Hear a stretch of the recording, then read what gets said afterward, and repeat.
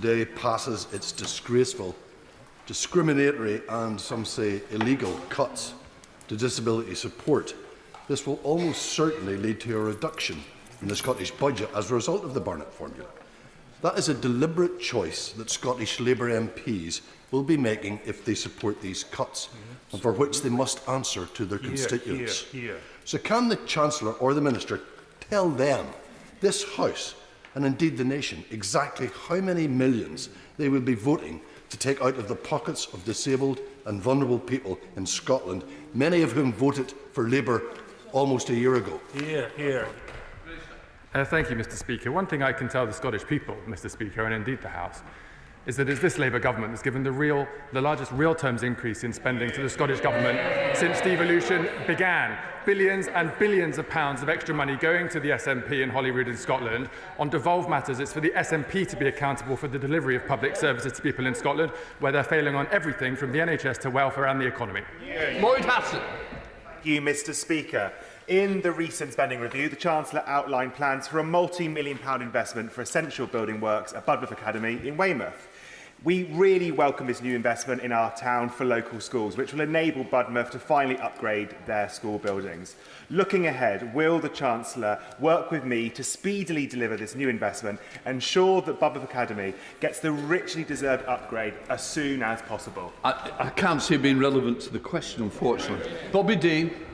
Question number 2, please. Minister.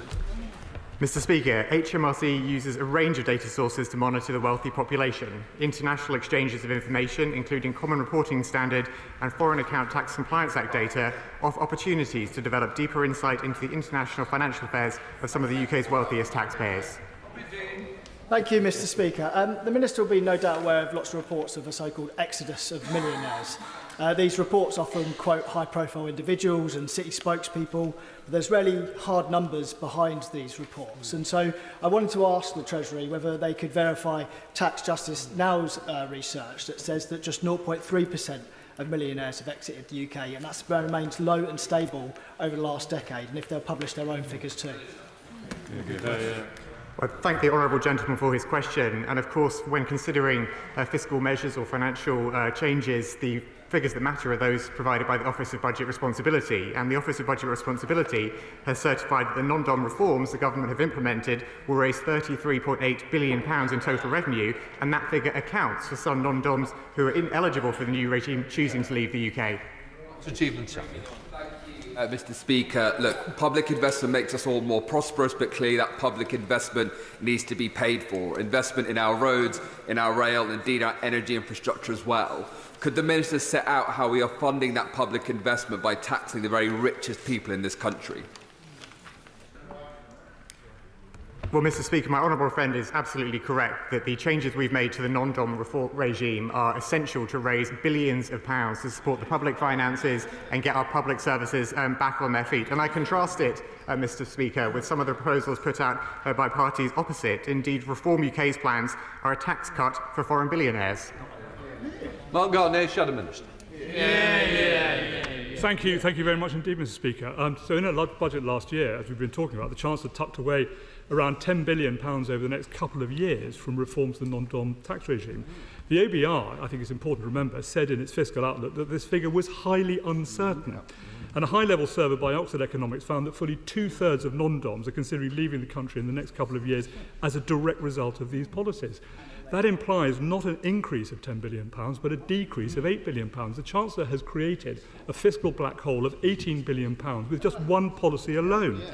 So, Mr. Speaker, in this week of heroic U-turns from the front bench opposite, can the Chancellor of the Exchequer confirm if she will be axing this tax and when she'll finally condemn it to the history book?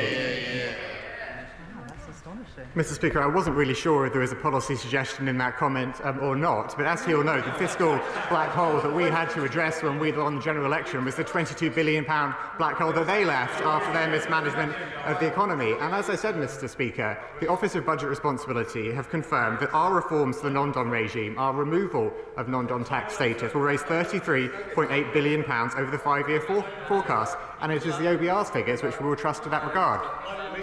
Rachel Musk. Thank you, Mr. Speaker. Number 3, please. Chancellor. Thank you, Mr. Speaker. The Government is committed to ensuring that there are fewer sick and disabled people in poverty by helping them into work and getting them off NHS waiting lists.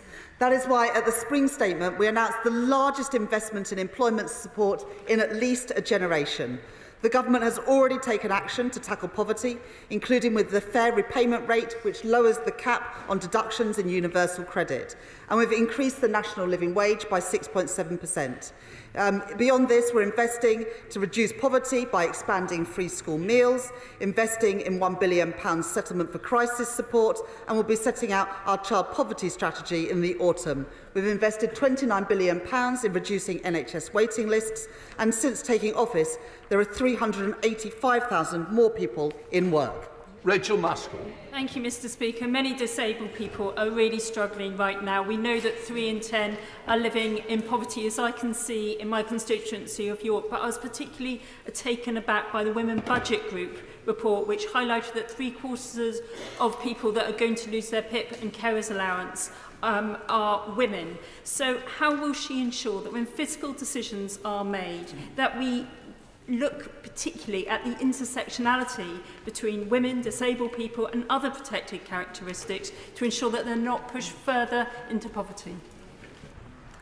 I thank my honourable friend for that question, and she will know that nobody who's currently receiving personal independence payments will see any reduction in the support that they get. And in terms of supporting women into work and recognising some of those intersectionalities that my honourable friend mentions, this government have increased the national living wage by 6.7%, and sadly it is still too often women who are paid the lowest wages. Our employment rights bill will offer more security and dignity in work. We're rolling out more childcare, including new nurseries at primary schools. And today, my right honourable friend, the Business and Trade Secretary, will be making a statement announcing the launch into a review on parental leave, something that could be beneficial to all parents, all working parents, but particularly for mums. Tim Farrell. Mr. Speaker, does the Chancellor accept that cancer is a major driver of poverty? Not only, of course, people who are ill not being able to work during their treatment, but sometimes people who are happily cured find that they have collateral damage, which means they're not able to work at a full level throughout the rest of their life. Does she recognise that radiotherapy plays a huge part in making sure people are cured and then able to be productive in society, given that the international average for people with cancer having radiotherapy is 53%, the UK is only 36%? Will she look at the economic advantages of investing in radiotherapy? Yeah. I thank the honourable gentleman for that question. We invested at in the spending review £29 billion additional every year in day-to-day spending in the National Health Service, as well as a big record uplift in capital spending in the NHS, so that there is more money for the equipment to do that vital work, including in cancer treatments, as the honourable gentleman mentioned. We have delivered in our first year in office 4 million additional appointments in the NHS and reduced NHS waiting lists by 250,000. That's only possible because of the decisions we took in the budget last year, like increasing taxes on non-DOMs, but also the increase in national insurance contributions, which has gone into funding our National Health Service. Dave Bent. Thank you very much, Mr. Speaker. St Helens is ranked as the 26th most deprived area nationally, and this poverty has an impact on health and sickness from pre-birth to old age. As a country, we're spending more on crisis intervention and less on early intervention after 14 years of the Tories. Can the Chancellor please assure me and people in St Helens North that this government will do all it can to properly fund councils and health services to help more people live longer, healthier lives? I thank my honourable friend for that question. It's a really important point and something that our Prime Minister is absolutely committed to, early intervention, to stop the costs of crisis emerging later on. And later this week, my right honourable friend, the Health Secretary, will be publishing, on the anniversary of the Labour creation of the Health Service, the 10-year health plan, which will focus on things to ensure that young people particularly those in poverty and some of the most deprived communities in our country, are not let down and have a healthy start in life. And that's something that across the whole of government we're determined to achieve. Peter Wishart. Today's disastrous welfare debacle was all down to her and her obsessive pursuit to stick to these grotesque Tory fiscal rules. But 150,000 people could still be saved from poverty if all the Scottish Labour MPs joined those prepared to vote down this particular bill. Does you agree with me that if Scottish Labour MPs go through this lobby to support this bill, they'd be as well not bothered standing again? This government changed the fiscal rules at the budget last year. A stability rule, so for the first time we pay for day-to-day spending through tax receipts, and then an investment rule which enables us to invest in those things that will help grow the economy, like energy infrastructure, defence spending and also transport and digital infrastructure. As a result, in the budget and then in the spring statement this year, we unlocked £300 billion more to be able to spend during the course of this Parliament, including the record settlement for the Scottish Government. It's now up to the Scottish Government to spend that money wisely and to try and reduce waiting lists in Scotland, as we have in England and indeed in Wales. And the Minister James Wyle. Thank you very much, Mr. Speaker. First, it was a humiliating reversal of the Chancellor's winter fuel cuts. Now, welfare cuts that she rushed to meet her fiscal rules have been shredded, leaving unfunded spending to pay for. In October, the Chancellor said extending the freeze and income tax thresholds would hurt working people and take more money out of their pay slips. So does she stand by the commitment to end that freeze from 2028, yes or no? Well, of course, it was his government, when they're on this side of the House, that froze those allowances, taking more money out of the pockets of working people. And despite that, they left a £22 billion black hole in the public finances. I'm not taking any lessons from the party opposite, who have opposed everything that is needed to invest in our public services, which is how we are in the mess we are in because of the damage that they caused. Jones. Question 4, please, Mr. Speaker. Front bench. Thank you, Mr. Speaker. With permission, I would like to answer this question together with question 22. The Government recognises the critical contribution that transport makes to our growth mission. The Government increased the capital envelope by over £100 billion at autumn budget last year and a further £13 billion at the spring statement. Taken together, this represents a big increase in capital investment. As a result, the transport capital budget, excluding HS2, will increase by 1.9% per year in real terms over the spending review period. This investment will improve connectivity in our towns, cities and villages, reduce journey times and increase transport reliability. For areas of transport that are devolved, it is up to the Scottish and the Welsh governments to allocate their funding and be accountable for their respective parliaments for those decisions. Ruth Jones.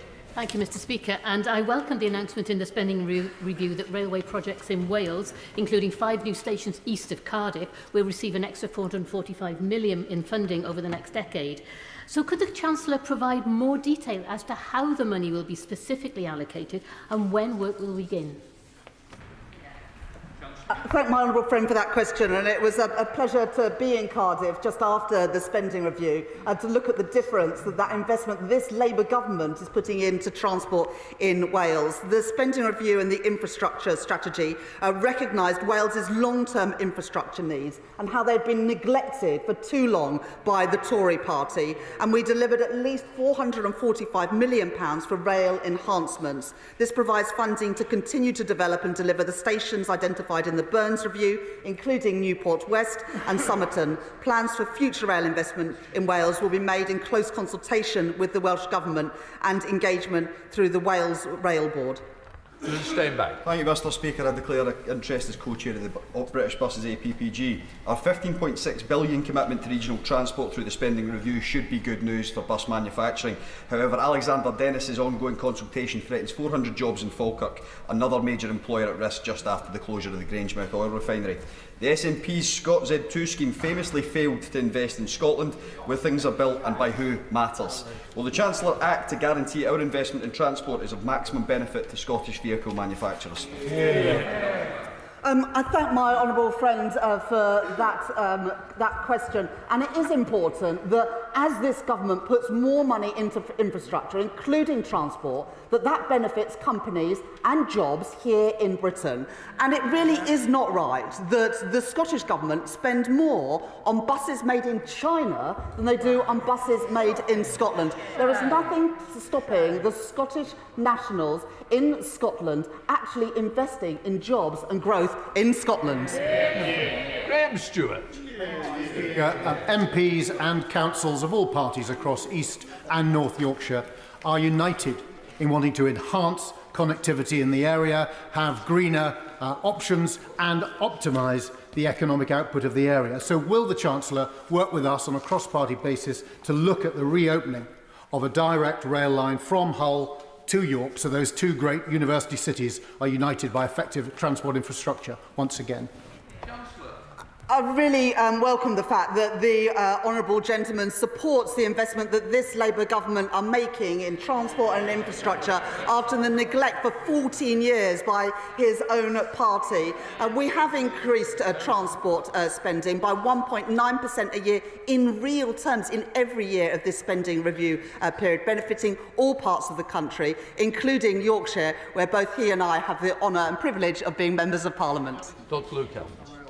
Thank you, Mr. Speaker. And the Prime Minister, the Business Secretary, and indeed the Chancellor had the joy of coming to my constituency and seeing Myra last week. Now, they would have come via the A5. The last Prime Minister, in his speech, talked about the funding they'd submit for the A5. However, in the spending review, that seems to have dropped. Will she commit to the same funding that we had from the last government to the A5? Because it's really important for my area. I mean, the irony is that the last government made a lot of commitments. The difference is they didn't put any money into delivering them. And that is the difference that this government is making with fully funded plans to upgrade transport. Now, the DfT now have their settlement and they will look at a number of projects. But the mess left by the party opposite is something that we have had to sort out. And they have not backed, the Conservatives have not backed any of the measures that we have taken to bring in more revenue, and yet, as we've seen, they're very keen on spending the money. Well, I'm afraid that is why we were left with a £22 billion black hole when we came into office a year ago. Liz Jarvis. Number 5, Mr. Speaker. Minister. Thank you, Mr. Speaker. With permission, I would like to group this with questions 11, 23 and 24. Kickstarting economic growth in every region and nation is the #1 mission of our government. As part of our new infrastructure strategy, we have allocated £725 billion to building and rebuilding bridges, roads, schools and hospitals across the country, and also £2.3 billion in local government transport will benefit places such as Eastleigh and Gloucestershire, and in Wales, key rail routes will benefit from £445 million of investments. Liz Jarvis. Mr. Speaker, small to medium-sized businesses are the backbone of the local economy in Eastleigh, creating jobs and driving innovation. However, local businesses, including the precision manufacturing firm GW Martin, have told me that due to the increased costs as a result of the changes to employer national insurance contributions, they have had no choice but to pass these costs on to customers, which makes UK manufacturing less competitive globally. What concrete steps will the government take to help businesses in Eastleigh? I thank you for that question. Half of small businesses won't be affected by the employer national insurance increase, as she will know. And we will also be setting out a small business strategy, talked about small businesses, in the government's plan to support those businesses across the UK later this year. Gavin Fuchs. As my honourable friend knows, I am delighted with the spending review's investment in Welsh Rail of £445 million. It shows the power of two Labour governments working together and corrects years of underfunding from the Tories opposite. This investment in Welsh communities and Welsh business is extremely welcome and going to be a brilliant driver for our government's mission of creating economic growth. Would she outline what steps she is taking with other departments to ensure that rural economies and market towns like Monmouth, Abergavenny, Caldicott and Chepstow and small businesses across Monmouthshire can help to thrive and contribute to that growth mission? Thank you. I welcome what you said. The government is also supporting the rural economy with over £2.7 billion a year for sustainable farming and nature recovery, and we're investing £1.9 billion to improve digital connectivity, which will be important to the small businesses and others that she mentioned. And as I said to the previous question, we will be setting out a small business strategy later this year. Cameron Thomas. Question 20, please, Mr. Speaker. North Gloucestershire is ready to jumpstart economic growth, but its existing advanced engineering and defence industries ready to drive the UK toward economic and defence objectives. Babcock, GE Aerospace, Moog and Safran already develop world-leading technologies, and the Garden Town project includes a further 100 hectares of employment area. Will the Minister join me in Gloucestershire so we can demonstrate this expertise and the potential for growth on the ground? I thank him for his question. Defence companies are an incredibly important part of the economy, and he will know that we're increasing defence spending up to 2.6% by the end of this Parliament, and also it's only reached these levels ever before under a Labour government. Max Wilkinson. Thank you, Mr. Speaker. The industrial strategy was right to highlight the potential for the National Cyber Innovation Centre in my constituency. If we're going to deliver that, we'll need to make sure that Junction 10 of the M5 is also done to enable the traffic to get around that development. This is a development of national importance. The Strategic Sites Accelerator has also been cited by the government. I'm wondering if ministers can advise me on how areas like Liberal Democrat-run Cheltenham and Gloucestershire can access that fund. I will make sure he gets a meeting with the relevant Transport Minister, but I hope that he is as excited as I am about the £1 billion we're investing in the state-of-the-art Golden Valley development, which will create 12,000 high-skilled jobs and 3,700 new homes, which is obviously close to the GCHQ headquarters in Cheltenham, and I'm sure that's something he will welcome. Right, let's come to Joy. Thank you, Mr. Speaker. Would the Minister agree with me that the new Green Book, with its proposals on place-based analysis, will actually mean that left behind places like mine will start to get the infrastructure investment that we so desperately need? Would the Minister care to comment on that? Absolutely. We pledged to reform the Green Book, and we're doing precisely that. We alongside the spending review, we recognise the strategic importance of investment in every part of the country. We want to realise the growth potential of places like she represents. She's a doughty champion for her constituency. Paul Waugh. Mr. Speaker, after years of unfunded and undelivered promises from the party opposite of levelling up, places like Rochdale are finally getting the fairest share of money that they really deserve. So can the Minister outline, just as she expanded a little bit on the Green Book, just how the place-based approach of the Green Book will actually help places like mine and advanced manufacturing in the Atton Valley? Absolutely. Sorry, excuse me. That was nearly very significant. Thank the honourable friend for that question. As you know, we launched the transport funding of £15.6 billion for transport for city regions in his own constituency, and I'm really pleased that as a government we recognise the potential of places like he represents, and we're going to unlock that regional growth across the north and other parts of the country. I'll just make the point again, we're a long way from Eastleigh. I don't understand how they're grouped in this way, because other people who should come on the order paper are being left behind and missing out. Deirdre Costigan. Question number 6, Mr. Speaker. Mr. Speaker, the spending review announced significant investment into clean energy to strengthen our energy security and our economy. This includes over £8.3 billion for Great British Energy and Great British Energy Nuclear, and £14.2 billion for Sizewell C. Deirdre Costigan. Thank you, Mr. Speaker. Although my constituents in Ealing Southall are no doubt sweltering in today's heat, they are worried that come winter they will again face eye-watering energy bills to heat their homes. The previous government left us with the leakiest homes in Europe, slashing grants for loft and cavity insulation. So can the Minister set out the work this Labour government is doing, not just to support the clean energy sector, but to upgrade my constituents' homes to take that clean, cheap energy and to bring down bills in Ealing Southall? Well, I thank my honourable friend for her question, and she's an excellent advocate for her constituents in Ealing Southall, and I'm sure that many of them will benefit from our Warm Homes Plan, which will see £13.2 billion invested across this Parliament. That investment will be allocated to schemes to support the rollout of heat pumps, alongside energy efficiency measures and other low-carbon technologies. This will help, of course, with environmental goals, but crucially, it will cut bills and tackle fuel poverty. Robbie Moore. Thank you, Mr. Speaker. This week, the previous 19% tariff on US ethanol falls to zero through a 1.4 billion litre quota negotiated by this Labour government, which represents the entire size of the UK's entire ethanol market, which will have hugely damaging impact for our rural economy, UK jobs and indeed the NHS, with government effectively offshoring the benefits of ethanol production and its byproducts to the US. So what conversations is the Chancellor and her team having with this green energy sector, where there is a huge number of job losses now at stake in Teesside and in Hull? Excellent question. Well, thank the honourable gentleman for his question, and of course our colleagues in the Department for Business and Trade are having conversations with those businesses and industries that may be affected, but I hope from what he said he would welcome the trade deal that we got with the US, the economic deal which is so important for our prosperity and which will see us being the only country to avoid some of the tariffs which are affecting all other countries around the world. Shadow Minister Gareth Davis. Mr. Speaker, it's becoming clear that 1 year in, the public still don't know what Labour is all about. And the same could be said for their so-called National Wealth Fund.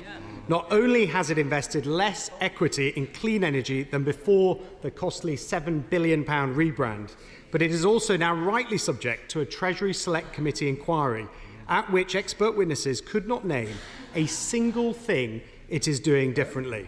And the CEO of the British Business Bank now says the government did not understand what it was setting up.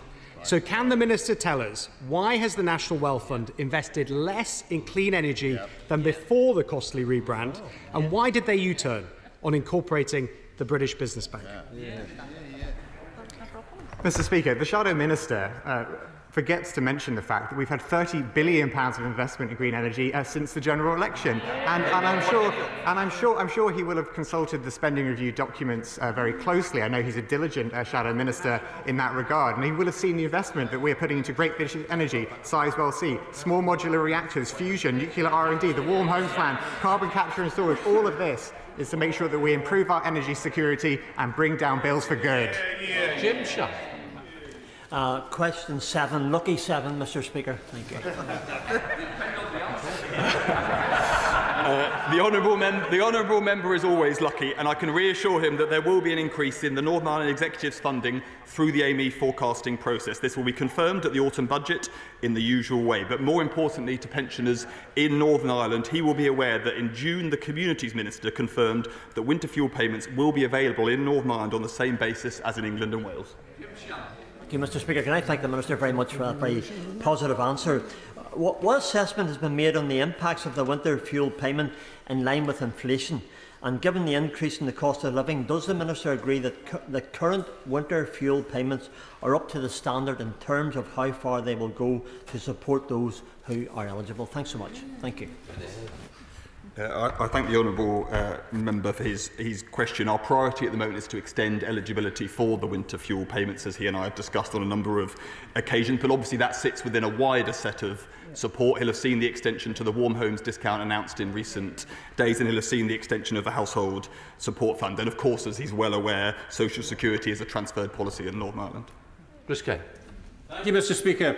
Does the Minister agree that it's only because of the Barnett formula and a Labour government that Scotland, including communities in Stirling and Strathallan, now has record funding of £50 billion this year, and that it is deeply concerning that the SNP government in Scotland have no clear plan to invest this funding properly in Scotland's NHS, Scotland's schools and Scotland's local services?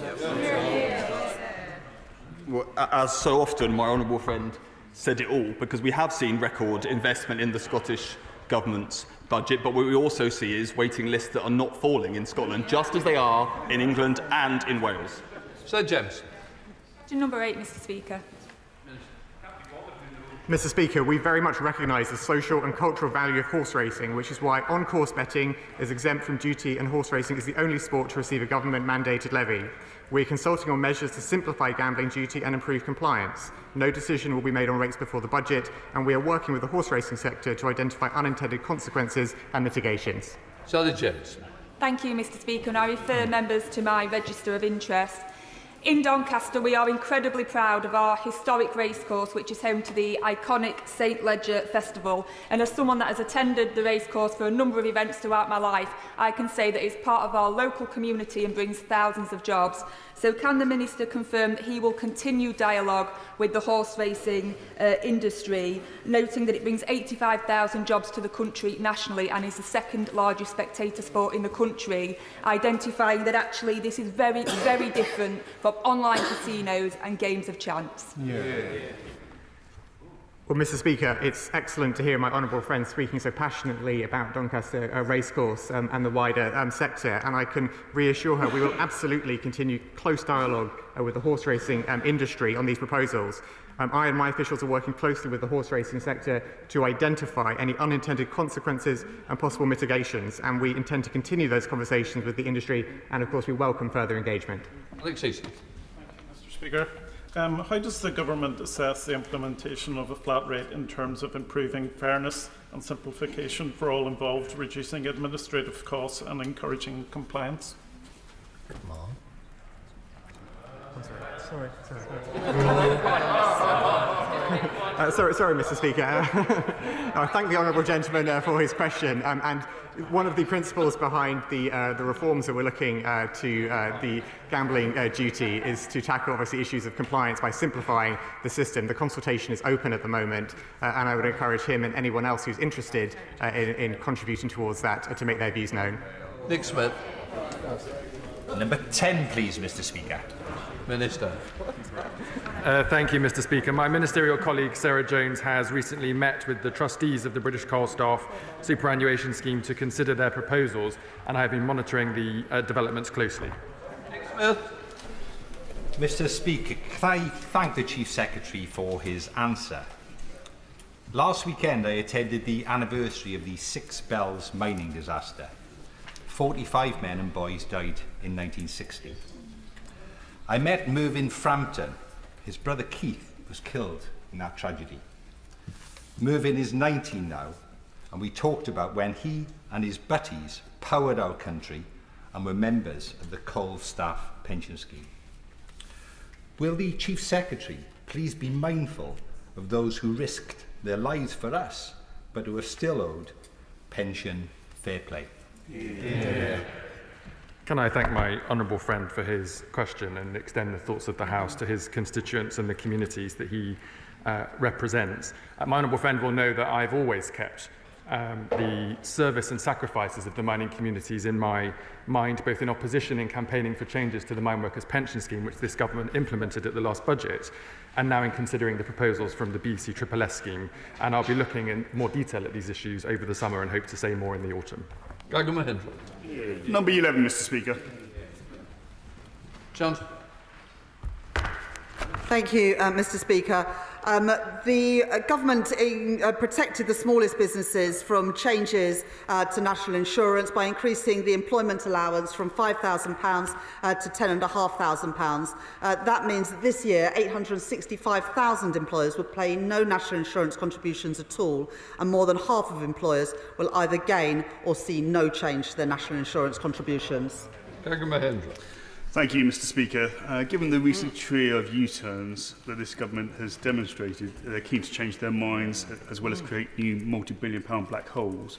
Can the Chancellor do the right thing and U-turn on the increase in national insurance contributions to provide businesses with a much-needed boost in this sluggish economy that she has created?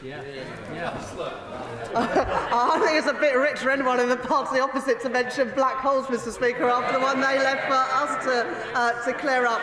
The honourable gentleman would have seen the Lloyd's Business Barometer, which has recently been published, that shows business confidence is now at a 9-year high, led by increases in confidence in retail and in manufacturing. And they referenced in that report the impact that the spending review had on boosting business confidence, a recognition that this government is backing Britain and backing Britain's businesses. Bill Esterson. Well, thank you very much indeed, Mr. Speaker. And the Chancellor is quite right to mention that business confidence is at a 9-year high. Doesn't it go to show that not only were the announcements in the spending review right for business, but her emphasis on stability and certainty in the economy is exactly what is needed. And it's moreover, it's in sharp contrast to the chaos, the constant changes of policy and the complete disaster in economic policy we saw from the government opposite.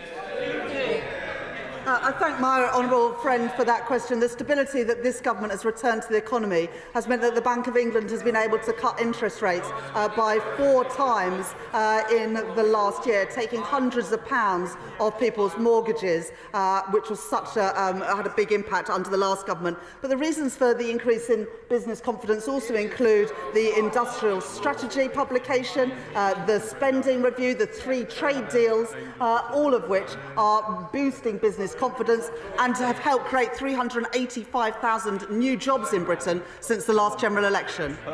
Richard Fuller, Shadow Minister. Mr. Speaker, Labour's jobs tax has really clobbered British businesses. The Office for National Statistics says the number of available jobs is collapsing. The Institute of Directors, perhaps the Chancellor hasn't updated herself on how British business thinks about confidence. The Institute of Directors says today that business confidence has plummeted. The Bank of England is warning of significant declines in wage growth. And the British Chamber of Commerce says taxes on businesses cannot be increased. But now, the Chancellor has bungled welfare changes, eviscerating confidence in the Prime Minister and blowing an even bigger hole in the public financing, meaning she will raise taxes yet again this autumn. So will the Chancellor avoid creating the same damaging uncertainty she did last summer by ruling out from the dispatch box today any further tax increases on British businesses?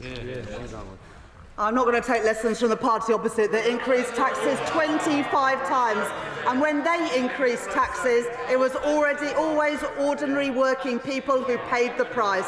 In our budget last year, we protected the pay slips of ordinary working people by not increasing their income tax, their national insurance or their VAT. And we didn't go ahead with the planned increase in fuel duty that the party opposite had planned. So instead of talking down the British economy, why doesn't the party opposite back the plans that are backed by British businesses to grow our economy and make working people in our country better off?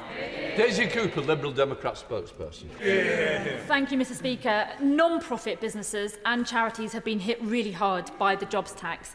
Last week, my local Meals on Wheels service told me that businesses like theirs around the country are having to make redundancies and put up prices for vulnerable people. So in the context of today's welfare reforms that the government is pursuing, can the Chancellor confirm whether the Treasury will conduct any assessment of the increased cost of essential and charitable services that are relied upon by disabled people and their carers at a time when their welfare support could be cut? Very good question.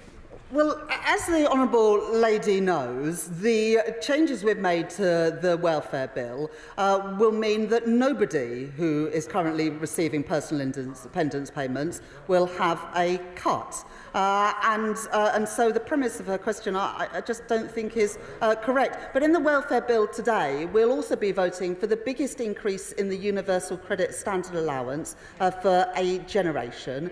We will be voting today on protecting those people with the most severe conditions from having to be reassessed for their conditions, something which is degrading. We've got rid of the Tories' work capability assessment changes, which the courts said were illegal, and we're putting £1 billion into back-to-work support. At the same time, we're investing £29 billion in the NHS, only possible because of the national insurance increase rise on business, which the Liberal Democrats oppose, and yet that's how we're funding our NHS. Rachel Gilmore. Question number 12, please, Mr. Speaker. Thank you, Mr. Speaker. The Government has committed £2.7 billion per year to support sustainable farming and nature recovery, supporting the rural economy, and we've also confirmed investment of £1.9 billion over 4 years into digital connectivity, as well as the £2.3 billion of local government transport funding for smaller cities, towns and rural areas. Rachel Gilmore. Mr. Speaker, whilst I welcome the Government's rural growth plans, I am concerned about the persistent poverty faced in many rural areas. The additional cost of living in these communities, known as the rural premium, exacerbates hardship. What specific steps will the Chancellor take to support those in or near poverty in rural areas? And will the Treasury commit to revising the indices of multiple deprivation to more accurately reflect deprivation in rural and coastal communities, such as West Somerset and Mid Devon? The MHCLGE will be coming forward with further details of funding for the 350 most deprived communities across the country, including rural areas. Jane Kirkham. Mr Speaker, as one of the most deprived regions of Northern Europe, Cornwall benefited from Objective 1 structural and SPF funding. Can the Minister confirm that under this government, Cornwall will not lose out on funds for economic growth and the investment that our communities deserve? We're supporting growth across the country and we'll be publishing further details of how we will do that in the coming weeks. Jessica Turner. Question number 13, Mr Speaker. Minister. Thank you, Mr Speaker. The 10-year infrastructure strategy is a key part of this government's growth mission, committing to a minimum of £725 billion of investment over the next 10 years to invest in local transport, affordable homes and modernising schools and hospitals in every part of the country. Jessica Turner. Thank you, Mr Speaker. I was pleased to see that the creative and digital industries, the financial services and clean energy were all included as priority sectors in the government's industrial strategy. These have huge potential in my Bournemouth West constituency. I want to focus on the latter and ask the Minister, as a fellow South West MP, what assessment he's made of the Dorset Clean Energy Supercluster on growth, jobs and in bringing people's bills down, not just in Bournemouth West but across the region. And I thank my honourable friend for championing the Dorset Clean Energy Supercluster opportunity, which I know was announced by her council at UK Reef only recently.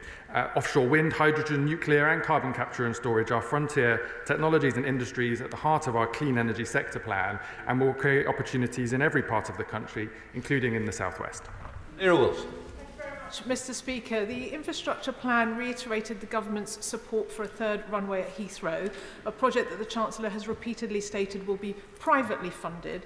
However, given the vast amount of rail and road infrastructure that will be needed to support a bigger Heathrow, as well as the huge risk a private company would undertake that they would want underwritten by government, could the Chief Secretary outline to the House how much taxpayer cash has been earmarked as needing to enable a bigger Heathrow? I thank the Honourable Lady for her question. She will know that we are waiting to receive detailed proposals from Heathrow for the development of the third runway. The Government will consider those in due course and make further announcements when decisions have been taken. Joe Powell. 14, please, Mr Speaker. Minister. With permission, Mr Speaker, I would like to answer this question with question 16. Mr Speaker, the year before we came to power, the tax gap stood at £47 billion. That is unacceptable, and that is why we announced the most ambitious ever package of tax gap measures at budget and went even further at spring statement. We are now forecast to raise £7.5 billion from the tax gap in 29-30, including by recruiting 5,500 more compliance officers, investing in better technology and closing loopholes. We will bring forward further measures to close the tax gap at budget in the autumn. Joe Powell. Thank you, Mr Speaker. As the Minister is no doubt aware, an increasingly common issue on our high streets is phoenixing, where a shop unit continues to trade while cycling through multiple limited companies every few months, none of which pay corporation tax, VAT or business rates. So can the Minister encourage HMRC officials to walk along Whitehall, just a few hundred metres from this chamber, and take a look at whether the series of Harry Potter themed gift shops across London, accused by London Centric of doing exactly that, are playing by the rules and ensure that tax enforcement supports legitimate small businesses on our high street? Well, Mr Speaker, my honourable friend is a powerful campaigner and an advocate for tackling those who do not play by the rules. And whilst I'm unable to comment on individual taxpayer affairs because of my position, I very much recognise the issue that he refers to. We're determined to tackle this problem. And, Mr Speaker, HMRC is working cross-government on enforcement action, including working with Companies House and the Insolvency Service to tackle phoenicism. Andrew George. Speaker, but does the Minister not agree that handing away £500 million of taxpayers' money to those who are entitled to small business rate relief, which is what has happened in Cornwall over the last 10 years, it would be far better to invest that money in desperately needed first homes for local families in desperate housing need than to give it to second home owners? And would the Minister be prepared to meet with me so that we can drive a better method of achieving housing justice through tax policy? Mr. Speaker, I would happily hear from the honourable gentleman about how he will support our home building plans in his constituency and across the country, because we know that the most important thing to tackle the housing crisis is to support the reforms that this government is making to the planning system to make sure we can build 1.5 million new homes and we can invest the £39 billion over a 10-year affordable homes programme, the biggest in a generation. We now come to topicals. John Long. Thank you, Mr. Speaker. Topical number 1. Chancellor. Thank you, Mr. Speaker. The government is delivering on the priorities of the British people. Yesterday, the Office for National Statistics confirmed that the UK was the fastest growing G7 nation in the first quarter of this year. Since the election, the Labour Party, this Labour government, has brought in £120 billion of private investment into our economy. There have been 4 interest rate cuts lowering the cost of mortgages, 384,000 new jobs, over 1,000 jobs per day since this government was elected. Real wages increasing more in the first 10 months of this Labour government than they did in the first 10 years of the last Conservative government, and a £1,400 pay rise for a full-time worker on the national living wage. That is the difference that this government is making after 14 years of mismanagement by the party opposite. Award-winning bookshop and deli Main Street Trading Company in St Boswells has been forced to reduce their operating hours because, and I quote, increases in employer national insurance mean that our operating cost base has increased significantly. So what advice does the Chancellor have for small businesses who are suffering because of this Labour government's reckless decisions?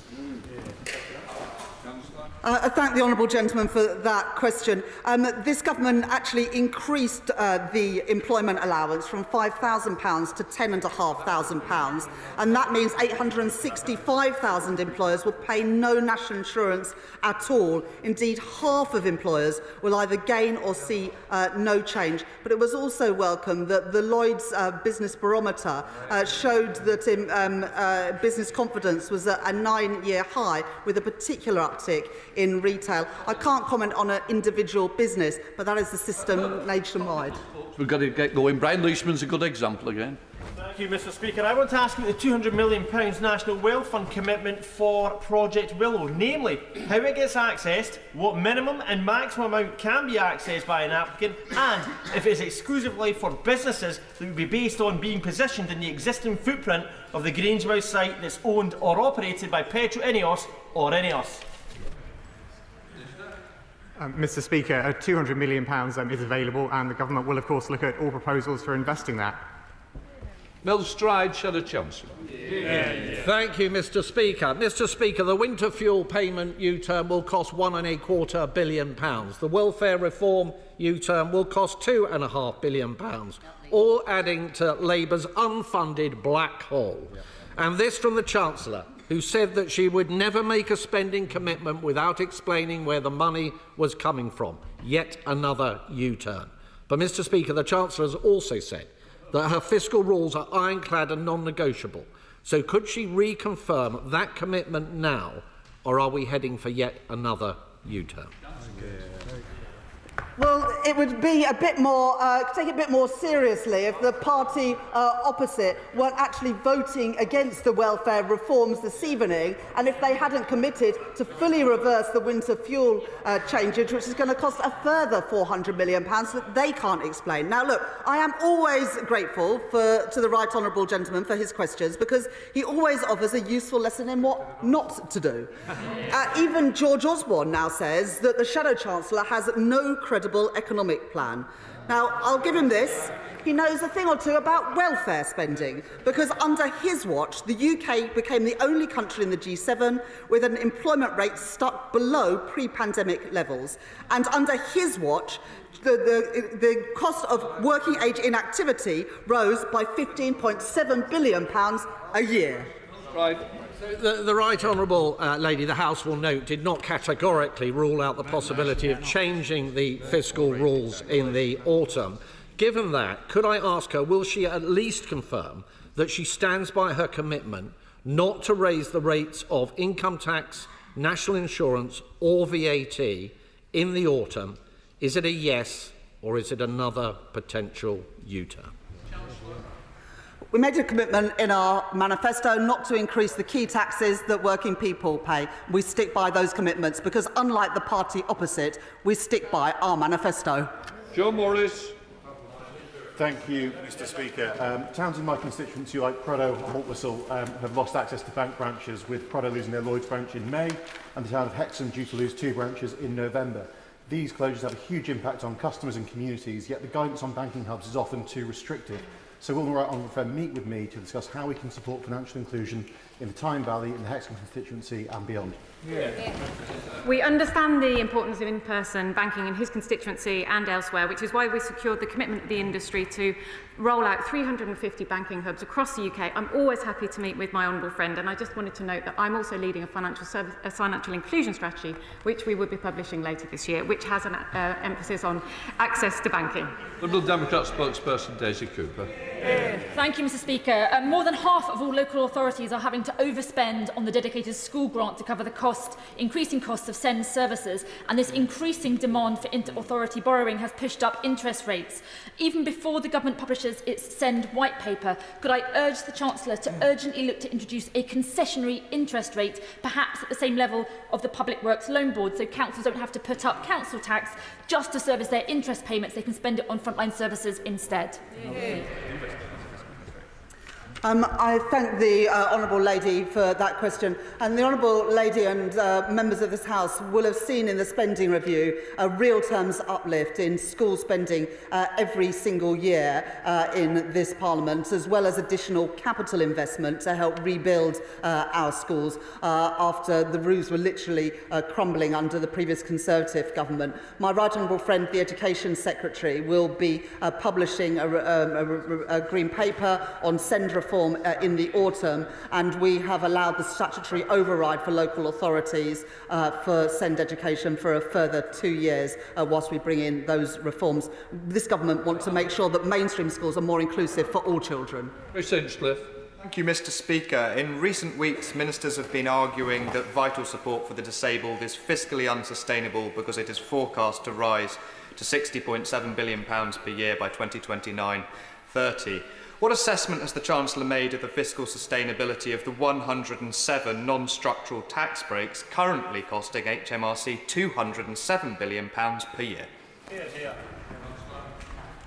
I thank my honourable friend for that question, and he will know at the budget last year we got rid of the non-dom tax status, we increased capital gains, we put VAT on private school fees, we ended the loophole for private equity, and more measures to in total raise £40 billion. And as a result of that, we are investing £300 billion more than the plans we inherited from the party opposite. But we're the only country where... Oh, all right, OK. I've got to get through. Helen Morgan. Thank you very much, Mr Speaker. Businesses and individuals in North Shropshire tell me that the single biggest factor holding back growth in our rural area is poor public transport. But Shropshire was poorly served by the Bus Service Improvement Plan and the spending review focused investment on city areas. Can the Chancellor tell us how she's going to improve public transport in rural areas to drive the growth that we so desperately need there? I thank the Honourable Lady for that question. We are increasing transport investment by 1.9% in real terms after HS2 in every year of the spending review period, and we are extending the bus fare cap as well, which is particularly beneficial to rural areas. I believe that redistribution should be core to everything that we do. It's core to the toughest decisions we've had to make. It's core to our efforts towards growth. So does the Chancellor agree with me that putting more pounds in the pockets of those on low incomes is the best thing we can do to grow our economy? Thank you, Mr Speaker. The government wholeheartedly agrees with my honourable friend. At the end of this Parliament, people will be better off as a consequence of the decisions this Labour government is taking. That's why we've already increased the national living wage by 6.7% to benefit 3 million people, with full-time workers seeing around a £1,400 a year increase in their wages. Bedford. Thank you, Mr Speaker. On Friday, I had the privilege of visiting Loros, Leicestershire's much-respected palliative care charity. At full capacity, they can offer 31 beds to local residents. But sadly, because of the measures the Chancellor introduced, such as the hike in national insurance, they're now only operating 18 of those beds. Could I ask the Chancellor to look again at softening the impact of her measures, particularly on charities like Loros? I'm sure that the relevant health minister would be happy to meet representatives of the hospice. The health secretary did set out the settlement for hospices at the end of last year to compensate financially for the increase in national insurance. But those increases in national insurance are funding the NHS, which of course helps fund our hospices. Mike McNulty.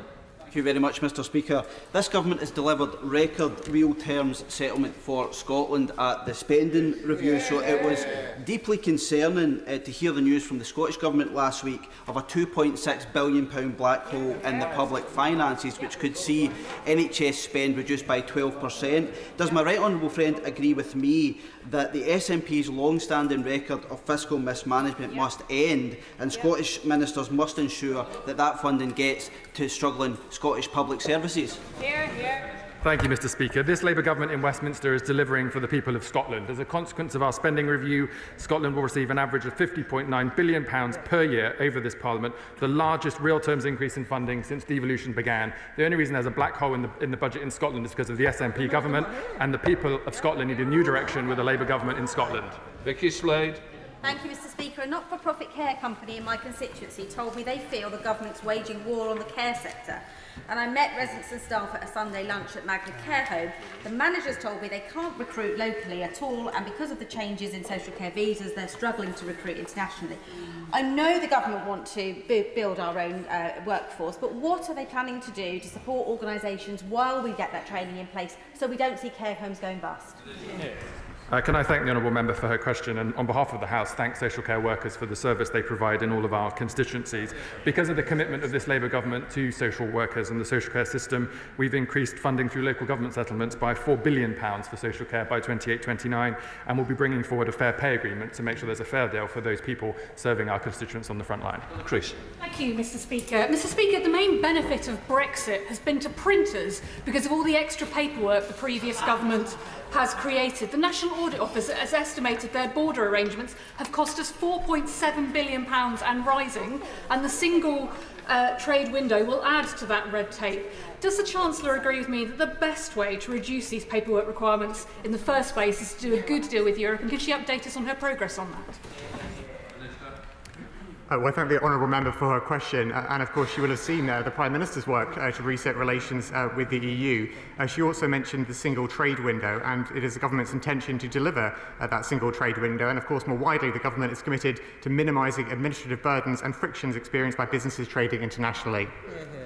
Jack Rankin. We all know that there is a difference between welfare cuts and welfare reforms. These cuts were the maths of Treasury mandarins. It's the same thinking that saw winter fuel payments taken from pensioners.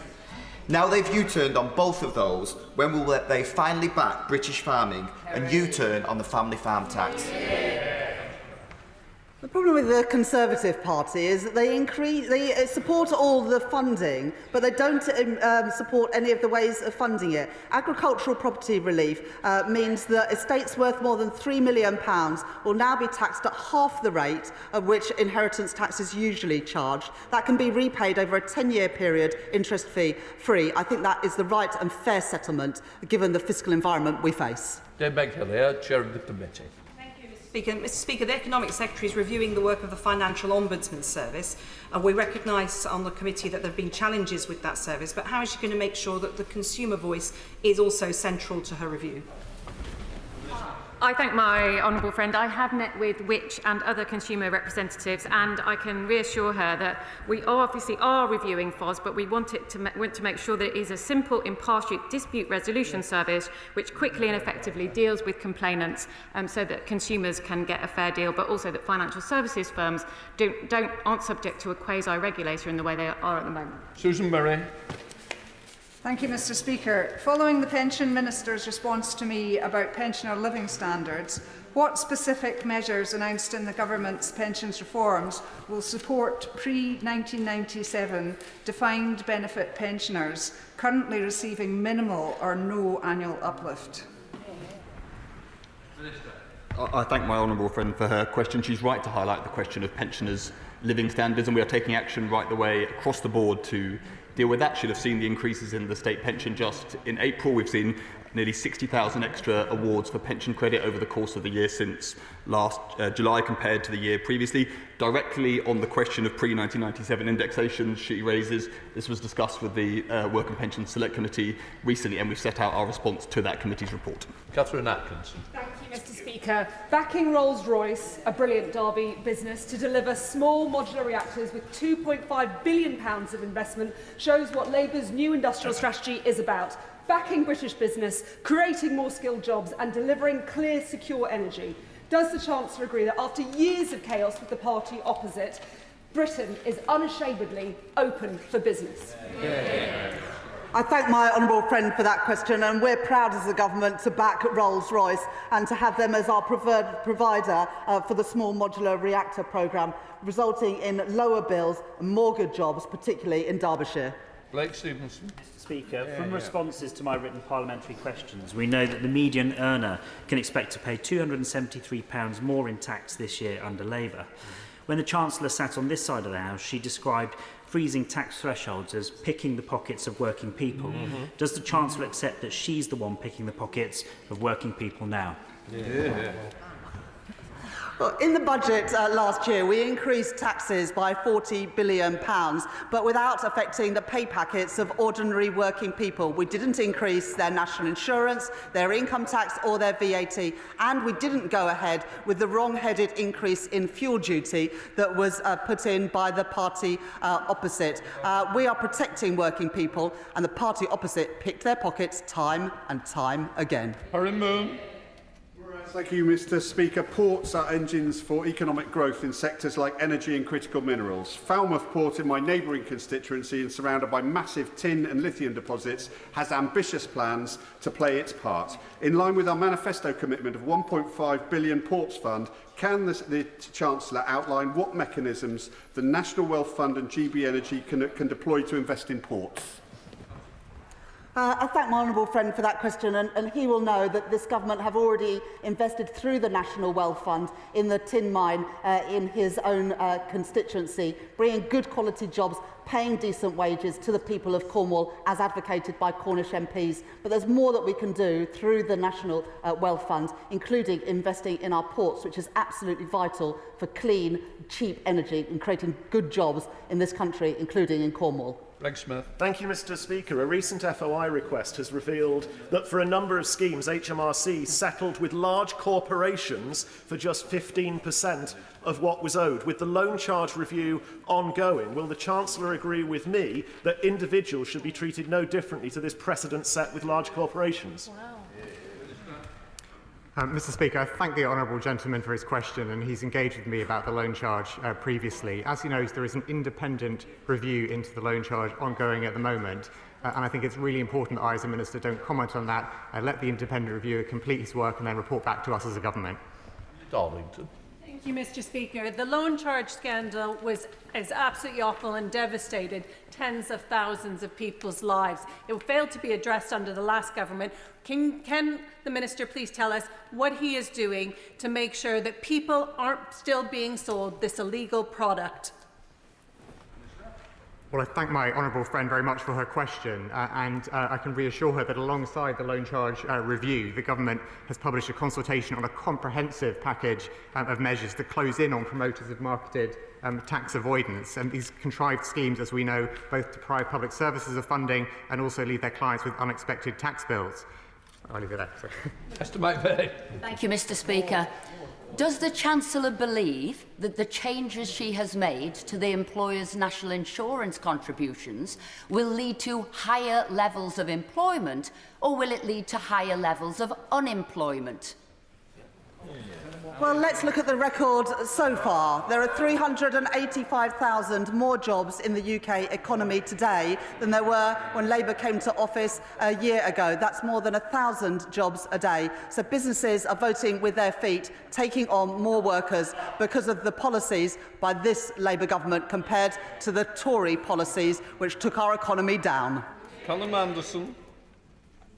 People living longer they face more complex financial choices. And the new simplified advice regime announced by the government and the FCA yesterday is hugely welcome and will help more people make better informed investment decisions. Can the Minister provide more detail on the steps that the government will be taking to help firms deliver better advice at scale, especially to young people and the self-employed? I thank my honourable friend. We're really excited about targeted support because it means that firms will be able to make suggestions to consumers with similarities and will make sure that they can invest, have the confidence to invest in the long term, and also give them better support, not advice, on their pensions as well. John Glenn. Further to that answer, could I ask the Minister to confirm that one of the regulatory barriers in that area is privacy and electronic communications regulations, which prevent firms from proactively reaching out to customers to offer that targeted support? As part of the review, will she ensure that that specific regulatory change is amended so that that effect can happen? I can assure him that we are looking at this, and we will make sure that firms can take the advantages of targeted support to ensure that their consumers are better off and they're able to suggest that targeted support to them so they can make more of their money and indeed get a better pension as well. Sonny Kumar. Mr. Speaker, 58% of investors think that it's important that their stocks and shares ISAs is invested in UK companies. Currently, there's an estimated 100 billion held in people's cash ISAs who do not have stocks and shares ISAs. What steps is my right honourable friend taking to encourage further investment in UK stocks and shares and investing in UK companies? As we set out at the Spring Statement, we are looking at the balance between investments in cash and investments in stocks and shares in ISAs. We want to get that balance right. We understand the importance of a rainy day buffer for people in cash, but we also think we need to give people the confidence to invest, which is a win-win. It's a win for them and it's a win for British companies who are listed on our stock exchange. Right. Mr. Speaker, Jackie from Street suffers with Crohn's disease, fibromyalgia and mental health issues. She's worked for most of her life until ill health made it impossible. Under the reforms, she is going to lose her entitlement to PIP and ISA, plunging her into poverty. So can the Chancellor give Jackie the reassurance that she needs, that she won't be left in poverty?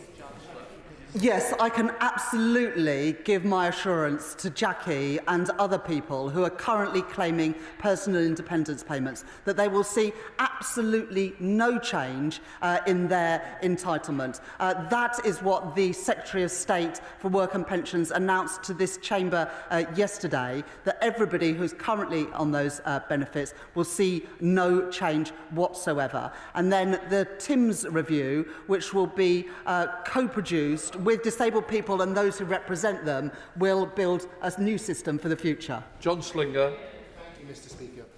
Does the Minister agree that we are driving growth across every part of the country with investments at the spending review, including £15.6 billion for transport projects in city regions, and additional support that I saw myself in Warwickshire with the launch of their electric bus fleet, including buses built at Alexander Dennis in this country, and that this shows a government that's investing in the future prosperity of our country? It was great to be with my honourable friend in Warwickshire just a couple of weeks ago to welcome some of the investment through our industrial strategy and our spending review that will turbocharge the British economy, creating more good jobs, paying decent wages in all parts of the country, including in Warwickshire. Sir Olney. Very much, Mr. Speaker. Last week, ahead of the launch of their ethnicity code, the Lending Standards Board announced that it would be closing following a withdrawal of support from major high street banks. And this was going to be a groundbreaking step towards tackling the barriers that ethnic minority business owners face in accessing finance. So can I ask the Chancellor what steps the government will take to ensure that the ethnicity code is implemented, supported and scaled so that its principles are embedded across the financial sector? Thank you. The situation, and can I reassure the Honourable Lady that government is committed to ensuring that firms continue to deliver good customer outcomes now and in the future with proportionate regulation and oversight. I'm happy to engage with her in more detail on the subject she mentioned. Question Melanie on. Thank you very much, Mr. Speaker. Can the Chancellor please provide an update on the invaluable Viking CCS project in the Humber? I thank my honourable friend for that question. And at the spending review, we were able to build on the investment we had already made in Merseyside and Teesside with track 1 of carbon capture and storage, and put investment into both the Acorn project in Scotland and also Viking in the Humber to support this government's ambitions for Britain to lead the way in carbon capture and storage, creating more good jobs in all parts of the country, including in Great Grimsby and Cleethorpes. That completes questions. Let front bench change over.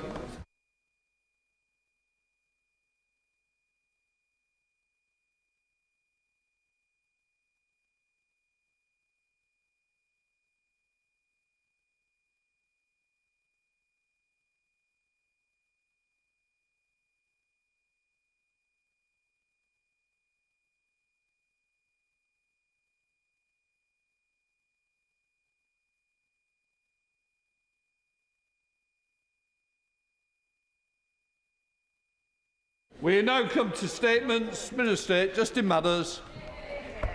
Thank you, Mr Speaker. With your permission, I wish to make a statement on the Government's manifesto commitment to review the system of entitlements to parental leave. This Government is dedicated to delivering more for working families. Our plan to make work pay is central to how we achieve this. The mission to grow the economy, raise living standards across the country and create opportunities for all. It will help people to stay in work, improve job security and boost living standards. This includes helping working parents and supporting them to balance their work and home lives. Parental leave and pay entitlements play a key role in this. We know that the arrival of a child, whether through birth or adoption, is a transformative time in a family's life. And we know that the current parental leave system does not support modern diverse working families as well as it could.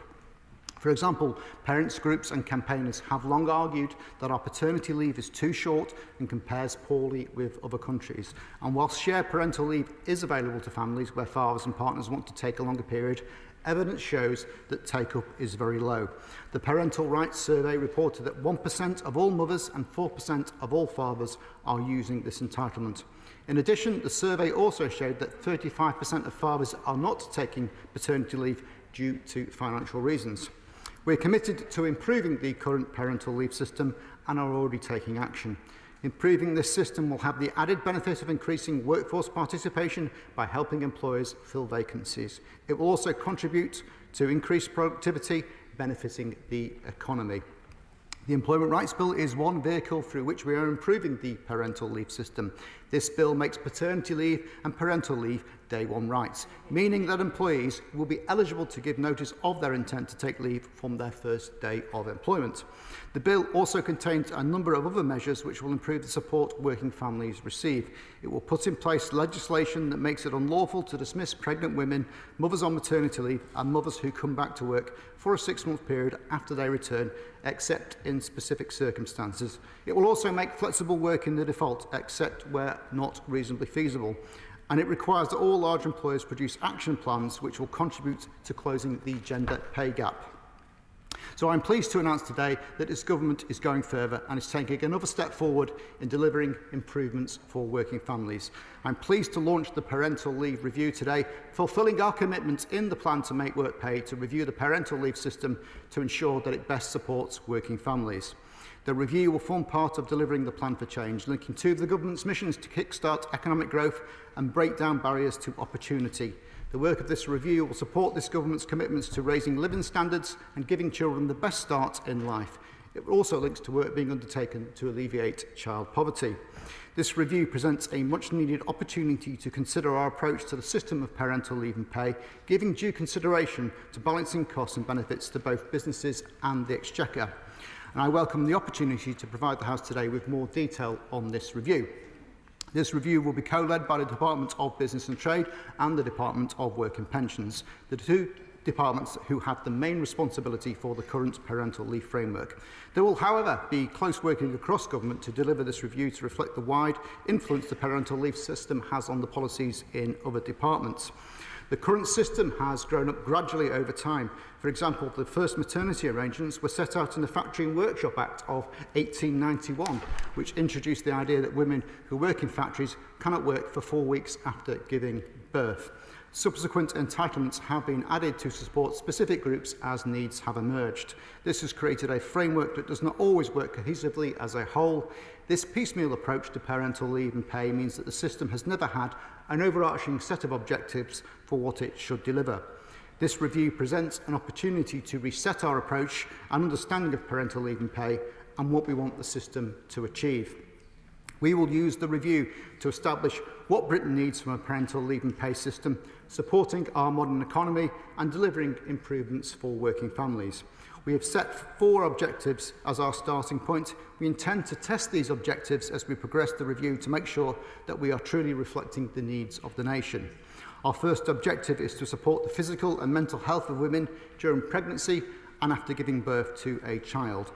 Our second objective is to support economic growth by enabling more parents to stay in work and advance in their careers after starting a family. This will particularly focus on improving both women's labour market outcomes and tackling the gender pay gap. Our third objective is to ensure that there are sufficient resources and time away from work to support new and expectant parents' well-being. This will also include facilitating the best start in life for babies and young children, supporting health and development outcomes. Our fourth objective is to support parents to make balanced childcare choices that work for their family situation, including enabling co-parenting and providing flexibility to reflect the realities of modern work and childcare needs. There are 3 cross-cutting considerations which will also be factored into our review. The first is to build a fair parental leave system between parents within a family, different types of parents, and parents with different employment statuses. The second consideration is to balance costs and benefits to businesses and the Exchequer, as well as examining how the system can support economic opportunities for businesses and families. As part of this, the review will consider opportunities to make the process surrounding parental leave simpler for both businesses and parents. The final cross-cutting consideration focuses on improving our society, for example, in supporting the child poverty strategy and on shifting social and gender norms, including around paternal child care. All current and upcoming parental leave and pay entitlements will be in the scope of the review. This will enable us to consider how the parental leave and pay system should operate as a complete system to improve the support available for working families. This broad scope means the review will consider the individual existing entitlements and how best to ensure improvements can be delivered for working families, as well as related wider issues and themes. For example, the review will consider whether support available meets the needs of other working families who do not qualify for existing statutory leave and pay entitlements, such as kinship carers and self-employed parents. It will also consider how the pay system works more broadly. This will be an evidence-based review that reflects and considers the perspectives and experiences of those who engage with the parental leave and pay system. We welcome views from and intend to engage constructively with a wide range of external stakeholders, both from groups representing parents and families, including trade unions, and with employers or employers' representatives. There will be opportunities for stakeholders to contribute views and expertise throughout the review, including through a call for evidence, which also launches today. This call for evidence seeks initial evidence specifically in relation to the objectives, which will set the foundation for what we want our system to deliver. This review launches today, Mr. Speaker. We expect it to run for a period of 18 months. The Government will conclude the review with a set of findings and a roadmap, including next steps for any potential reforms forward to implementation. This is an important step forward to ensure that our workplaces are fit for the 21st century, and I commend this statement to the House. Second Minister Greg Smith. Thank you, Mr. Speaker, and I thank the Minister for advanced sight of his statement. From personal experience as a father of 3, I understand the importance of fathers being able to spend time at home with their newborns and supporting mothers in those early days. Having experienced paternity leave both as a Member of Parliament in 2020 and 2021, as well as very differently in 2016 while self-employed, I am proud that the UK does already offer some of the most generous maternity and paternity rights, but of course, there is always room for improvement. Indeed, Conservatives introduced shared parental leave, allowing new parents to spend precious time caring for their newborns. It is therefore with interest that we digest the contents of this ministerial statement today. However, I do have deep reservations about both its substance and its timing. I understand the government pledged that this review would be done and dusted within a year, another broken promise. But it's curious that they've chosen today, of all days, to launch it. I'm in no doubt that today's statement has been rushed into the minister's hands to deflect from what I suspect will be a difficult day of parliamentary business for the government. That much is clear, since the Secretary of State was entirely incapable of confirming how much statutory paternity pay currently is on LBC this morning. I welcome the fact the Secretary of State apologised to Nick Ferrari in admitting he really should know, and perhaps the Minister can set the record straight for his boss today. Mr. Speaker, I would like to take this opportunity to make it crystal clear that Conservatives are not opposed to increased parental leave, so long as it is proportionate, affordable, and does not increase unemployment. But therein lies the problem, because this government has left themselves no breathing room. Their political choices have imposed the most significant headwinds on business in a generation. Those choices have driven unemployment up by 173,000 since July last year. Businesses across the land are now contending with taxes on jobs that Labour promised would never come. And now they are staring down the barrel of 300 pages of closely typed union-led red tape in the unemployment bill, which will upset a carefully balanced and fair relationship between employees and employers that has spanned decades. Even Tony Blair and Gordon Brown refused to open that box. No real business supports that bill. The 5 biggest business groups have warned against it. It will make hiring tougher and force employers to take fewer risks on new starters, disproportionately pushing young mothers out of the workforce. Flexible working will be almost entirely eviscerated from Britain's job market. The reasonable measures which employers and employees have benefited from for years that allow businesses to take a chance on new hires. We already know business across the UK have had no choice but to cut jobs, reduce hours, or put hiring on pause because of the Chancellor's toxic treatment towards enterprise. So if it's helpful, I can spell it out for the benefit of the government front bench. It really is quite straightforward. It is not possible to benefit from employment rights if people don't have a job in the first place. And with that in mind, it deeply concerns me that the Minister's statement made only a passing mention to the impact on business. This comes as no surprise, since not one person around the Cabinet table has any real business experience. The government have admitted that this review, which they said would be squared away by now, will take 18 months. Over the next 18 months, we will watch the ravaging impacts of Labour's anti-business policies transform from a drip to a deluge. The jobs tax, business rates relief cut, investment and capital forced overseas, the employment rights bill, the family business death tax, unemployment will continue to rise, businesses will close, and any chance of growth will be sapped from our economy. So it's all well and good that the Minister announces this review in the House today. But, Mr. Speaker, let us be in no doubt. When it concludes in a year and a half's time, Britain's economy will have been stripped of all signs of life because of the choices Labour have made. Minister.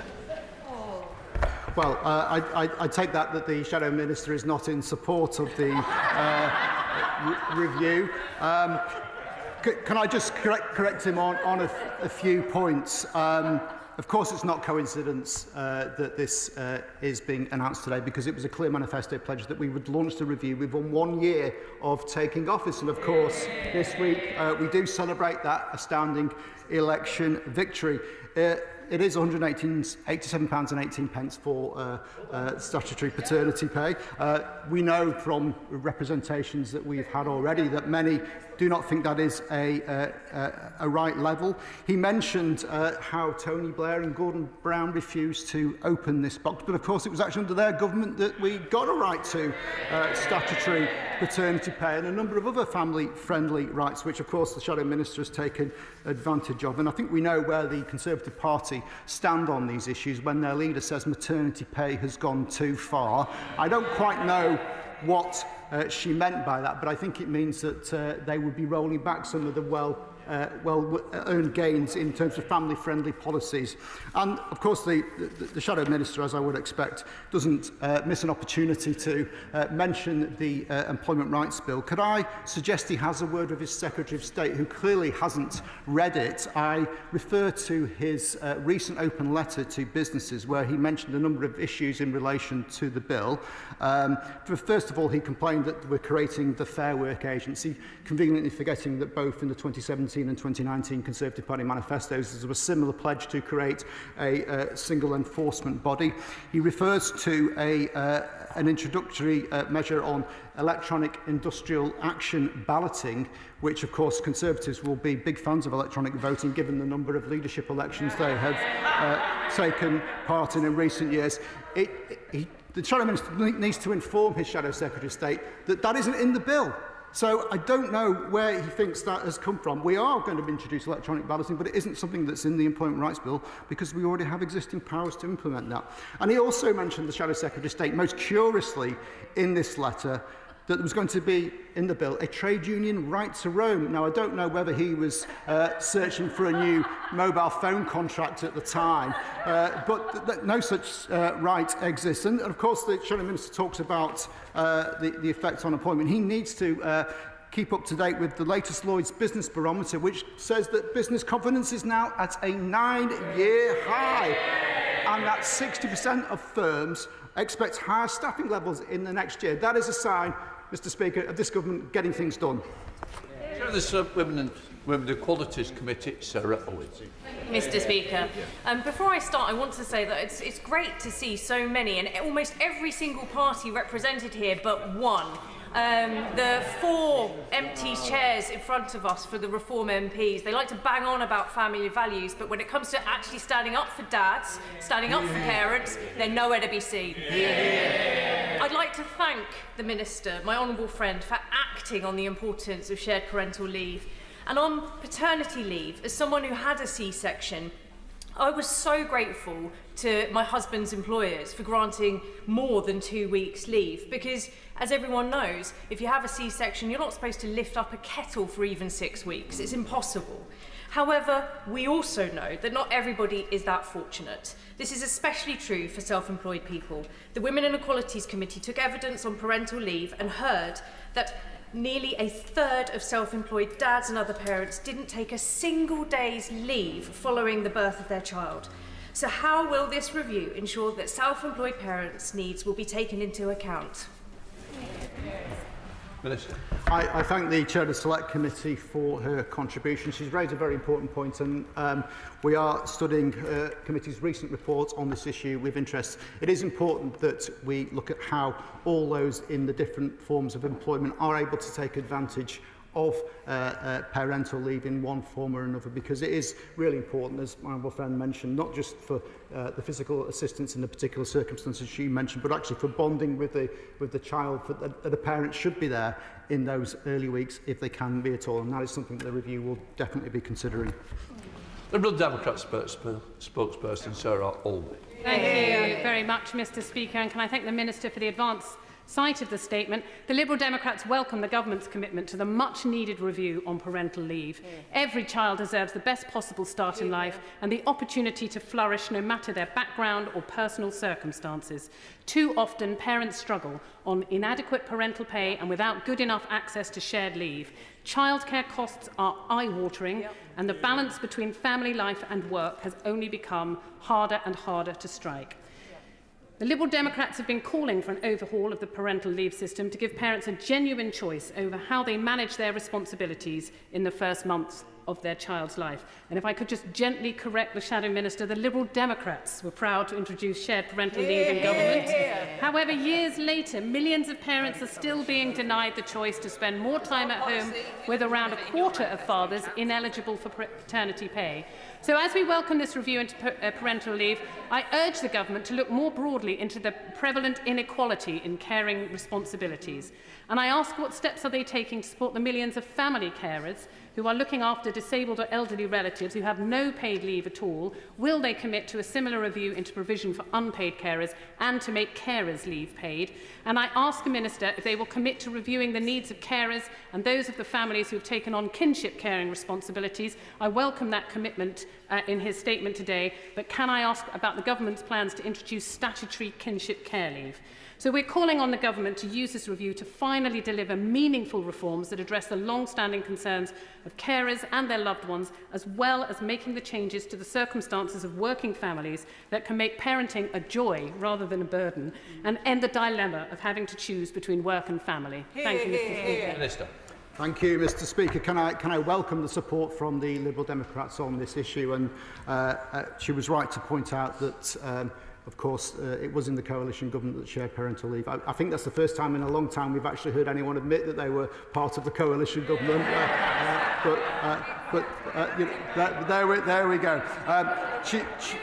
She raised some very important points. I think that a number of these issues will be covered by the Carers Leave review, which is also taking place. Kinship caring is going to be part of this particular review. Obviously, I know that the Liberal Democrats have a long-standing policy on Carers Leave and pay. Clearly, that's something that review will also be taking cognizance of. Antonia. Mr. Speaker, and I welcome the announcement made by the Minister today. I think of the HGV driver that I met recently who said to me that he wasn't able to take the time off to be with his partner and their newborn baby.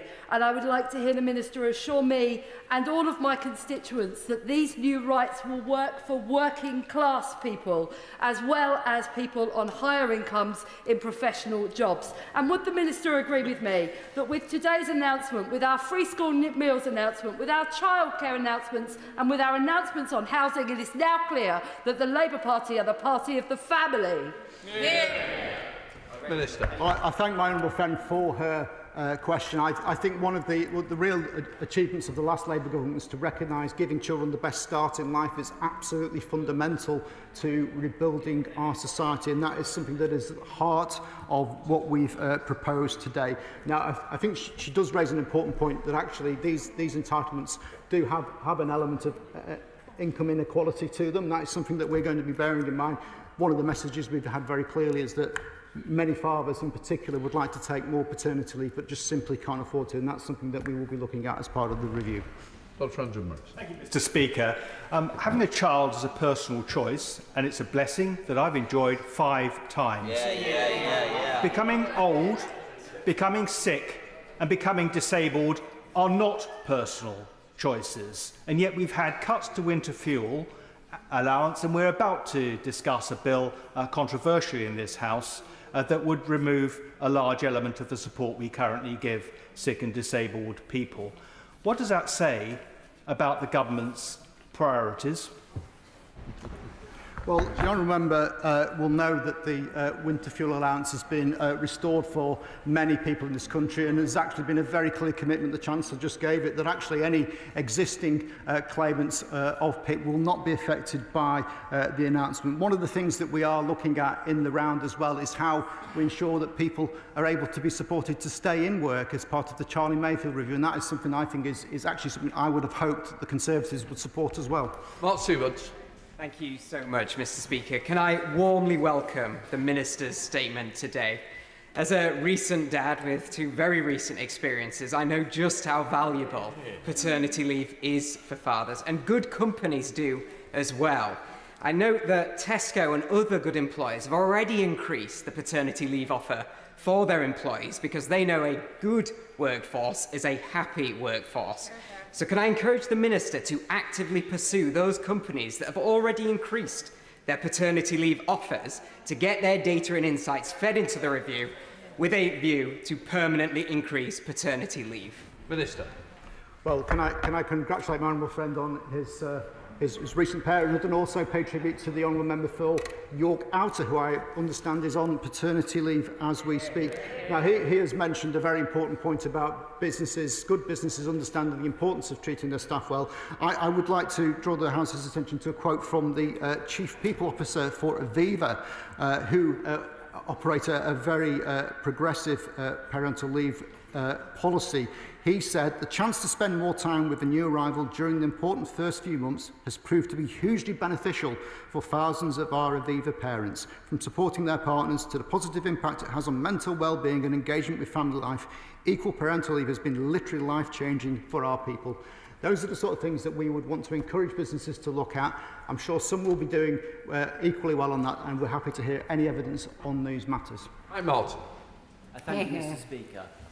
As someone who's about to welcome their second child into the world, thank you very much. I'm delighted to be discussing parental leave, and I welcome this review. I note that the Minister said that one of the objectives of this, to paraphrase, is to reset the relationship between men and women and to make that more equal. Might I suggest gently that this is necessary but not sufficient, and really to get to the heart of that matter, we need to look at early years funding. When you have a gap, when it's £6.12 provided by the government, £6.12p, and providers in my constituency, like the Little Learning Tree, say that it's £7.50 for delivery, I think we have a problem there that's going to mean that the parental leave review is not going to get to the heart of that matter. Would the Minister consider including the Department of Education in this review so that we can actually get to the heart of equality between men and women? Well, the Honourable Member raises an important point. Clearly, this government has done great work already in expanding the availability of affordable childcare, but there is always more to do. Now, this won't be something that is specifically part of the review, but I can confirm that we will be working with other departments to see how their input can help in terms of the outcomes that we want to achieve with this review. Thank you, Mr. Speaker. I know the fathers that met with me in Haslingden will really welcome this review and the announcement today from the Minister.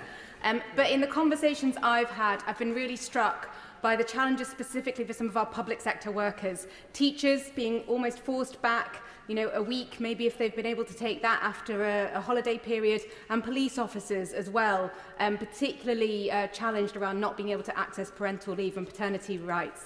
So will the Minister reassure me that this will be absolutely squarely within the terms of the review, and he'll be looking to make progress on these important issues? Minister. Well, I think my honourable friend raises some concerning issues, possibly about the culture at some of these employees who don't see the value of parental and paternity leave. Look, I think we all know that recruitment and retention in teaching is a particular issue. Actually, particularly, there aren't enough male teachers as well. That's a challenge, and maybe one of the things that's behind that is part of that cultural shift that we need to see. So I'm sure that those comments can be fed in. Thank you, sir. My constituent, Christina Harris, very sadly lost her job when she had to take time off to care for her very seriously ill daughter, Sky, who I'm pleased to report is now in remission. Christina started a parliamentary petition calling for employers to hold open the jobs of parents who, through no fault of their own, have to take time off to care for a very seriously ill child, a bit like maternity leave in principle. She achieved a debate in Westminster Hall in February, which the Minister replied to, and then very kindly he met with her some weeks later, and if I may say so, dealt with her incredibly empathetically and listened very carefully to what she said. I was there. As he said the review will have a broad scope, his words, can he offer my constituent Christina Harris any hope with regards to her idea, and any hope for the approximately 4,000 parents each year who find themselves, through no fault of their own, in similar circumstances? Well, I thank the honourable member for his question, and it was indeed a pleasure to meet Christina, his constituent. She raised a very important issue, which we know is not isolated. There is, as he will know, a carers leave review which is being undertaken, which I think is probably the more appropriate forum for this issue, but I know that it is something that he will continue to passionately campaign on, and I look forward to further engagement on that matter. Ellis. Thank you, Mr. Speaker. Can I first pay tribute to the Prime Minister and the Business Secretary, along with many others, for leading from the front on the importance of their own role as fathers. I truly believe that paternity leave is the single most important thing that this government can do to improve the lives of families and women too. And I really hope that we can get to providing 6 weeks paternity leave paid by the government at 90% of pay. Employer support, though, is going to be critical to making this a success. So does the Minister agree with me that this review is an opportunity to engage and provide clarity to businesses on how to work with paternity leave and parental leave? Minister. I thank my honourable friend for her question. One of the things that's become clear, not particularly in relation to paternity leave, but in relation to shared parental leave, is actually employers often find it difficult to navigate the system, never mind the parents. But that is something that we will be considering and looking at as part of the review. Kirsty Black. Only 3% of women surveyed by Maternity Action had no financial worries during the course of their pregnancy. Given how awful the statistic is, will the Minister commit to listening to those with lived experience and actually co-producing the outcomes of this review with those people who've been through these situations? Well, the honourable member makes a very important point. We, of course, will be taking representations from all interested parties. There is a call for evidence which is now live, will be up for a period of 8 weeks, and we'd encourage any bodies who have got important things to say to feed that in as part of the process. Thank you, Mr. Speaker. Alongside this government's actions on increasing the provision of affordable, available and accessible childcare, I strongly welcome this review as a real step forward. Does the Minister agree with me that for many, the complexities of the system we've got form a real barrier to accessing it, and for low-paid workers in particular, the provision of unpaid leave just makes it simply unaffordable? And will he commit that this review will have at its heart true accessibility of the system so that people can take proper advantage of it and benefit along with their children? Minister. I thank my honourable friend for his question. As a recently new father himself, he will know the system itself. And one of the things that we do here, and as he's rightly referred to, is the complexity of the system and actually the lack of availability and opportunity for those particularly in low-paid occupations, as well as those who are not directly employed. These are all things, Mr. Speaker, that we will be considering as part of the review. Lisa Smart. Thank you very much, Mr. Speaker. It is, of course, to be welcomed that the Government is having a look at how best to support all families of all shapes and sizes in the early weeks and months of a child's life. And I know the Minister knows that there is currently a gap for those who are self-employed looking to grow their family through adoption, because we have corresponded on the matter. I listened very carefully to the Minister's comments, and he talked about adoption, he talked about self-employment, but I wonder if he could give constituents like Kirsty from Marple the reassurance that she is looking for, that there will be an explicit stream of this work looking at self-employed adopters who currently don't get any financial support from the government. Minister. I thank the honourable member for her question. She has, as she's referred to, raised this before, and I think it's a very, very important point. Having had some involvement in the adoption system myself recently, I do understand that it doesn't really fit in terms of the current rights system. So it is important that we look at that in the round. And of course, as I've already mentioned, Mr. Speaker, those who are currently excluded from the system altogether because they are self-employed or in some other working relationship which doesn't fit within the current statutory parameters will also be considered. Thank you, Mr. Speaker. May I very much welcome this review. I think most people who are in this room, with some exceptions, recognise that supporting families and supporting children is in our national interest. And I'm very pleased to hear the government recognise and commit that parental leave, particularly for dads, is just not enough right now. I am concerned about the timescale for where we'll be able to make progress on this issue and the implications for mothers who may actually face more discrimination when they have protected rights if dads don't. So as a holding measure, given there is general consensus that we do need to do more to support fathers, will the Minister accept the amendment that's been put forward in the Lords by Baroness Penn to introduce the recommendations of the Select Committee of, by the end of this Parliament, introducing a right to 6 weeks parental leave for the second parent paid at 90% of salary, and that we can make a difference for every parent within this lifetime? Minister. I thank my honourable friend for her question. Now, of course, if I was to accept specific recommendations at this point, it would be rather preempting the review, but I have to say I do hear the arguments that have been made, and obviously the other place will decide how they want to proceed with various amendments to the Employment Rights Bill. I just hope they hurry up with it. Mr. Speaker, may I add my voice to welcoming this review as chair of the APPG, and this review is a step in the right direction in correcting a decade of Tory failure on this issue. The Tories thought that giving dads 2 weeks of paternity leave and allowing them to break it up into 1 week chunks was progress. I note that fathers were not in the 4 objectives announced by the Minister, so does he accept that you can't achieve those 4 objectives without better paternity leave and pay? For example, you can't achieve good physical and mental health of women in afterbirth without addressing the rights of fathers and birthing partners. And does he accept, and if he accepts this, will he agree to meet with the APPG of fatherhood throughout this review? Minister.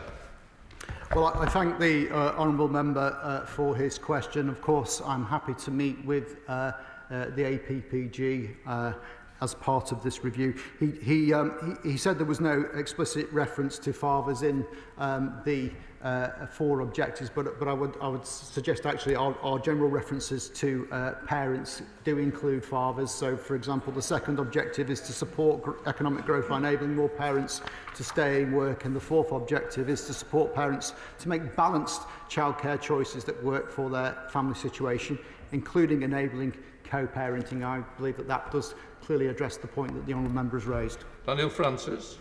Speaker, as the father of twins, I saw the impact that there's an increased complexity of children being born early or with disability, and the mental health aspects of leaving your loved one at home with multiples when you go back to work. So in that wider review, could we be looking at those mental health aspects for mothers, particularly in the case of multiple births? Minister. The honourable member raises an interesting point. I have to say it's not one that I've considered in terms of whether there needs to be an additional approach for multiple births, but I'm happy to see any evidence that he submits on behalf of that particular group as part of the review. Colin Lockhart.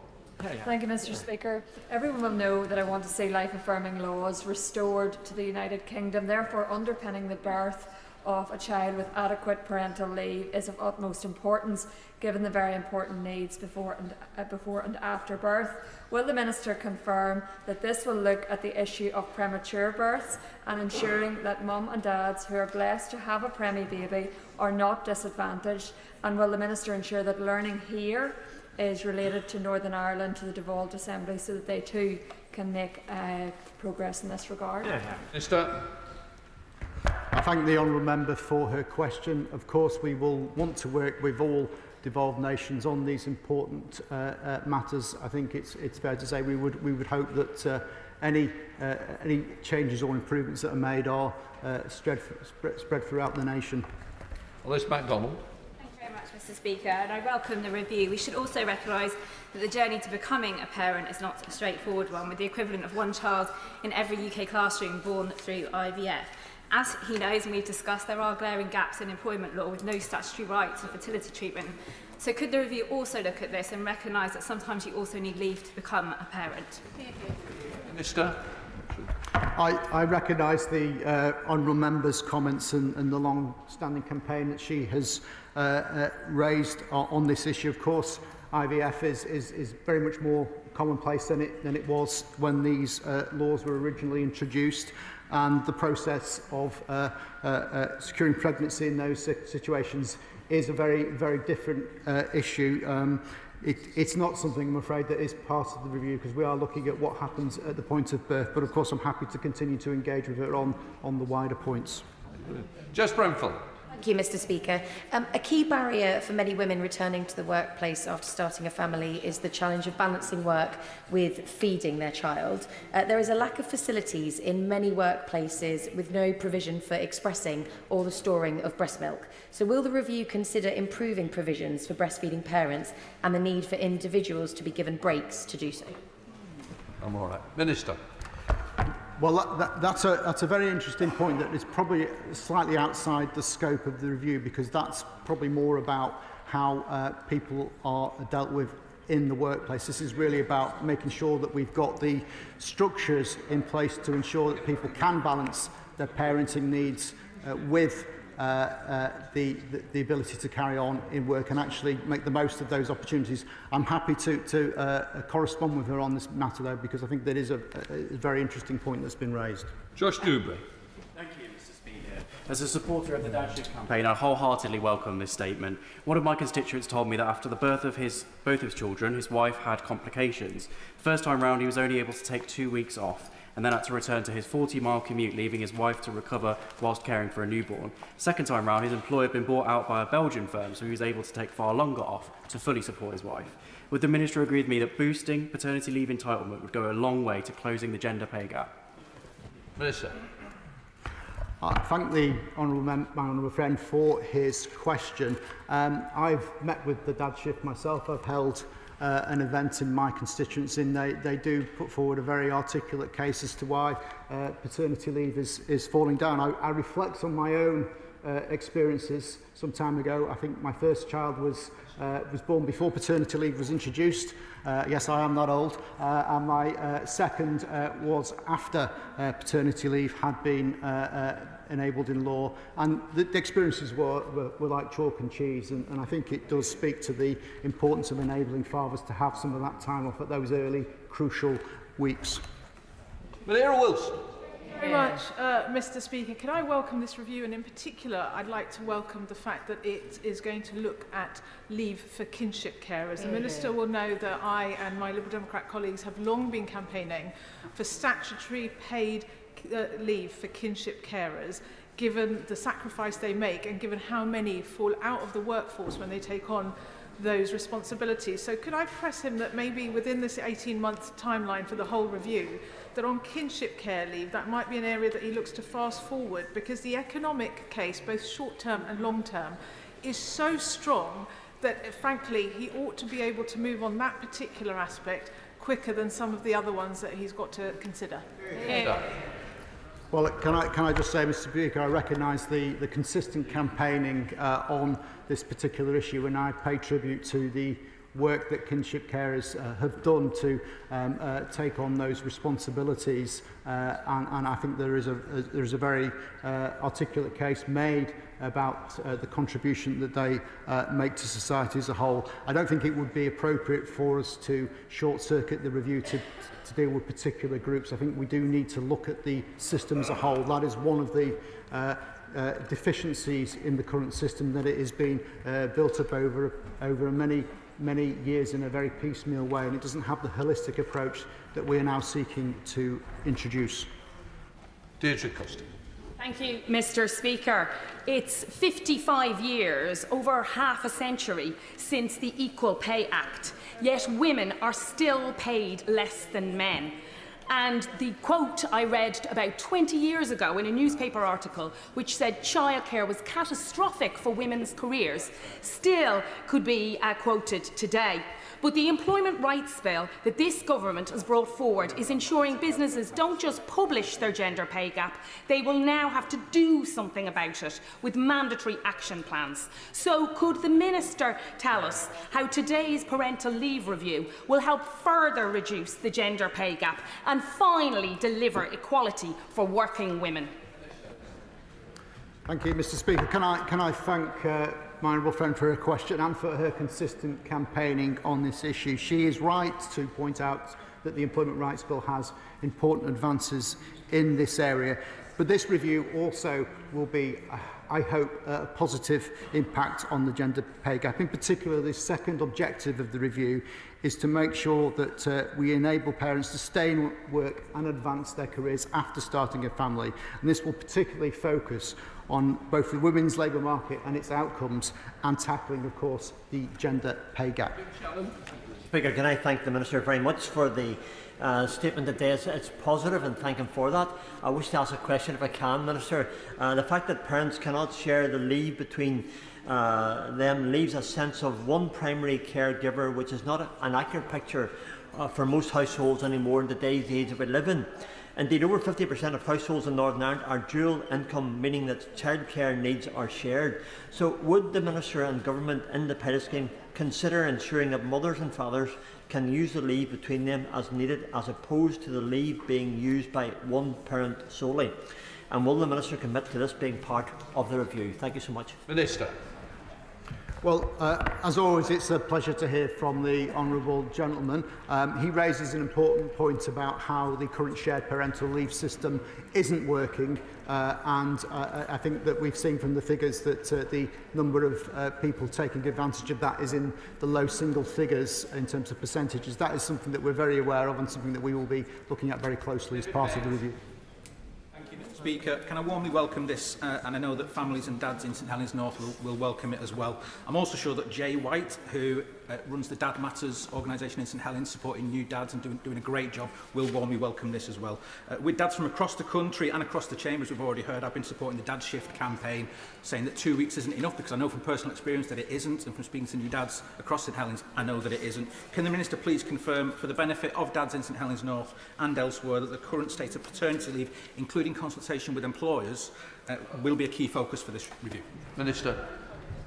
Well, can I thank my honourable friend for his question. He's absolutely right to identify the current paternity leave measures as being something of concern to fathers and indeed all parents across the country. That is something that will certainly be a large focus of the review.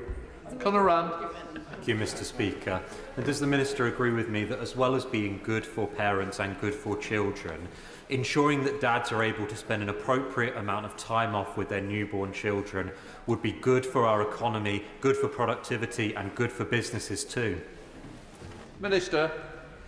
Yes, I absolutely agree with my honourable friend's proposition. Indeed, we have consistently said through the passage of the Employment Rights Bill that actually treating your workforce well, giving them proper support, ensuring security at work is the way for prosperity in this country. Mr. Strother. Thank you, Mr. Speaker. Having raised with the Minister the need to do more on paternity and kinship leave in particular, I very much welcome today's statement and the upcoming landmark review.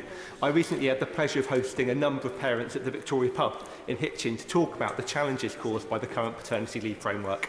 It was particularly heartbreaking to hear one man's story, an expectant father, of the impact it was already starting to have on him. Ahead of his birth, his wife-to-be was a high-risk case, and so he was already having to take significant leave in advance of the birth that he was worried would then deprive his ability to be there in those crucial days after the birth with the family, with his child, with that new mum who desperately would need that support.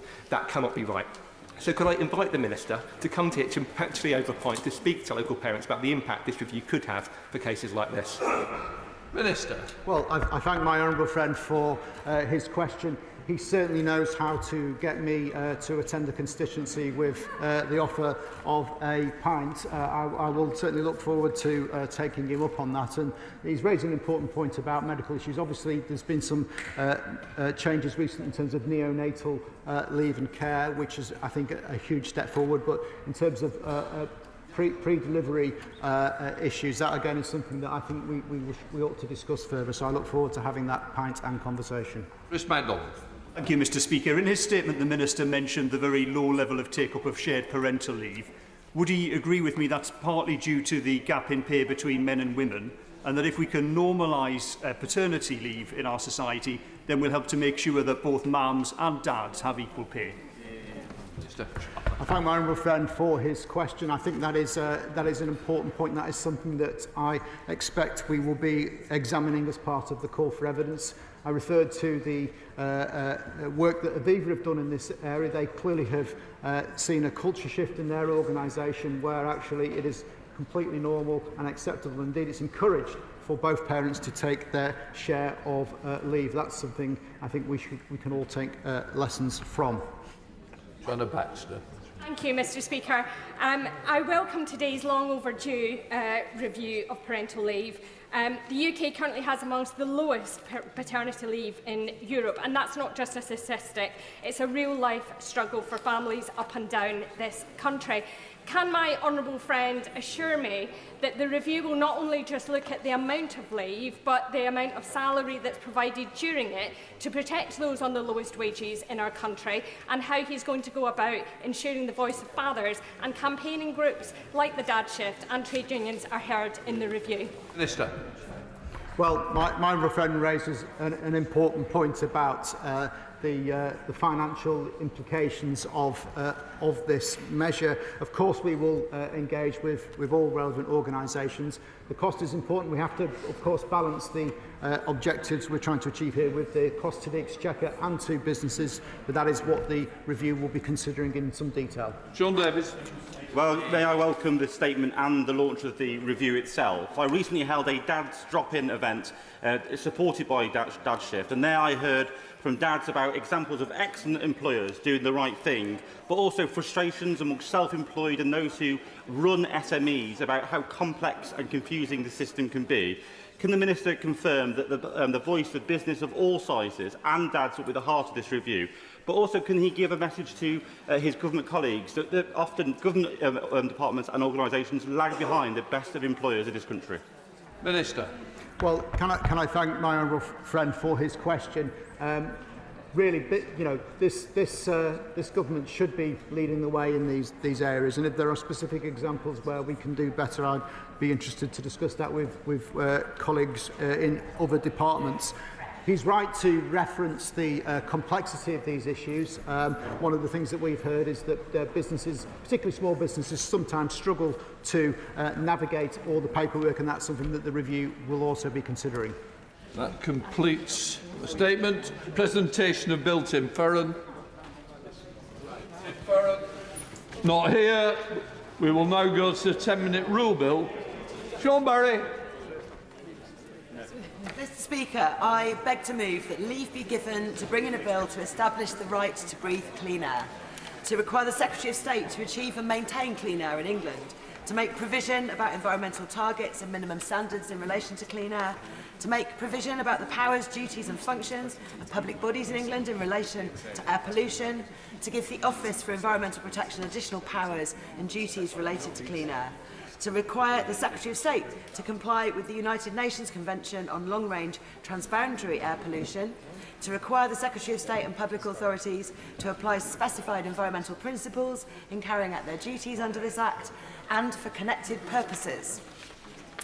Mr Speaker, I am very grateful for the chance to present the Clean Air Human Rights Bill alongside cross-party colleagues.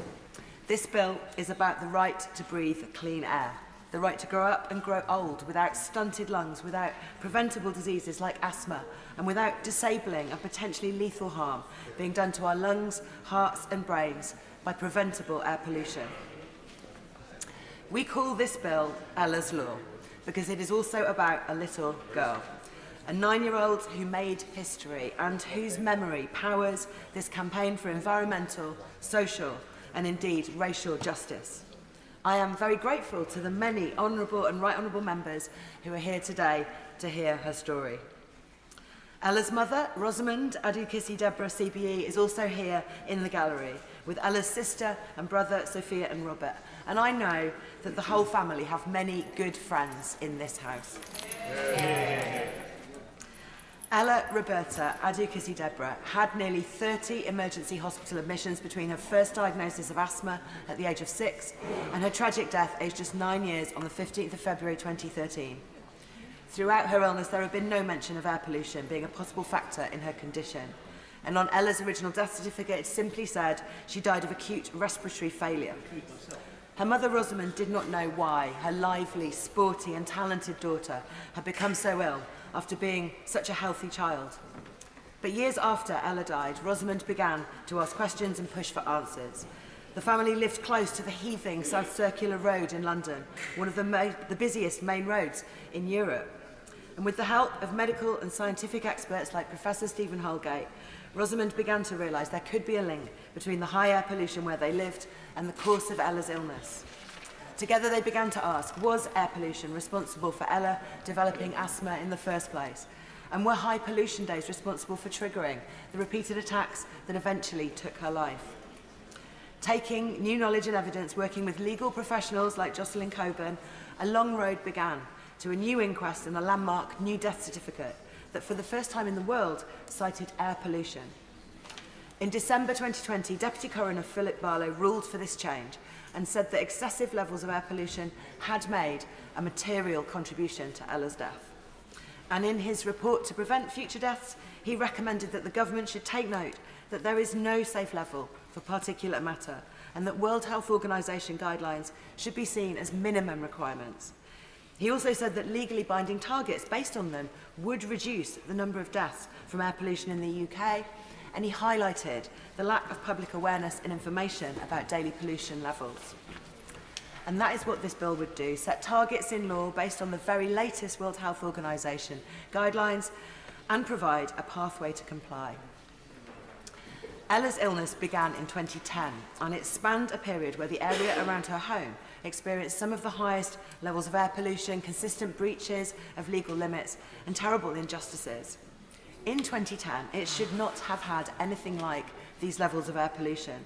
That's because, following intensive work from campaigner and friend of Ella's Law, Simon Burkitt, the founder of Clean Air in London, alongside environmental campaigners in Europe, in June 2008, Directive 2008-50 EC from the European Commission had entered into force. This set limit values for annual average nitrogen dioxide concentrations in the air people breathe of 40 micrograms per metre cubed. And those limits should have been met by the 1st of January 2010. It also set the first limit values for small particulates, something that is even more deadly at the smallest particle sizes and much lower concentrations.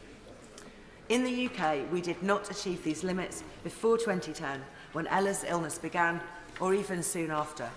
Instead, this period was one of delay to clean air zones, deception by diesel car manufacturers, and even a mayor putting glue on the roads next to the air quality monitoring stations on days when legal particulate limits might be breached.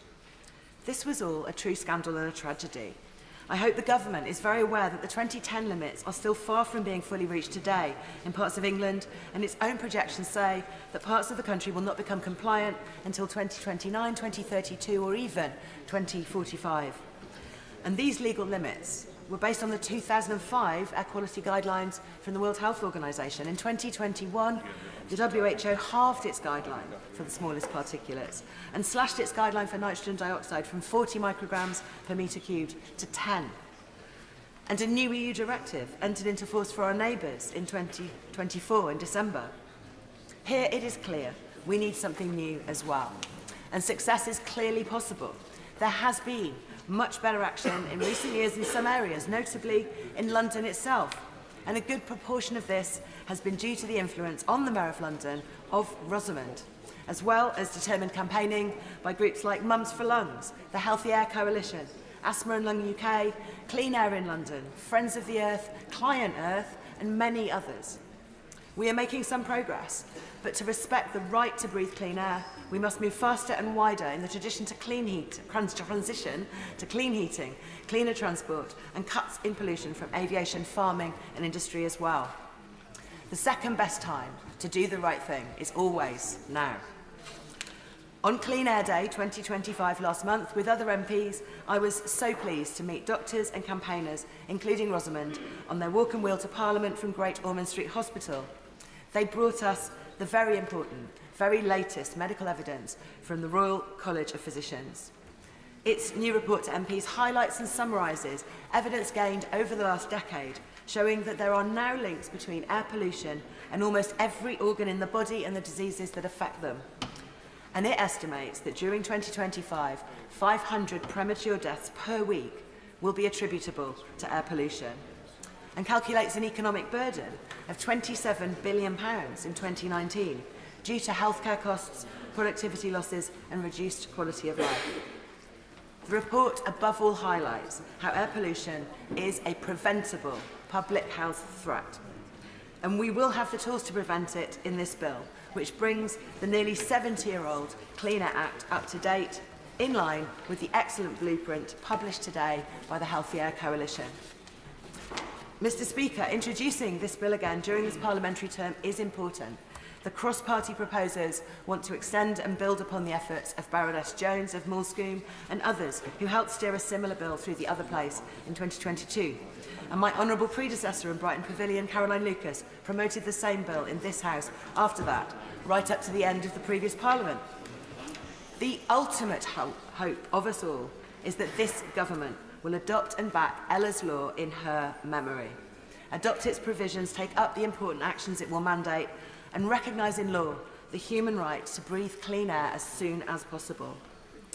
For the other children who still die unnecessarily due to air pollution, for the families who still lose loved ones to dementia, cancer, heart disease, and other things caused and made worse by dirty air, I ask the House for leave to present this bill in that hope. That the honourable member have leave to bring in the bill.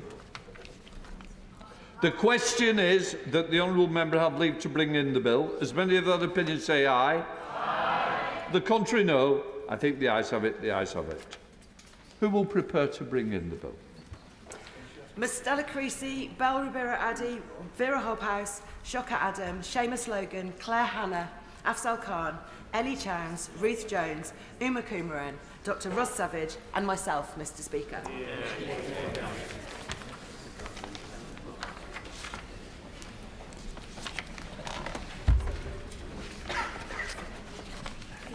Sean Barry.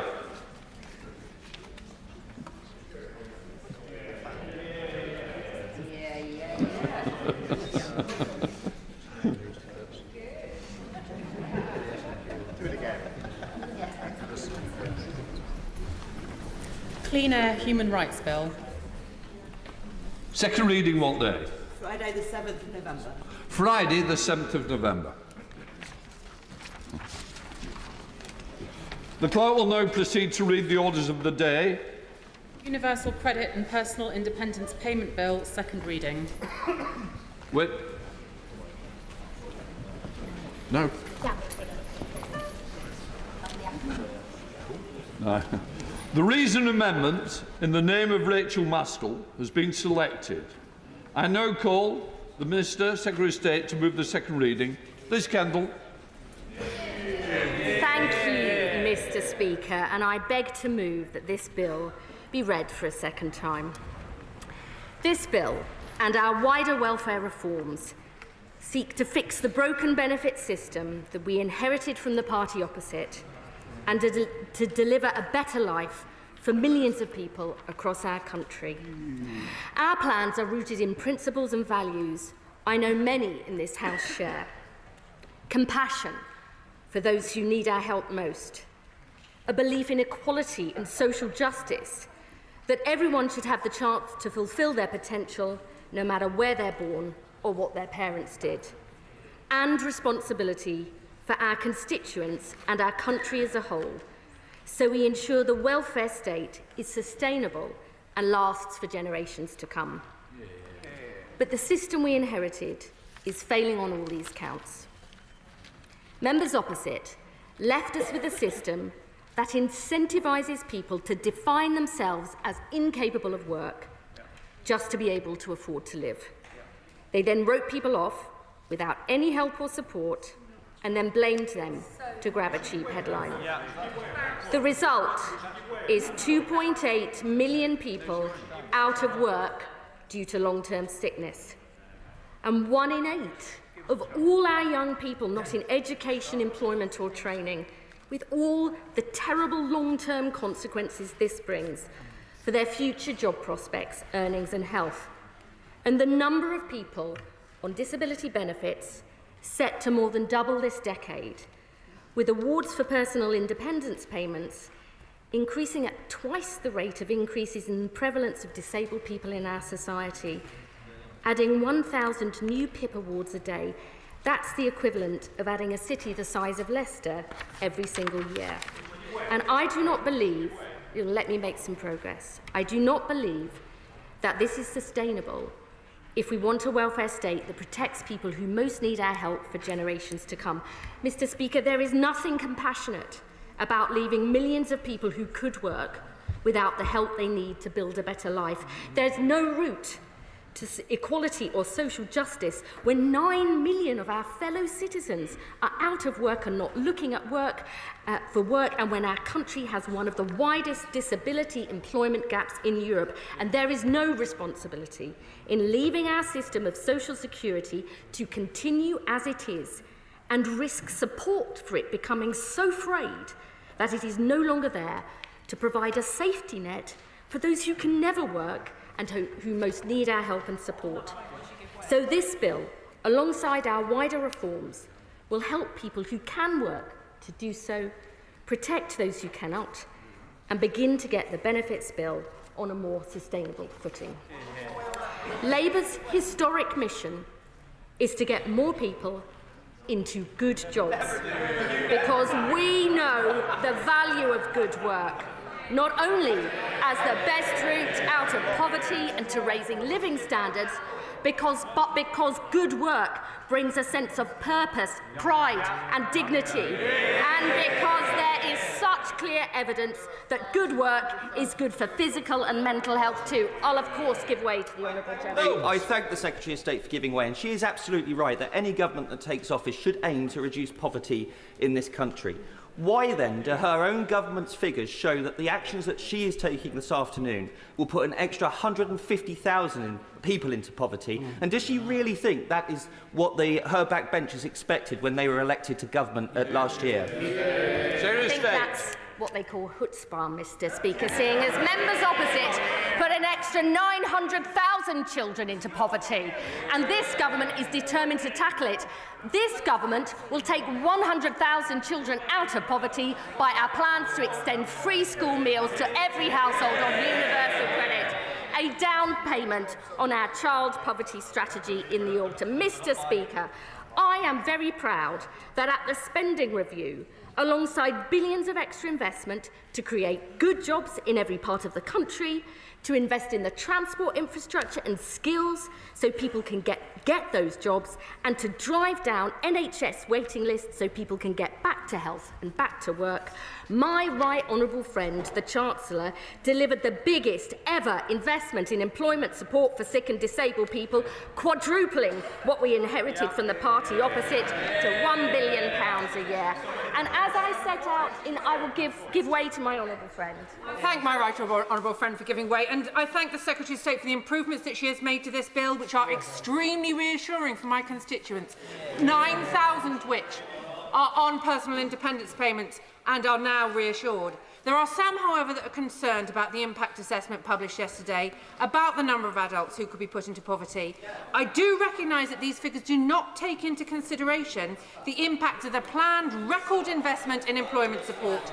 Will she publish further assessments which provide a more accurate view? I would thank my honourable friend for her question. She's absolutely right that those figures do not take into any account the employment impact from the investment we are putting in. We have actually produced extremely clear evidence that good employment support works, including work choice, a Labour programme ended by the Tories, which meant 40% more disabled people were in work 8 years later, and we will indeed publish further updated impact assessments before committee stage, spelling this out in more detail. I will, of course, give way to the Honourable. Okay. Mr. Speaker, thank you. I've been asked by Parkinson's and MS, and I asked this question specifically of the Minister. Hope she give me the answer. They're talking about a fluctuating condition will be locked out of qualifying for the higher rate of the UC health element. The functional limitation must constantly apply for a claimant to meet the severe conditions criteria. Exactly. So can I ask the Secretary of State, please, will she commit on the floor of this House to add explicit reference to the bill to ensure that fluctuating conditions like Parkinson's, like MS, are not locked out of the higher rate? It's really important for those people, if you don't mind. Thanks so much. The honourable gentleman raises a very important point, and I would say to him that our honourable members have asked about the issue of whether people with fluctuating conditions meet the severe conditions criteria, which is for those with lifelong conditions that will never improve and means they can never work. It is absolutely the case that as someone's condition progresses, if they actually change and meet those severe conditions criteria, they will be protected. And one of the reasons for the TIMS review that I'll come on to later is precisely so we make sure this vital benefit does recognise the impact of fluctuating conditions on people's life. That's absolutely crucial to make sure this benefit is fit for the future. Now, as I set out to the House, I'll make a tiny bit of progress and then I will respond. As I set out to the House yesterday, we have listened carefully to concerns that there wouldn't be enough employment support in place quickly enough by the time the benefit changes come in. So we are bringing forward an additional new £300 million of employment support for sick and disabled people, delivering a total of £600 million next year, £800 million the year after, and £1 billion in 2028-29, increasing our total spending on employment support for sick and disabled people to £3.8 billion over this Parliament. So we ensure that anyone who is affected by this bill will be offered personalised work, health and skills support, including access to a specially trained advisor by the time the legislation comes in. I will give way to the honourable gentleman. The Secretary of State giving way. Under the last government, we brought forward the Work Well pilot, which looked at 15 different areas for 59,000 people to provide a package, a multidisciplinary team package to get them back into work. Am I correct in thinking that the £300 million she's investing is built off the back of that pilot? Are they planning to continue it and continue to grow it? Because the results seem to show that it had a very strong preference of getting people back into work while supporting their health. That's what this House wants to do. Does she agree with me that that's the case, and is that the funding? Joining up work and health support is absolutely essential, and I've personally been to visit some of the projects in place, and they're making a really big difference. We are building on that with additional extra investment, in quadrupling what we inherited from the party opposite. But joining up work and health support is very, very important, because I think good health and good work are two sides of the same coin, but this needs to be available widely and across the country. Turning now to the specific measures in this bill. Clauses 1 to 4 begin to tackle the perverse incentives left by the party opposite, which encourage people to define themselves as incapable of work by rebalancing the universal credit standard allowance and health top-up. I am very proud that we are delivering the first ever sustained above-inflation rise to the Universal Credit Standard Allowance. The largest permanent real terms increase in the headline rate of out-of-work benefits since the 1970s. 6.7 million households, the lowest income households, will benefit from the increase in the Universal Credit Standard Allowance and deliver a £725 a year increase in cash terms by 29/30 for a single person aged 25 and over.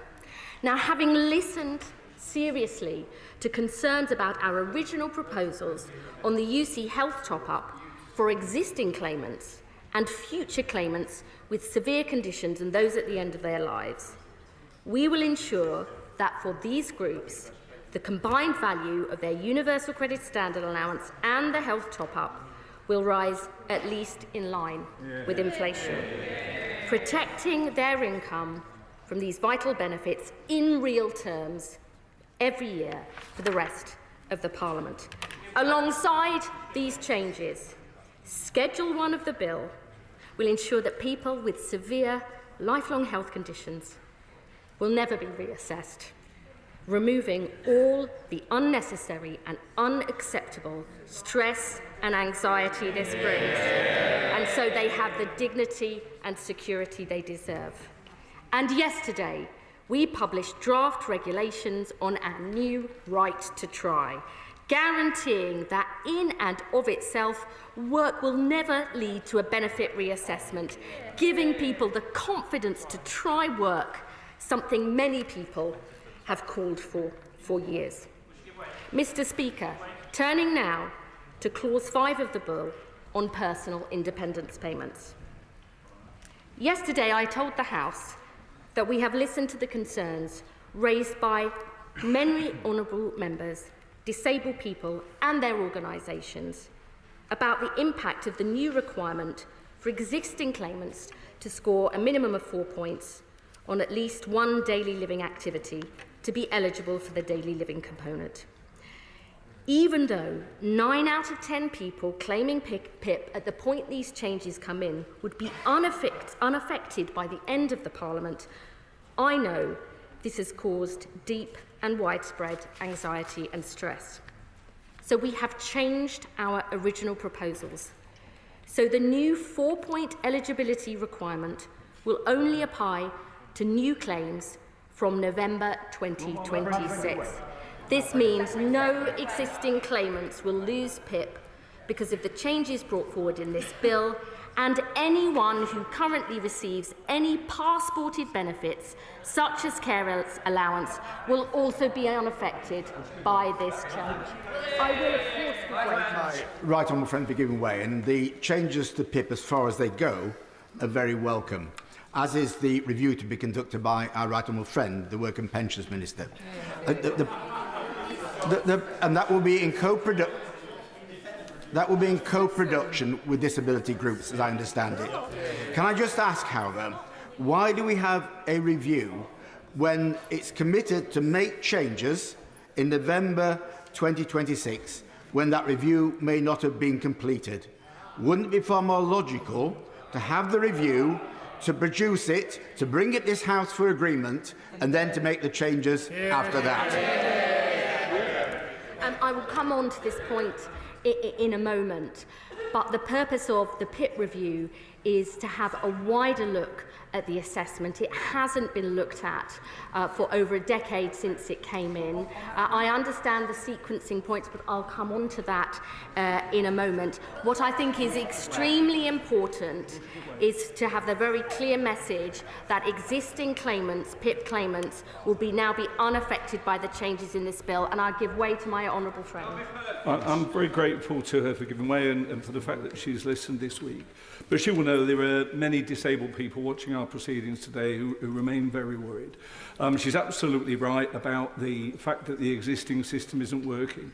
So can she say more about the review that our honourable friend from East Ham is going to do, and how we can rebuild the confidence of the disabled groups and those people who are worried, because every welfare reform seems to have been bad for them, about the fact we can have a system that actually assesses who really needs it? My honourable friend makes an extremely important point, and I'll come on to say a little bit more about this in a moment, but this review will be co-produced with disabled people, their organisations, clinicians, other experts and MPs, because we need to make sure that we get this right. I have been a long-standing champion of co-production, including when I was the Shadow Minister for Social Care, because I think you get those best decisions when you work closely with people. Let me just say a bit more about this, because there are issues that many honourable friends raised, including yesterday. We believe protecting existing claimants while ensuring new PIP awards are focused on those with higher needs in future strikes the right and fair balance going forward. And I want to address some of the questions raised yesterday by honourable members on this side of the House about the sequencing of the PIP changes and the wider review of the PIP assessment being led by my right honourable friend, the Minister for Social Security and Disability. I will make progress on this point. No existing PIP claimant will be affected by the changes in this bill.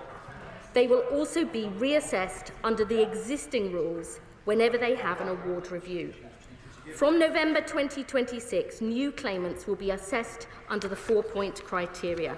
The purpose of the TIMS review is to look at the PIP assessment as a whole, to ensure it is fair and fit for the future.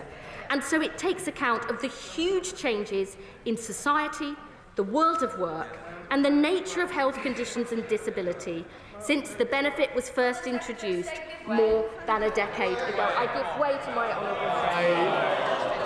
I thank my honourable friend for giving way, and I welcome the improvements made to this bill so far. However, I still think we do need more details about the co-productive element of the TIMS review. So can my right honourable friend confirm to me, can my right honourable friend refer to me that the review will guarantee that disabled people and their organisations are the key voice in developing this policy?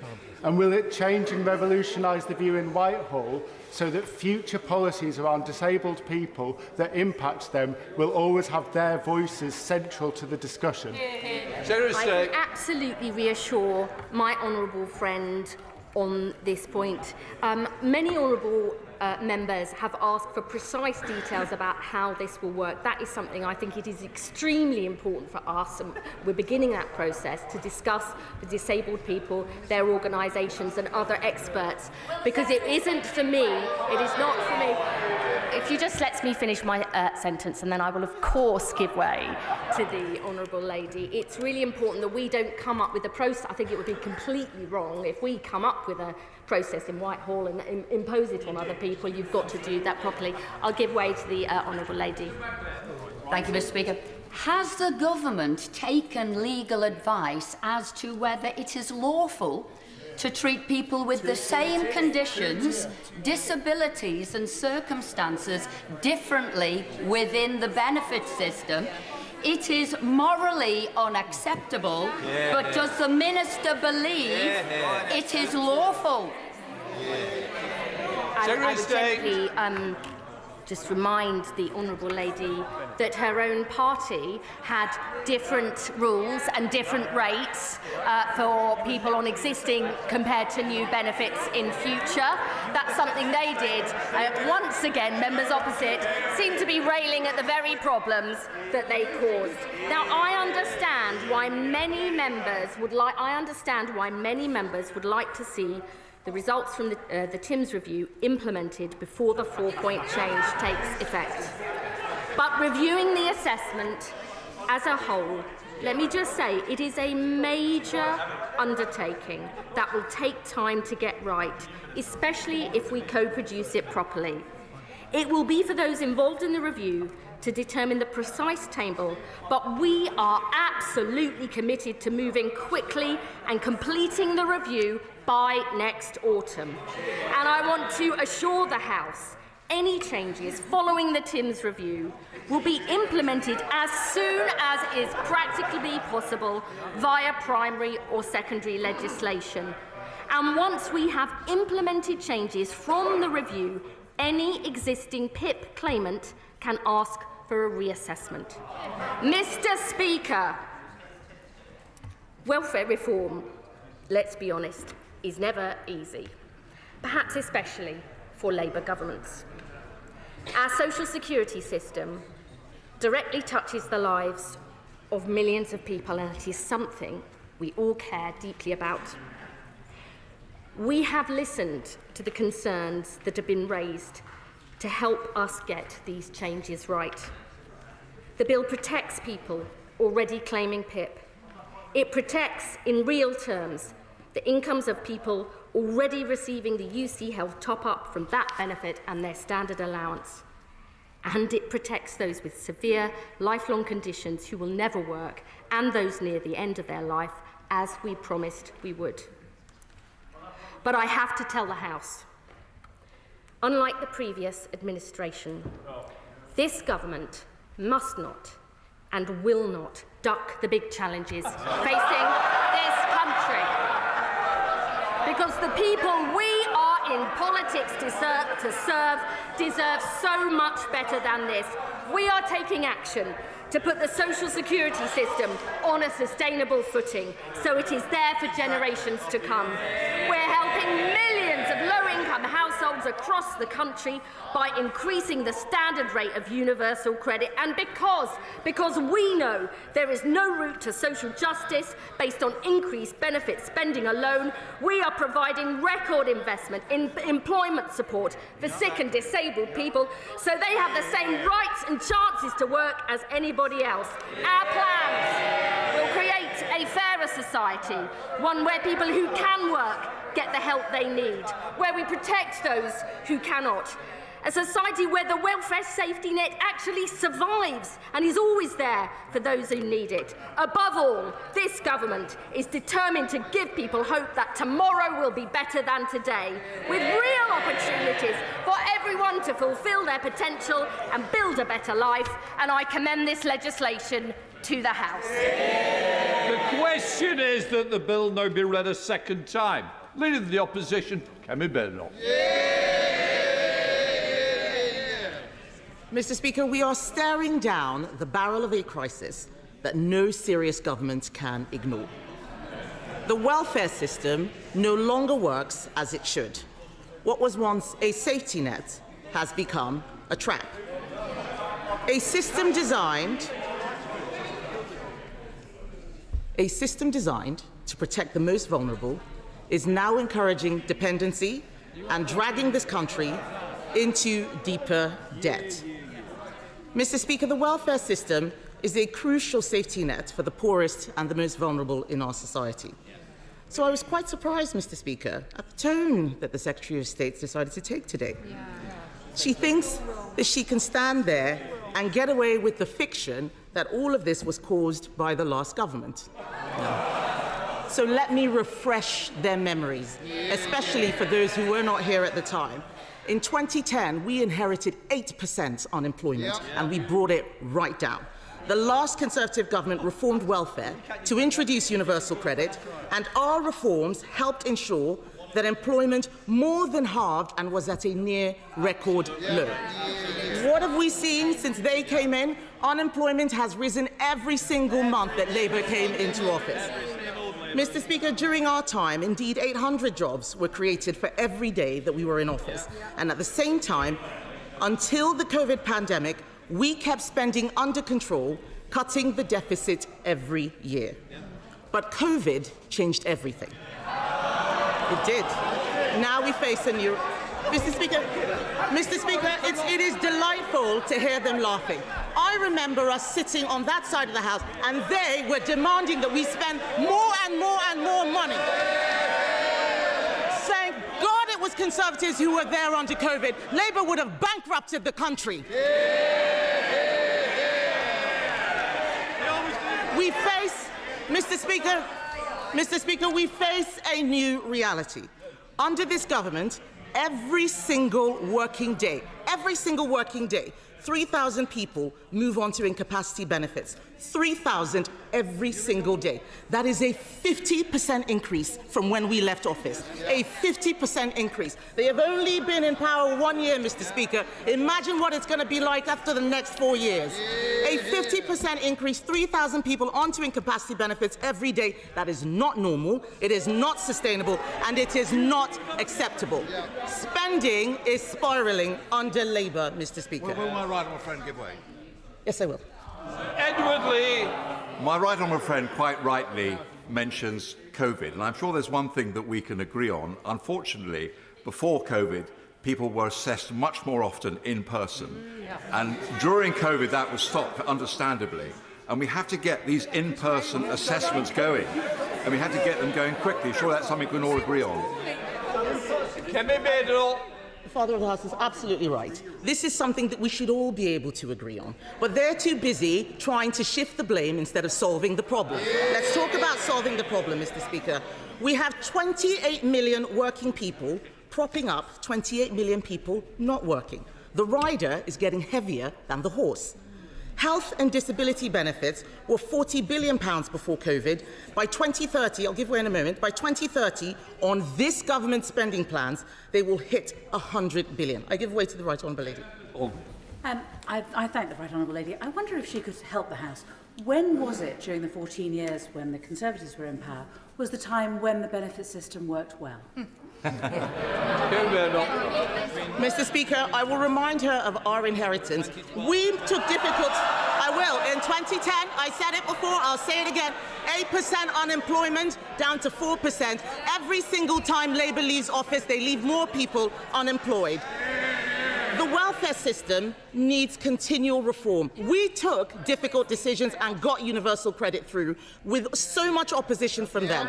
We improved the system. That doesn't mean it can't be further improved, and we've offered to help. They don't want any help. They just want to make things worse. Mr. Speaker, by 2030, on this government spending plans, we will hit £100 billion on health and disability benefits alone. That is more than what we spend on defence. And this should make everyone in this House stop and think, because this bill does nothing to fix that problem, and that is why we cannot support it. The Conservative Party are the only party in this House urging restraint. And unless this House acts, they will bankrupt our children. They will bury the next generation under a mountain of borrowing and debt, and they will do it not because we had no choice, but because they lacked the courage to choose. A fundamental and serious programme to reform our welfare system is required, and this bill is not it. This bill is a fudge. And I feel sorry for the Right Honourable Lady. She looks as if she's being tortured. This is a rushed attempt to plug. We all know why this is happening. We all know why this is happening. I'll give way in a moment. We all know why this is happening. This is a rushed attempt to plug the Chancellor's fiscal hole. It is driven not by principle, but by panic. The changes were forced through not because they get more people into work, but because someone in 11 Downing Street made a mistake. It is clear that these changes were not designed to introduce fundamental reforms. How did we get here? Last year, at the Chancellor's first budget, she left herself no headroom. That same budget killed growth, meaning that unemployment has increased every month since Labour took office. This is a good time for me to remind the House again that every time Labour leave office, they do so with unemployment higher than when they came in. And they are doing it again. They are doing it again. I'll give way to the Right Honourable Gentleman first. I'm very grateful for her giving way. I'm sure that she would not want an inaccurate statement to stand on the record. Unemployment fell under just two 20th century governments, the first Labour government and the 1970 government of Ted Heath. Now, I know that she's repeating a standard Conservative Party message, but it is a really cynical and silly misuse of statistics.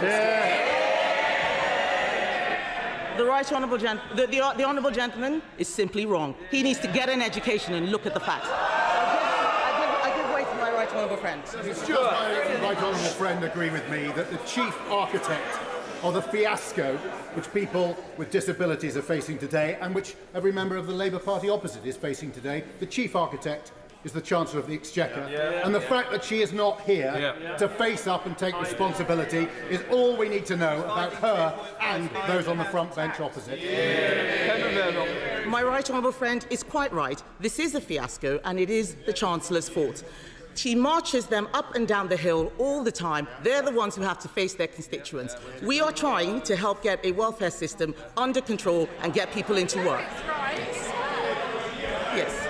And my right honourable friend, he is right to raise the Chancellor. He's right to raise the Chancellor because when that economic outlook worsened this spring, she chose to force through these changes to welfare, designed not to reform, not to improve the system, but to address a hole in her numbers. These changes were rushed for Rachel, as we say, Mr. Speaker. And I watched when she made that budget. It was quite clear she had no idea of the consequences of her decision. But the country should not have to pay for the mess she has made, and neither should disabled people. Even with these changes in this bill, welfare spending would still be billions higher at the end of the Parliament. Slowing down how much you increase spending is not a cut. And despite... I'll give way on that point. I thank her for giving way. I don't know about the rest of the House, but I'm slightly baffled here. The Leader of the Opposition has made a virtue of her blank slate and her blank sheet of paper. But is she in favour of more or less? Is she in favour of the actions of her government or not? Because this complete lack of taking responsibility is exactly what got us into this mess in the first place. Mr. Speaker, I'm not surprised he's baffled because he's clearly not listening to what I'm saying. We have been very, very clear. We had three conditions. We've been very, very clear that we want to see the welfare budget come down. But I'll make some progress. Even with these changes in this bill, Mr. Speaker, welfare spending is still going to be higher by billions at the end of this Parliament. This is not a cut. Slowing down an increase is not a cut. We need to get this under control. But despite the obvious, I will make some progress. Despite the obvious flaws in this bill, Mr. Speaker, we offered to support benefit changes in the national interest. The honourable gentleman asked a question. I will answer it very clearly here for those who have not been paying attention. We agreed to support the government if they could make three simple commitments, not unachievable or unreasonable commitments. That first, they had to cut the overall welfare bill because we are spending far too much already. Second, if they would get more people into work. And third, if they would stand by the Chancellor's own commitment, her own commitment, that with taxes at a record level, because of her choices, she wouldn't be coming back for more tax rises. What did we get from the government? A sneery response indicating that they could manage on their own. How's that going? And what happened instead was that the number of MPs opposed to this bill grew ever larger until the inevitable U-turn finally came. Announced by press release dispatched after midnight, a panic letter setting out that the reforms had been gutted, and now the bill is more incoherent than it was at the beginning. I give way. I thank the Right Honourable Lady for giving way. Just to reflect on the record of the previous government, as of 2024, approximately 24% of the UK population, nearly 16 million people, were living in poverty. Between 2019 to 22-23, an additional 2.1 million people were living in poverty. And in the year until April 2024, before the Labour government came into power, 4.45 million, or 31% of children in the UK, were living in relative poverty. Will the Right Honourable Lady agree with me that the previous Tory government failed the majority of the population, including disabled people and children? No, I definitely will not agree with him. He's talking about relative poverty figures, and the fact is the best way to get people out of poverty is into work, something we did again and again and again. Mr. Speaker, the bill is more incoherent now than it was right at the beginning. It doesn't do the job at all. Reforms, which were not enough in the first place, will only now cut £2 billion from a ballooning budget instead of £5 billion. And they will create a new welfare trap and a two-tier welfare system. Right up until the last moment, the government kept pushing and pushing, ruling out changes, sending their poor, weary ministers and ambitious backbench bootlickers out onto the airwaves. And then, as we have seen before, Mr. Speaker, at the last moment, I say to them, they abandon you. They abandon you after all of that. They have been hung out to dry, Mr. Speaker. The government does not care how it has made their backbenchers look. And it's not the first time. Week after week, the Right Honourable Lady was sent here to say with a straight face that she was right to cut the winter fuel payments, that there would be no turning back, that the country's finances would simply collapse if she didn't take pensioners' fuel money and give it to the trade unions. And her backbenchers sucked that one up. They muttered and they grumbled, but each of them went back and told their constituents that the winter fuel payments were being confiscated to fix the foundations. And only once pensioners had sat in the cold all winter and the Chancellor had tanked the economy and up and down the country Labour MPs had the door slammed in their face did they finally accept that it was a mistake. This time, when asked to line up behind a bill that cuts money from older disabled people with physical disabilities, a bill that, according to their own modelling, gets no one into work, funnily enough, lots of them didn't fancy another go. Perhaps they will think twice next time the Chancellor comes to them with a bad idea. Yes, I will give it. I thank the Leader of the Opposition for giving way. The Prime Minister's inability to control his backbenchers has meant that the Chancellor now has to find an extra £2.5 billion to fill the savings that she's claiming she's got. Can the Leader of the Opposition guess how she might raise that money? The fact, I thank my honourable friend for that question, the fact that they have refused not to commit to tax rises means that it's probably inevitable. But it is quite clear that Labour MPs will surely feel emboldened to push for more unaffordable changes to our welfare system, including to the two-child benefit cap. So let's be clear. Part of the reason these plans have been so rushed and badly thought through is because of the mess the Chancellor has made. This is an attempt to find the quickest and crudest savings possible. To plug the hole she has created in the public finances, but the Chancellor is not the only one to blame. It beggars belief that the Labour Party came into office after 14 years in opposition with absolutely no serious plan for reforming welfare. What were they doing all that time? What were they doing? The welfare bill is already totally unsustainable, and it is only getting worse, Mr. Speaker. It is only getting worse. As I said, health and... I'll give way to the Honourable... And as one of the Labour backbenchers who will be supporting the government, can I just point out there's not that many backbenchers behind her, and they get fewer every week. But perhaps, given what she's just said, she could tell us. She says she wants to cut further from the budget of the DWP. Where? What would she cut? What exactly would she do? We'd cut unemployment. Yes. Mr. Speaker. As I was saying, Mr. Speaker, health and disability benefits are forecast to rise to £100 billion. That will mean 1 in every £4 raised in income tax will be paying for these benefits. This is not sustainable. Until the pandemic, we on this side of the House had spent years bringing down the benefits bill and getting people back into work, including millions of disabled people. Talent, energy, ingenuity, these are not confined to those in perfect health. If we want to afford public services, improve people's lives and compete globally, we cannot consign so many people to a life out of work. We've got to get them into work. So I do believe that the whole House agrees the system needs change. I think we may disagree on what exactly that change looks like, but what we have in front of us today is just a big mess. I give way to my right honourable friend. The Secretary of State was right. Welfare reform is tough, and governments tend to duck the issue, with notable exceptions like my friend for Shringford and Woodford. But if you are going to change welfare radically, you surely review the options and then decide which ones to take. By contrast, this government's decided on its option and is then going to review to think what it might have done. Surely that's not the right way to run welfare or any part of government.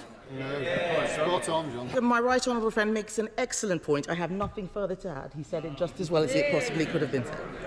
So, Mr. Speaker, the whole House agreed that the system needs to change one way or another, but what we have in front of us today is a big mess. It's neither fish nor fowl. And because of their hasty concessions, we now have a two-tier benefit system, under which people already on benefits will be incentivised to keep them.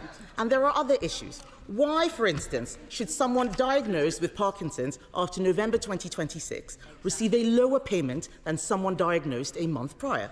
We need to fix a whole load of problems. For instance, we need to filter out people who are gaming the system. We need to redesign the system so that genuinely disabled people do not find it so Kafkaesque. And we need a fundamental rethink about who we can afford to support and why. 1 in 4 people in this country, Mr. Speaker, now self-report as disabled. This is an extraordinary state of affairs. We clearly cannot afford to support all of them. We should focus that support on those with the greatest need. Many people with disabilities live full and independent lives, contributing to society. Research published by the Centre for Social Justice last week shows that you could save up to £9 billion by restricting benefits for lower-level mental health challenges such as anxiety. So members opposite ask what we would change. That's one of the things we would change. And findings published by the Taxpayers Alliance today shows that people with conditions that include acne and food intolerance are getting benefits and getting entitlements like Motability. We already know that the impact assessments for this bill show that it will get no one into work. Those are not my impact assessments, those are their impact assessments, so the government should think again, and we will support them to do so. We support replacing remote or online assessments for claimants with face-to-face assessments. That simple change alone could dramatically reduce the number of new claimants. And before the last election, we outlined reforms that the new government rejected out of hand. Will the Secretary of State return to them? Because these changes we are discussing today are rushed and confused. And rather than the fundamental reforms which we so badly need, We have been presented with a botched package of changes, watered down and carved apart in the face of backbench pressure. There is no way we can back this. So instead of allowing her backbenchers to dictate her policy, the Secretary of State should go back to the drawing board, cut the overall bill, get people into work and eliminate the need for new tax rises. That's a programme that we will support in the national interest. Rachel Maskell. Thank you, Mr. Speaker, and I want to put on record my thanks to you for selecting the reasoned amendment in my name and that of others, but most importantly, of 138 deaf and disabled people's organisations who backed that, who co-produced it and worked alongside. It's about time we all recognise the ableism within our systems, which has made them feel so far away from policy making. And I am glad that my honourable friend will be looking at changing that, and I trust once and for all. But on these big decisions, it's so important that they are involved too. My constituent sat in front of me with his gorgeous little girl, thankfully with headphones on and playing a kiddie's game. He said he wouldn't get through this. He just about manages now. Some days he gets up, others not. As his mental health is failing, he can't work. Everything else has been taken from him. And now, this little bit of funding to help them get by, to give him just 1 ounce of dignity, was more than he could bear. Then the words came. It would be better that I wasn't here. That was also his expectation. He tried before. He'll be safe now, but the one who follows not. Another felt dehumanised as they would lose their independence to shower and dress. And others could not balance the books as Scope's disability price tag is at $1,095 every month of extra cost. Changes that would switch independence to dependence on social care, food banks, pleading for emergency funds or seeking charity. And those who came to see me with fluctuating conditions just do not know where their future lies. These Dickensian cuts belong to a different era and a different party. They are far from what this Labour Party is for, a party to protect the poor, as is my purpose. For I am my brother's keeper. These are my constituents, my neighbours, my community, my responsibility, and I cannot cross by on the other side. For one, let alone for the 150,000 who will be pushed further into poverty. And as so many of us fear, and as the evidence shows, since 600 people took their lives under the Tories' brutal reforms, the tragedy of this ideology could be worse. So I will fight for the purpose of politics, for their livelihoods and their lives. It is a matter of conscience, deep conscience for me, to ensure that these precious people are treated for once with dignity, so they matter for being and not just doing. 16 million, they beg, in the chaos and confusion, where the sequence of consultations makes no sense to them or no sense to me, and I think, if we're honest, no sense to any of us in this bill, to just stop and start again with listening to their voices. So at this 11th hour, I plead withdrawal. We will be met with relief and praise. Let's consult, co-produce, incorporate the Mayfield Review findings and accommodate those of the Timms Review first. Let the voices of older women whose physical health is declining as they work into later life come to the fore, or disabled victims of domestic violence, as Refuge says, the charity, will not be able to leave to find their place of safety without PIP be heard. The olive branch of grace to current claimants gives no mercy to those to come. Disabled people have fought all their lives not to pull up the ladder behind them. We are talking about 430 people on PIP losing 4,500. 730,000 on universal credit, 3,000, and pushing 150,000 people into deeper poverty. There is a reason why we are a dystopian state of excessive wealth and abject poverty. It is because governments focus on what they value most. And for these people, they never get the attention. It pressures services, it shortens lives, and it breaks societies when people are left behind. I'm happy to give way. I thank the Honourable Lady for giving way, and I'm proud to put my name to her reasoned amendment today. Do you agree with me that we have a decision to make in this House today, where we stand alongside some of the most vulnerable, people who feel that politics cannot deliver for them? And surely we have a moral duty today to stand with those people and do exactly what she was saying, and stop for pause and show them that we care right across this House. So powerful. And what I would urge all my colleagues is to take with you today the stories that you all know of your constituents. You are here because of them, and they expect you today to serve them in this very difficult vote. And I have to say, I find it really hard myself, because I've known the Right Honourable Member for 30 years, and I know he comes from a good place. But this is just wrong. So I do believe the Honourable Member is absolutely right. Because if we can afford not to have a wealth tax, not to equalise capital gains or draw on the excess profits of corporate greed, then we can afford a PIP for a disabled person.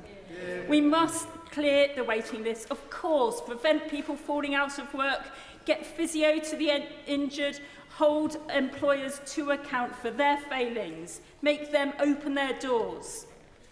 And of course, in an assessment, we need to ensure that we're not just looking at what somebody can't do, but enable them to be empowered as to what they can, optimising health and opportunity, take a public health approach, social prescribing and advancing adaptive technology. But I say to the Minister, why not have a bridge between what we have now and where we are heading at the end of this process, so nobody falls through the net? But when disabled people manage discomfort and despair, pain and prejudice, are isolated and lonely, or life has spiralled out of control, don't we believe that they would want for anything else but for it to be this way? Already discriminated and dehumanised, I plead, do not leave desperate. There is a heavy duty on us all, and it starts with compassion and kindness, safety and support. Disabled people want reform, but not by this broken bill. My vote weighs heavy, as this is a matter of deep conscience for me, and it should be and will be for us all. And as Nelson Mandela said, may your choices reflect your hopes, not your fears. For clarity, is the Honourable Member moving her amendment? Yes. OK. The original question was that the bill now be read a second time, since when an amendment has been proposed, as on the order paper, the question is the amendment be made. I'm now going to come to Steve Darling, but just to say to everyone, we will be imposing a 6-minute limit after Steve Darling, the Liberal Democrat spokesperson. Steve Darling. Thank you, Mr. Speaker, and I would like to particularly associate myself to the speech just made by the member for York Central, and the Liberal Democrats will be supporting the Reisman amendment that is now under debate. Over the last few weeks, we have had the Green Paper under debate, and it has been disturbing to me in the extreme some of the comments coming from the Labour High Command around noises off, around some of the comments from Labour backbenchers. People who really should know better within the leadership of the Labour Party describing PIP as pocket money for people is utterly shameful. it is equally shameful the way that this bill is being dashed through. It decreases the credibility of ministers the way that this bill is being dashed through, because if it is fine, then it should have appropriate levels of scrutiny. But we all know that rushed bills are poor bills, and there is that law of unintended consequences that will come to haunt this government if this bill goes through. It's already been alluded to, this two-tier approach to this system is wrong. And the Liberal Democrats have grave concerns that this is un-British. It's unjust, and it is not the way of our world. We've heard from the Minister saying, oh, it's been done before, it's done before, but that doesn't make it right. That doesn't make it right. It is almost Orwellian that we will be having a system where in our law we say that all disabled people are equal, but some are more equal than others.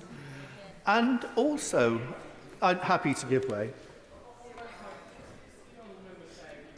The Liberal Democrat Conservative Coalition establishing PIP and abolishing disability living allowance, which of course left, I think the Leader of the Opposition's example is someone with Parkinson's. Someone with Parkinson's over 65 could be on DLA, could be on PIP, and could be on attendance allowance. Is he saying he regrets that decision, or that should not exist? I'd like to thank the member for his contribution. It's always good value. May I also reflect to the Chamber the fact that what message does this send to disabled children? The fact that what we will be saying to those who have gone down the path of their disability degenerating to the extent that they can claim PIP will be over the line. But those youngsters who know they've got a degenerative condition can look forward to no PIP with the proposals that are before us. Also, I would reflect to the Chamber that PIP is often a passport to other levels of support, whether that is blue badges or whether it is rail cards, which gives people the opportunity of getting out and living their best lives. But perhaps the most important passport benefit that you get from this is carers allowance. We have grave concerns of the impact this will have on those families, particularly in the future where they will no longer benefit from carers allowance, which will be robbing those families of around up to £12,000 a year.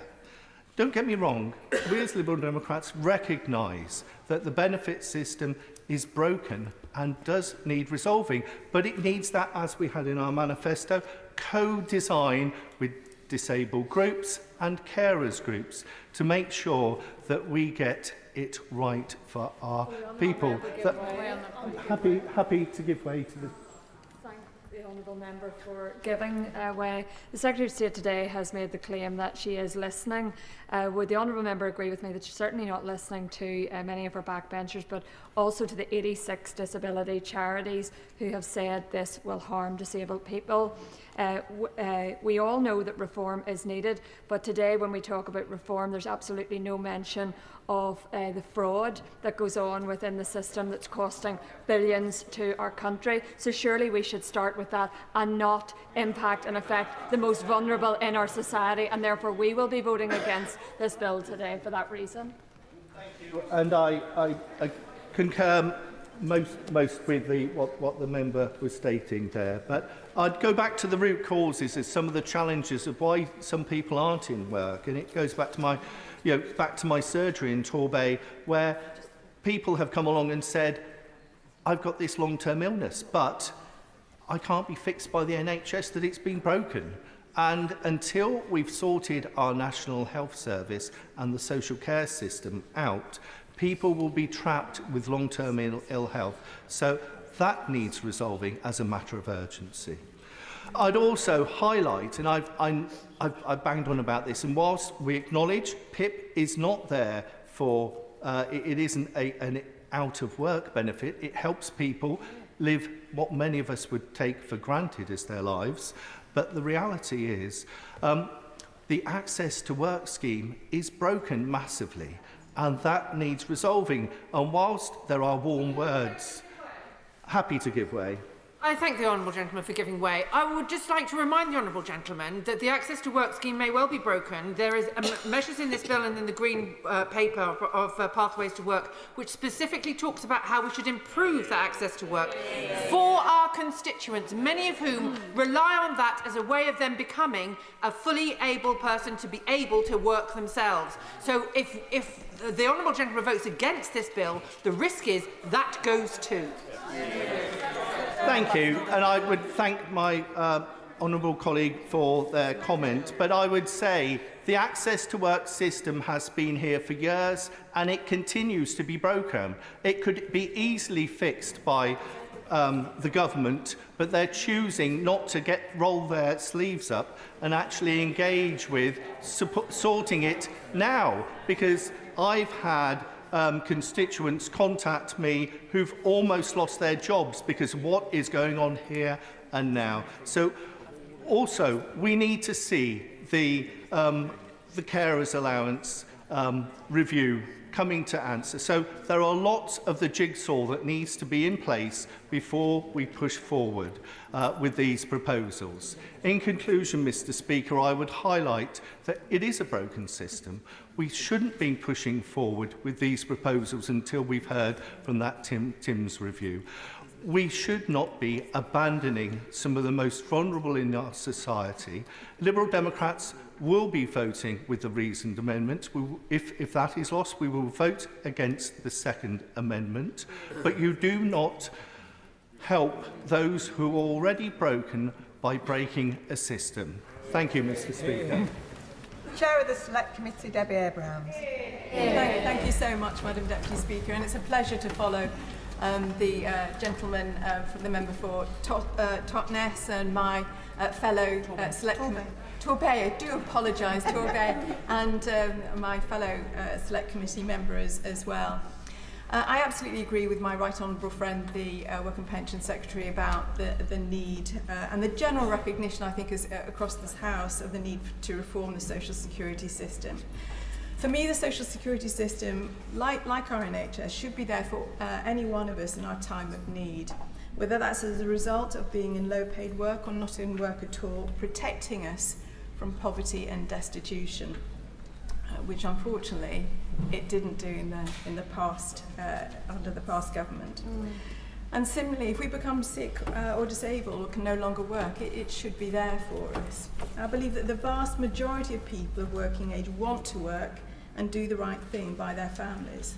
And as the Work and Pensions Select Committee heard, there's no evidence to suggest otherwise. We have just completed our Pathways to Work inquiry. The Leader of the Opposition, who I think was the Minister for Equalities under the last government, didn't mention, for example, the Equality and Human Rights Commission inquiry, which was then increased to an investigation for their potential discrimination of disabled people. And that was specifically the Department for Work and Pensions, and that is still outstanding. She didn't mention the United Nations Committee for the Rights of Disabled People investigating the previous government for breaches in the UN CRPD, not once, twice. So it is a little bit rich hearing what the Leader of the Opposition said. For the last 15 years, we have seen a punitive, even a dehumanising social security system where not being able to work has been viewed with suspicion or worse. And that's had devastating consequences. As my friend, the member for York Inner, has mentioned. Central, thank you. Too many people relying on social security support to survive have died through suicide, starvation, and other circumstances exacerbated by their poverty. We know that there have been 10 Prevention of Future Deaths report since 2010 under the previous administration issued by coroners because of direct causal responsibility of the DWP. We don't even know the full extent of these claimants' deaths or even the harms, but my committee published our Safeguarding Vulnerable Claimants report in May, which defined recommendations to prevent these harms to claimants, and this has been at the forefront of my mind when considering the bill. Here, I want to start by acknowledging some of the real positive measures in the Pathways to Work Green Paper and the Get Britain Working White Paper, which I believe will have a significant and positive impact on people's lives, helping them to get into work. The reform of job centres and the merger with the National Career Service, the right to try and the new regulations just announced, the Trailblazer programme, which will increase the opportunity for people to get closer to the labour market by working with community groups, the voluntary sector and our health bodies as well. Connect to Work, providing employment support. And very essentially, Keep Britain Working, the independent review that Charlie Mayfield is undertaking and how that will reduce the appalling disability employment gap, again not improved on by the government, by the opposition, still remaining at 29% or thereabouts for the 15 years that they were in power. And the commitment, and this is really important, the commitment to safeguarding, which is one of the key measures within the Green Paper. And of course, there's the other work that the government is undertaking in other departments, increasing NHS capacity to ensure that, for example, the hip or knee replacements or mental health support is available in weeks, as it was when I was an NHS chair under the former Labour government as well. In weeks we were dealing with these things, not the years that people are having to wait now. The Employment's Right Bill, the industrial strategy, and I could go on. However, the bill, as it is currently planned, risks undermining some of these excellent initiatives. I will, thank you. Lady giving way, and I know she's always fair-minded in this chamber and outside. She'll recognise that 2.5, possibly as many as 3 million additional disabled people entered the workforce under the last Conservative government. Does she share my concerns that the bill today could actually undermine the ability of people with disabilities to enter the labour market? I think that's what we've got to make sure doesn't happen. Okay, I mean, there are risks, and I'm being very honest about that. As the evidence that my committee has received as part of our Pathways to Work inquiry, we are an ageing society with worse health than other advanced economies as a result of the austerity policies of the previous government, including the cuts in support to working age people. There's a really good report, 28 reports, so pre-pandemic. If we increased the health of the worst health areas in the country, we will be increasing our productivity by over 13 billion. So we need to make sure that we look at that in the round. And of course, this was very quickly. Is that next round? Making and health support being redirected towards more deprived areas. That's exactly the announcement that the Secretary of State for Health made just last week. So does she welcome that and think that that will aid in supporting and improving the health outcomes of people in deprived areas? Following, I haven't yet seen details of that, but that was something that I raised. And we see the funding following, as we know there was.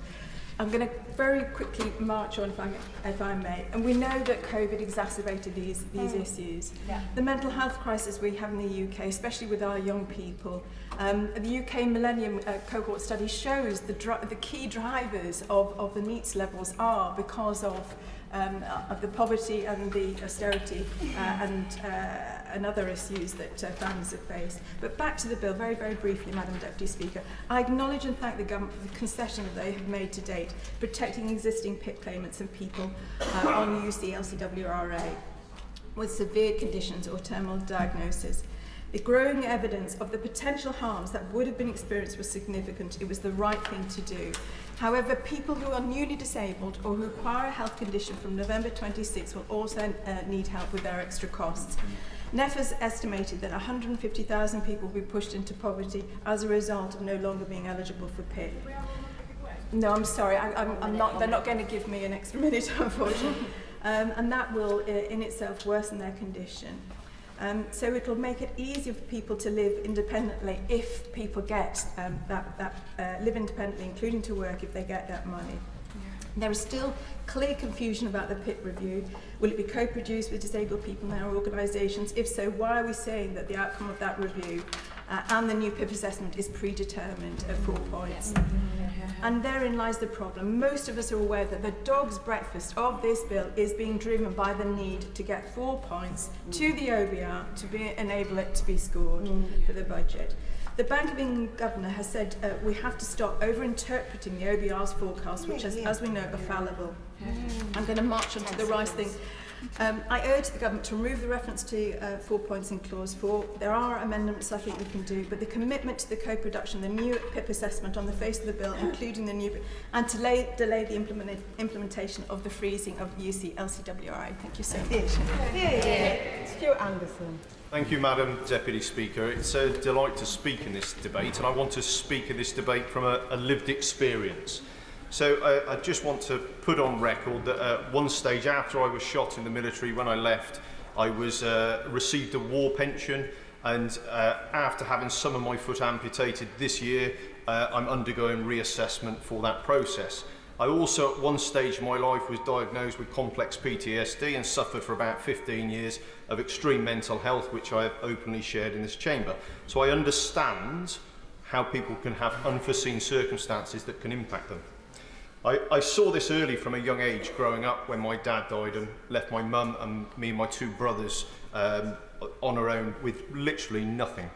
We had a roof over our head, and I watched my mum go without food to put food on our table. And I spoke to my mum at the weekend, and the support and the welfare support she had at that time was a lifeline. She couldn't possibly see a way through it if we hadn't have had it. I grew up on free school meals, understanding that the system supported us and allowed us to get through what was a very challenging childhood, but I was brought up in a loving environment. So I've also seen later in life, I lost a business and found that there was a situation where I couldn't put food on my children's table, and had support through what was a challenging time, and did everything I could to work my way out of that and get back on my own 2 feet. But I firmly believe as a Conservative that there should be support for people when they need it, because you never know what you're going to face. And the support should be there at the time when they do require it. What I do believe that welfare is not an option for people to take where they don't want to work. And I've seen it many times of multi-generational unemployment where families create benefits. It's a career. They grow up having seen many years of people in welfare, and they do everything they can to stay. I've seen it on my surgeries where they come and say, I can normally cheat the system, but I'm struggling here. I've had people openly admit that. That isn't everybody. As I said, the system needs to be there for people that do need it. But at the moment, there is a lot of people that don't need it, in my firm view. It should always provide an incentive for people to return to work where it is possible. I understand there will be some people that will never be able to be in a situation of work, and we should support them there. And the government figures this year in April stated that 46.5 billion in 2019-2020 was the total cost of health-related benefits, which has risen to 75 billion in this year just gone, and is expected to rise to 97.7 billion by 29-30. On this trajectory, that will have doubled in almost a decade. And the OBR predicts that the government's welfare reforms will still increase costs by 5.3%, while we've got a 1.6% GDP expected growth. So I know the Secretary of State agrees that welfare needs reforming, because on the 19th of July she sent a Dear Colleague letter explaining a system that they believe was right. We then received one on the 26th of June saying the system's different and the system's changed. In the space of a week, if the Secretary of State has had to change her mind to her approach, how can we believe that that system and the one putting forward now is right? I don't believe that. And it's not a serious attempt of reforming welfare. And I'll back that comment up. So we've talked about the social security system. So the government forecast this current year, 25 to 26, of social security system cost is £316 billion. Today we are discussing something that doesn't do 1%, or it's about 1% reform to that cost. That is not reform. That is tinkering around the edges. And I know we'll hear many different on the debate today. Yes, I will. Very grateful, my honourable friend, for giving way. Would you agree with me that given the rather botched nature which the government have dealt with this, and the U-turn which is proving to be unsatisfactory, given the scale of the changes which need to be made, the government will just move away from any meaningful reform, deeming it to be too difficult or too hot to handle? That does no service to those who are in receipt of benefits, and certainly no benefit to taxpayers. I think the honourable gentleman is right in that. The government have a huge majority, and they have a chance to reform welfare.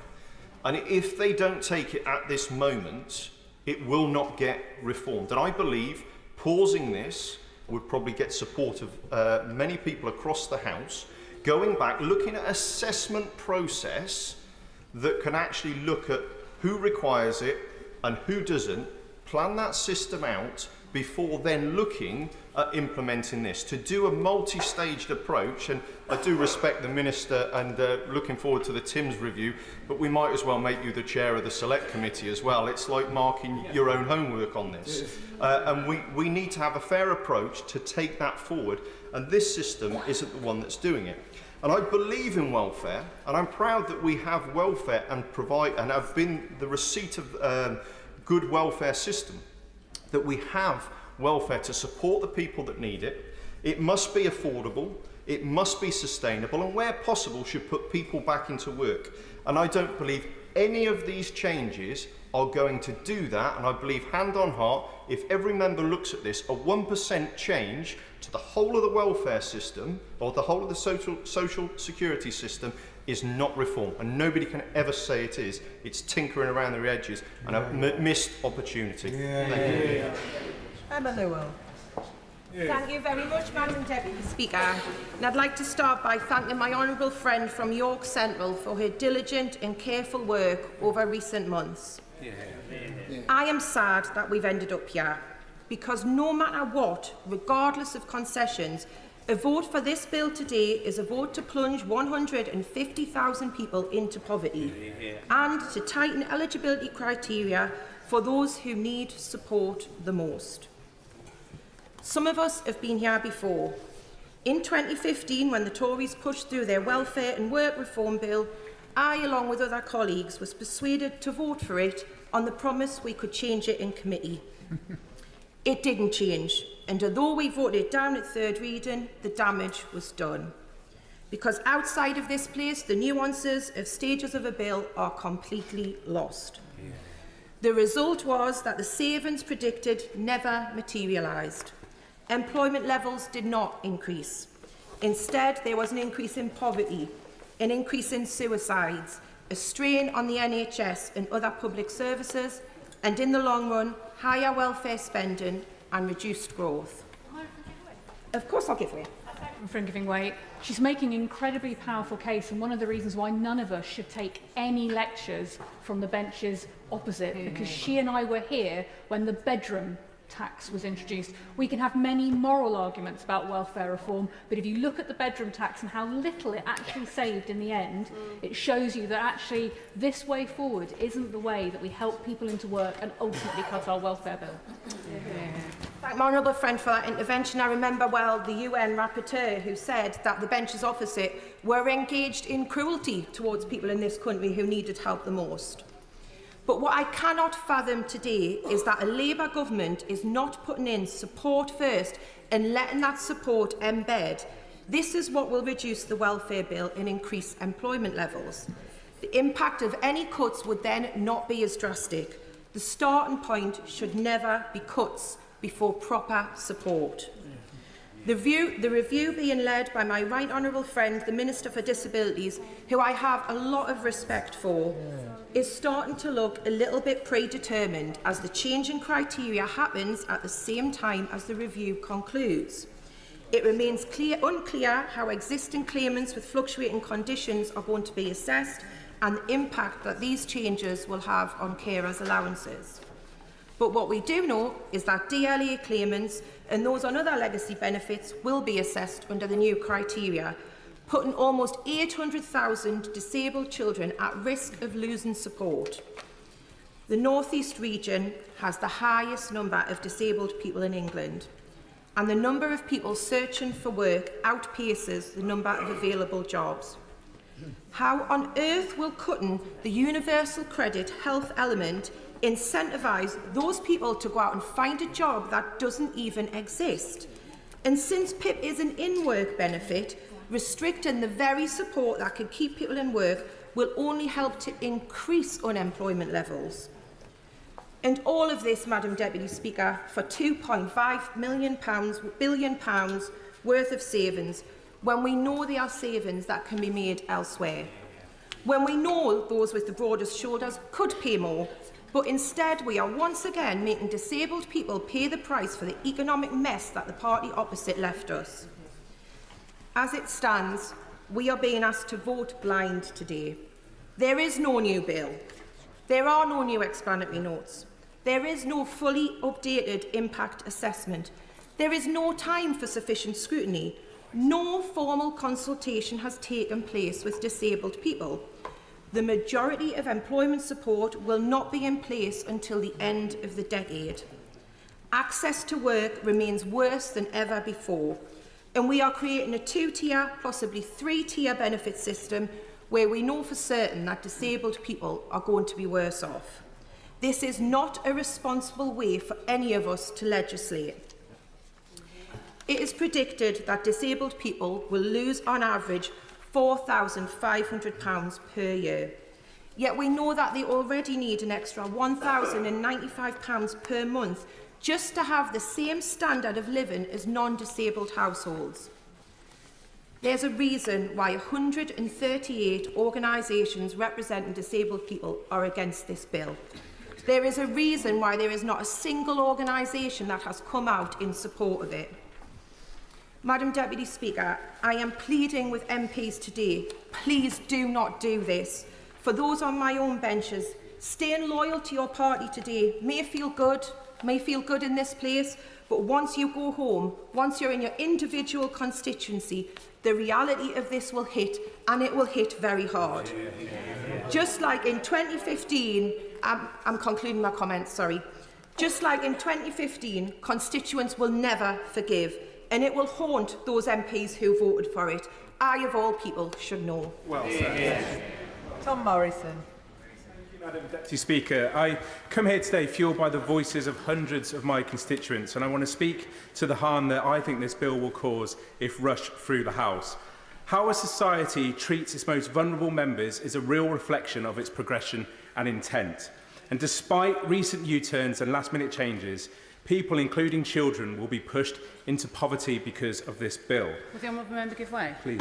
Thank you. Does the honourable member agree with me that changing life-critical benefits in a rush, gambling with people's futures without evidence, and only listening when your backbenchers rebel is simply not how governments govern at their best?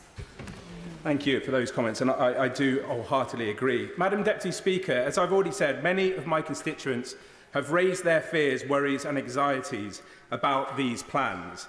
And as they've been unable to provide their own stories directly because of the government's lack of consultation, I want to use my time to be their voice. Amy from Bramall suffers from ME, and her illness can fluctuate hour to hour and day to day, making it hard to pass assessments for support. Now, Amy recently appealed to me for assistance after the DWP withdrew her PIP despite the fact her illness was now getting worse. And Amy said to me, "It's outstanding how I can be reduced to 0 points from receiving higher levels of mobility and daily care when I have not been cured, nor have had any improvement on how my condition affects my life. In 2018, when my PIP was downgraded, following appeal, it was rewarded back to me. Yet now, without improvements to how I am affected, it has been completely stopped." Those who have had to face mandatory reconsideration will know the extent of the documents needed and the stress involved. But to cope with this when you are ill and suffering every single day is simply not sustainable. Amy's been advised that the mandatory reconsideration will take 15 weeks, which is almost 4 months. So I ask this House, where will Amy get the support she needs during this wait? This situation highlights the barriers that people with chronic illnesses and disabilities face when trying to get support. Thank my honourable friend for giving way. And would he agree with me that these changes risk devastating consequences for people who are living with complex mental health conditions, who may not score 4 points in a single activity, but who experience persistent, moderate challenges across many areas, and it could in fact lead to financial hardship and worsening mental health, which then puts more pressure on other services, which then negates the point of the exercise in the first place? I thank my honourable friend for that, and that's incredibly important, because whether it's motor neuron disease, blindness, ME, arthritis or mental illness or cancer, these barriers will only be further entrenched should this bill be passed. Disability Stockport is a local charity that specialises in autism and mental health. Now, they've told me that they are deeply opposed to these changes that the government is proposing. They said to me that such cuts would exacerbate poverty, worsen mental health issues and further reduce the already limited support available to the most vulnerable and marginalised people across Greater Manchester. And we believe this would pose a serious risk of harm. And whilst Disability Stockport welcome the government's investment into employment support, they are clear that much more is needed because of people like Joan. Now, Joan lives in Cheadle-Hulme and worked in financial services before falling very ill. She explained to me that the persistent and defeating barriers that disabled and ill people face when trying to secure employment. She faces 6-month waiting lists for an assessment to access to work. How can this government expect more disabled people to work if they have to wait 6 months just for an assessment? Joan told me that it's a degrading process when you are having to work without adjustments. She has to push herself through pain and fatigue because during her probationary period, she does not receive sick leave. So if Joan moves jobs, she would have to start over again, despite there being a registered record of her needs adjustments. And this is just one example of the lack of full and effective investment into supporting disabled people and chronically ill people into work. The Greater Manchester Coalition of Disabled People told me they are concerned for those using PIP to pay rent and bills. The Coalition also expressed that this rushed legislation doesn't truly apply more pressure or give more support to employers to make accommodations for disabled people. Instead, the bill will protect the status quo and that the onus to get support will be on the individual and not the employer. They asked what will happen to the 16 to 22-year-olds who no longer get disability living allowance and don't qualify for PIP. These young people will fall through the cracks and be pushed into poverty. Madam Deputy Speaker, by bringing forward this bill, which could amount to the biggest cut to sickness and disability benefits in a generation, it's clear there is no sense to the real-life impact it is having on hundreds of people in my constituency, and the hundreds of thousands of people across constituency represented by people in this House. I thank the Honourable Gentleman for giving way. Can he confirm to what extent he thinks the cut is? Because my understanding is spending is still going to increase. And can he confirm if the cut, as he sees it, is even bigger than the cut that his party forced on the poorest in this country when in coalition? Thank you. I thank for the comments, and these are the voices of my constituents which I am put here to represent. And we can talk about the coalition all you want. We could talk about the coalition all they want. But what we're doing is talking about the here and now. And what we will be judged, this House, members of this House will be judged on what lobby they vote through later today. Because it's ironic that the government introduced a child poverty task force, and yet through this bill is actively undermining the work towards alleviating child poverty. Child Poverty Action estimates that because of this bill, the following so-called mitigations from the government, 54,000 children will be forced into poverty. This is the equivalent of 1,800 full classrooms.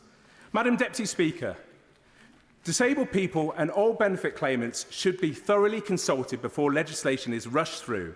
And if the government will not listen to the voices of my constituents and the constituents of other members in this House, then maybe they will listen to the voices of respected charities like Child Poverty Action Group, Citizens Advice, the Trussell Trust, Minds. They are all urging the government to change course.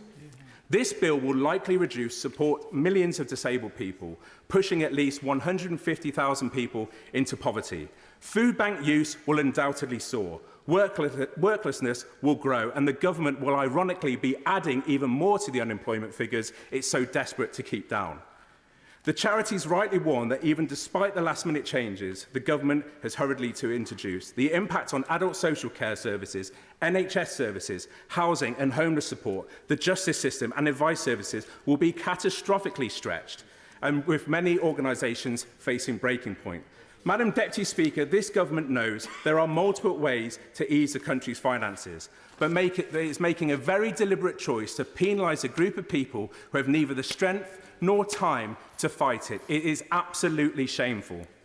Unless the government scraps the two-child limit and benefit cap, child poverty will be higher at the end of this Parliament than at the start. Is that really the legacy that this Labour government wants to leave?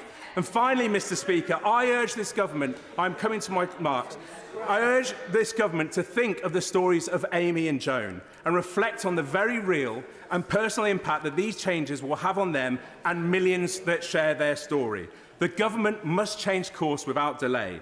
I am sure I speak for many in this chamber when I say that we came into politics to fight for the most marginalised and vulnerable in our communities. And if this bill passes, we will have all let them down. Dan Carden. Thank you, Madam Deputy Speaker. I am grateful to have just a couple of minutes to give my comments today. I have been frustrated that ministers have continued to say that this bill is rooted in fairness.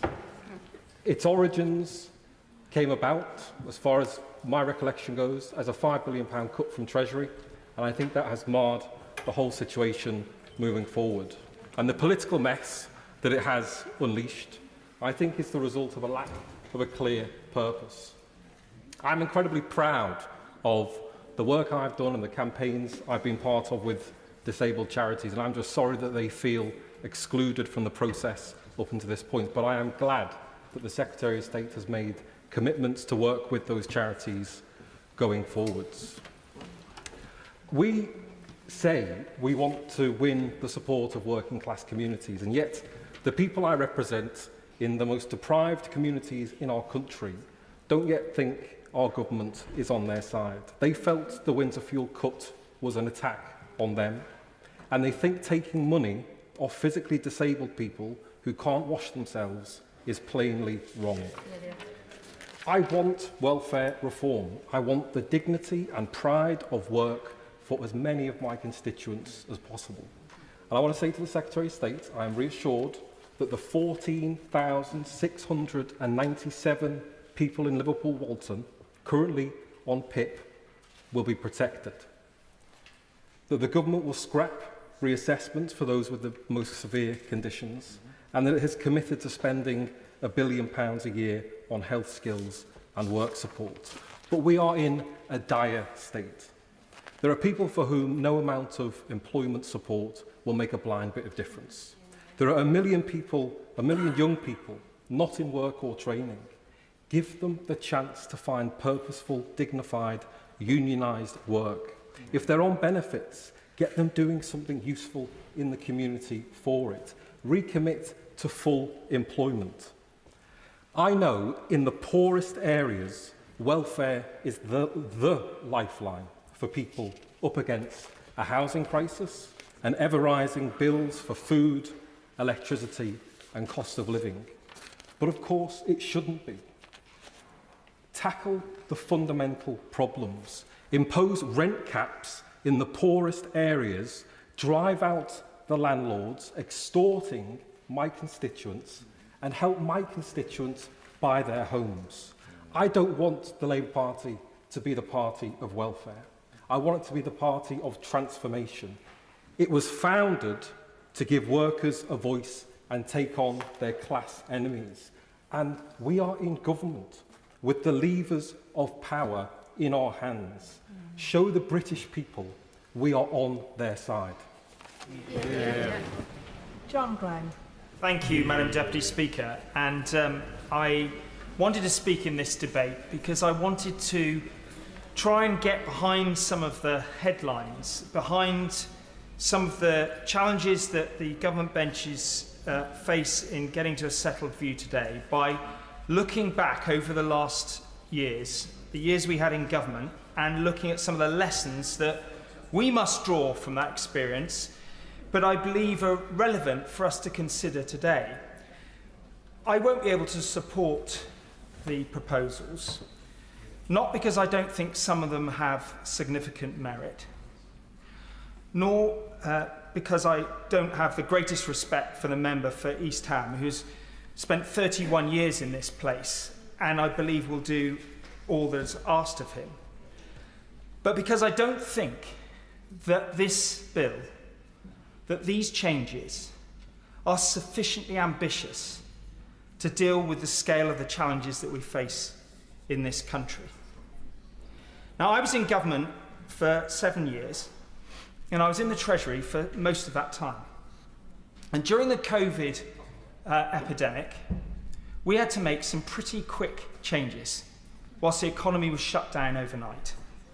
That involved changes to benefits, it involved standing up a furlough scheme very quickly, it involved bounce-back loans and many interventions to try and keep our public services going. And it was at the core of some of the patterns of behavioural change that we now see in our benefit system in this country. And I was looking at the numbers for my own constituency of Salisbury, which I recognise is a wonderful place, but also quite a wealthy place, not having some of the embedded challenges that exist in other parts of the country. But when I look at the number of PIP claims in January 2019, it was 2,065. In April 2025, it was 4,211. And I think the vast majority of my constituents, and I think the vast majority of people in this country, cannot understand how there was a doubling of those numbers in such a short amount of time. And I fully respect the aspirations of the Secretary of State and her ministerial team to try to seek to address this, because we have got to come to terms with what we can afford as a country.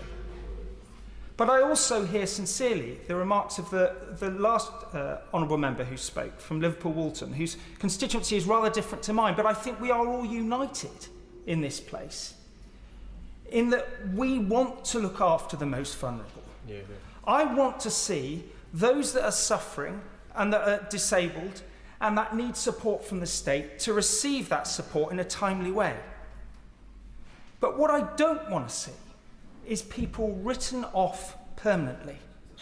And about 12, 14 years ago in this House, we had a debate about mental health. And several members of Parliament stood up and they bravely talked about their own mental health challenges. And we then went on a journey to bring parity of esteem to mental health and physical health in our benefit system. But I believe that that pathway into assessment for those on mental health has not worked. It writes people off too easily, and it doesn't serve them well by leaving them in a place where they're on an enduring basis reliant on the state. And we as a country cannot afford it. It is time to legislate for more resilience in our country and in those that receive benefits such that they can get out of that place of dependency. Because I don't think it's a happy place for anyone to be. And so when I reflect on the changes today, I can see the hand of the Treasury. I can see the fiscal imperative. I can see the public finances and what is now likely to happen in the autumn, which will mean more tax rises. Now, for some on the other side, that will be a necessary price worth paying. But what I would say is that we as a country lack the productive capacity to grow if we tax those that create jobs to a level that they just won't create jobs any further. And we have got to come to terms with that profound reality, because if we don't, we're in a death spiral as a country. So I give credit to the government on some of the steps that they're making today, but for reasons that are different to many on that side of the House, I won't be able to support it, because I don't think it is holistic, it goes far enough, and deals with the profound tragedy that's happened to our benefit system, consequential of COVID and our public finances. I'm very happy to give way to the Honourable Lady. I thank the Honourable Member for giving way, and I always appreciate his remarks in Treasury Committee and in the Chamber as an extremely fair-minded colleague. I appreciate his remarks in yesterday's statement and the admission that the previous government's handling of our recovery from the pandemic was not what it should have been. But does he not recognise there are constituents that I meet with who now rely on their PIP in order to get them to their places of work because of the stripping away of council funding, of bus routes, of social care, and all the services that were left in tatters by the previous government? Well, I'd like to reciprocate the warm sentiments of the Honourable Lady.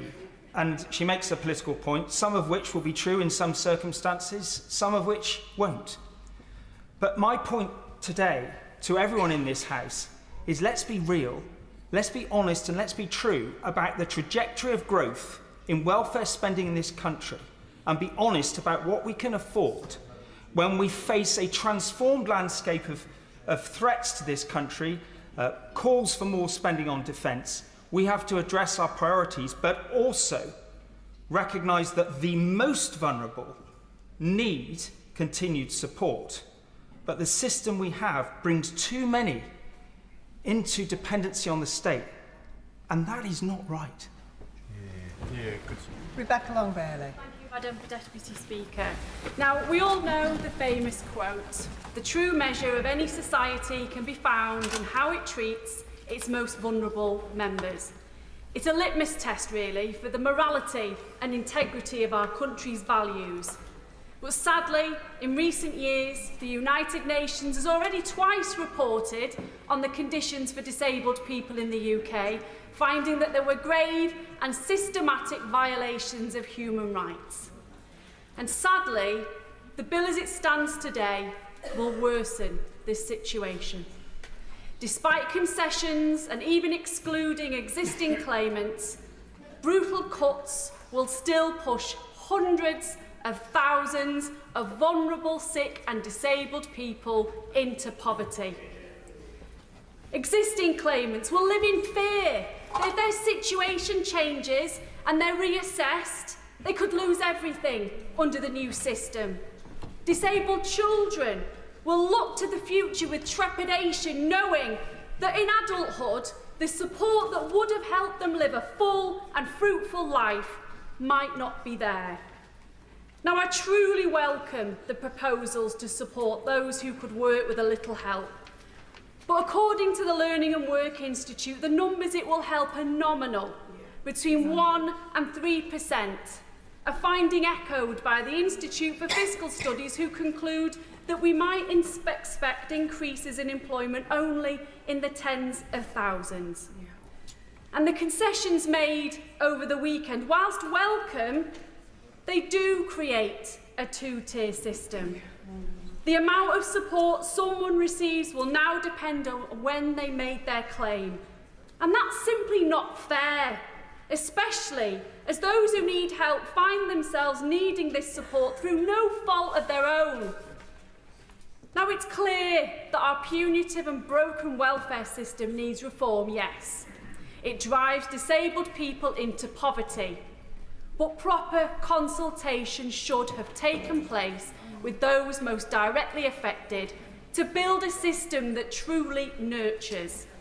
It didn't happen. The government should have published assessments on the impact of these updated proposals on the poverty of future claimants, those undergoing reassessment and carers. They haven't.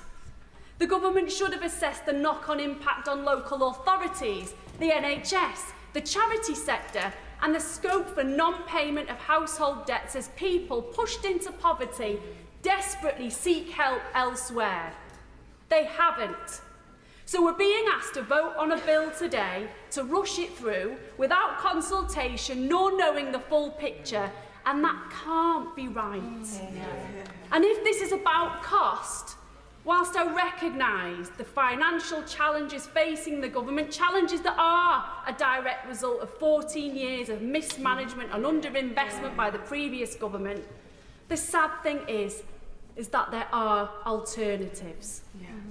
Introduce higher taxes on extreme wealth. End the stealth subsidies for banks. Tax gambling fairly and properly. The list of alternatives is endless. because every single disability organisation is against this brutal bill. And if we ignore them, if we say that it's okay to treat one group of people as lesser than another, if we say it's okay to neglect the vulnerable, undermine their rights, dignity, and push them into poverty, then honestly, what does that say about the true measure of our society? So I'd say to my front bench colleagues, please, pull back from the brink now before it's too late and withdraw this bill. Yeah. Ian Solemn. Thank you, Madam Deputy Speaker. Terrified, anxious, angry. These are the words that Citizens Advice Rural Cambridgeshire tell me they've heard most since these changes were proposed. I recently hosted an emergency forum in St Neots that brought together those on the front line, food banks, advice bureaus, charities and social organisations, to discuss the impact of these changes. Every organisation said the same. The government's proposals, as they stood, should not go ahead. That the government reached the same conclusion just yesterday does nothing to reassure that they know what they are doing.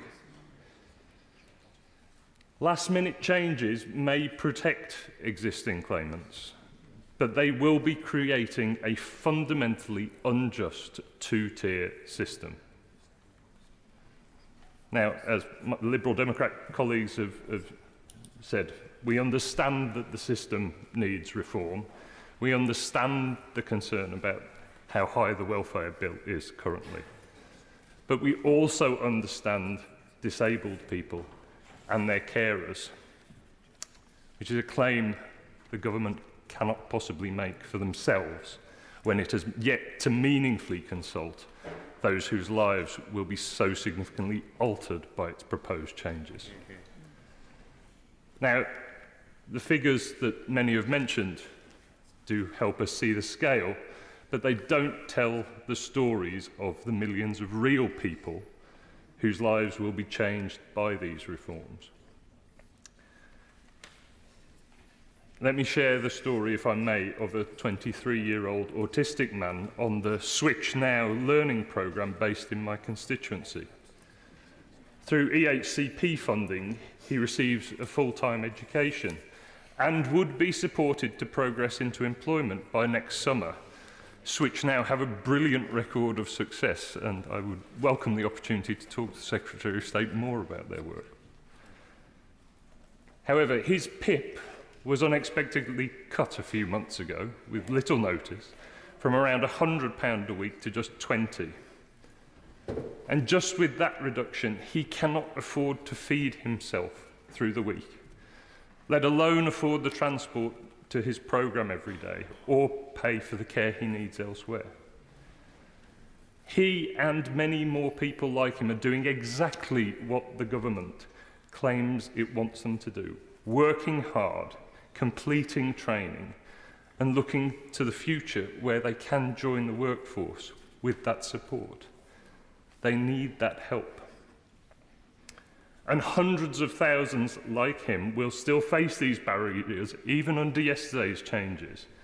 A 23-year-old autistic person applying next year will be treated differently from one applying today, not because their needs differ, but because of political timing. And if the government now accepts that changes are necessary, then why are we voting before the Timms review concludes? Why implement a 4-point threshold on criteria that the government admits needs reviewing? The government's approach exposes a lack of compassion. How will it encourage the back-to-work culture that I know the Secretary of State does want? Madam Deputy Speaker, every person